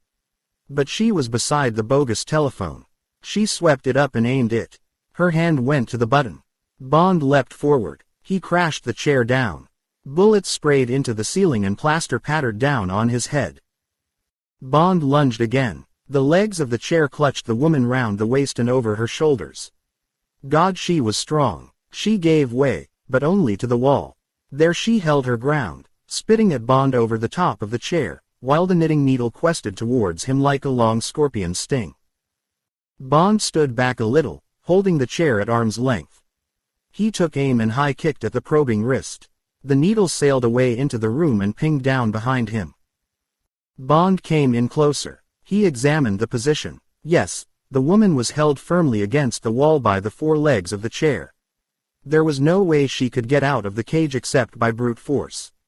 Her arms and legs and head were free, but the body was pinned to the wall. The woman hissed something in Russian. She spat at him over the chair. Bond bent his head and wiped his face against his sleeve. He looked up and into the mottled face. That's all, Rosa, he said. The Dixim will be here in a minute. In an hour or so you'll be in London. You won't be seen leaving the hotel. You won't be seen going into England. In fact, very few people will see you again. From now on you're just a number on a secret file. By the time we've finished with you you'll be ready for the lunatic asylum. The face, a few feet away, was changing. Now the blood had drained out of it, and it was yellow. But not, thought Bond, with fear. The pale eyes looked levelly into his. They were not defeated. The wet, shapeless mouth lengthened in a grin. And where will you be when I am in the asylum, Mr. Bond? Oh, getting on with my life. I think not, Angliski spion. Bond hardly noticed the words. He had heard the click of the door opening. A burst of laughter came from the room behind him. Eh bien. It was the voice of delight that Bond remembered so well. The 70th position. Now, at last, I have seen everything. And invented by an Englishman. James, this really is an insult to my countrymen. I don't recommend it, said Bond over his shoulder. It's too strenuous. Anyway, you can take over now. I'll introduce you. Her name's Rosa. You'll like her. She's a big noise in Smersh. She looks after the murdering, as a matter of fact. Mathis came up. There were 2 laundry men with him. The 3 of them stood and looked respectfully into the dreadful face. Rosa, said Mathis thoughtfully. But, this time, a Rosa Mallour. Well, but I am sure she is uncomfortable in that position. You two, bring along the panier de fleurs. She will be more comfortable lying down. The 2 men walked to the door. Bond heard the creak of the laundry basket. The woman's eyes were still locked in Bond's. She moved a little, shifting her weight. Out of Bond's sight, and not noticed by Mathis, who was still examining her face, the toe of one shiny buttoned boot pressed under the instep of the other. From the point of its toe there slid forward half an inch of thin knife blade. Like the knitting needles, the steel had a dirty bluish tinge. The 2 men came up and put the big square basket down beside Mathis. Take her, said Mathis. He bowed slightly to the woman. It has been an honor. Au revoir, Rosa, said Bond. The yellow eyes blazed briefly. Farewell, Mr. Bond. The boot, with its tiny steel tongue, flashed out. Bond felt a sharp pain in his right calf. It was only the sort of pain you would get from a kick. He flinched and stepped back. The 2 men seized Rosa Klebb by the arms. Mathis laughed. My poor James, he said. Count on Smersh to have the last word. The tongue of dirty steel had withdrawn into the leather. Now it was only a harmless bundle of old woman that was being lifted into the basket. Mathis watched the lid being secured. He turned to Bond. It is a good day's work you have done, my friend, he said. But you look tired. Go back to the embassy and have a rest because this evening we must have dinner together. The best dinner in Paris. And I will find the loveliest girl to go with it. Numbness was creeping up Bond's body. He felt very cold. He lifted his hand to brush back the comma of hair over his right eyebrow. There was no feeling in his fingers. They seemed as big as cucumbers. His hand fell heavily to his side. Breathing became difficult. Bond sighed to the depth of his lungs. He clenched his jaws and half-closed his eyes, as people do when they want to hide their drunkenness. Through his eyelashes he watched the basket being carried to the door. He prized his eyes open. Desperately he focused Mathis. I shan't need a girl, Renee, he said thickly. Now he had to gasp for breath. Again his hand moved up towards his cold face. He had an impression of Mathis starting towards him. Bond felt his knees begin to buckle. He said, or thought he said, Backquote I've already got the loveliest. Single quote. Bond pivoted slowly on his heel and crashed headlong to the wine-red floor. The end.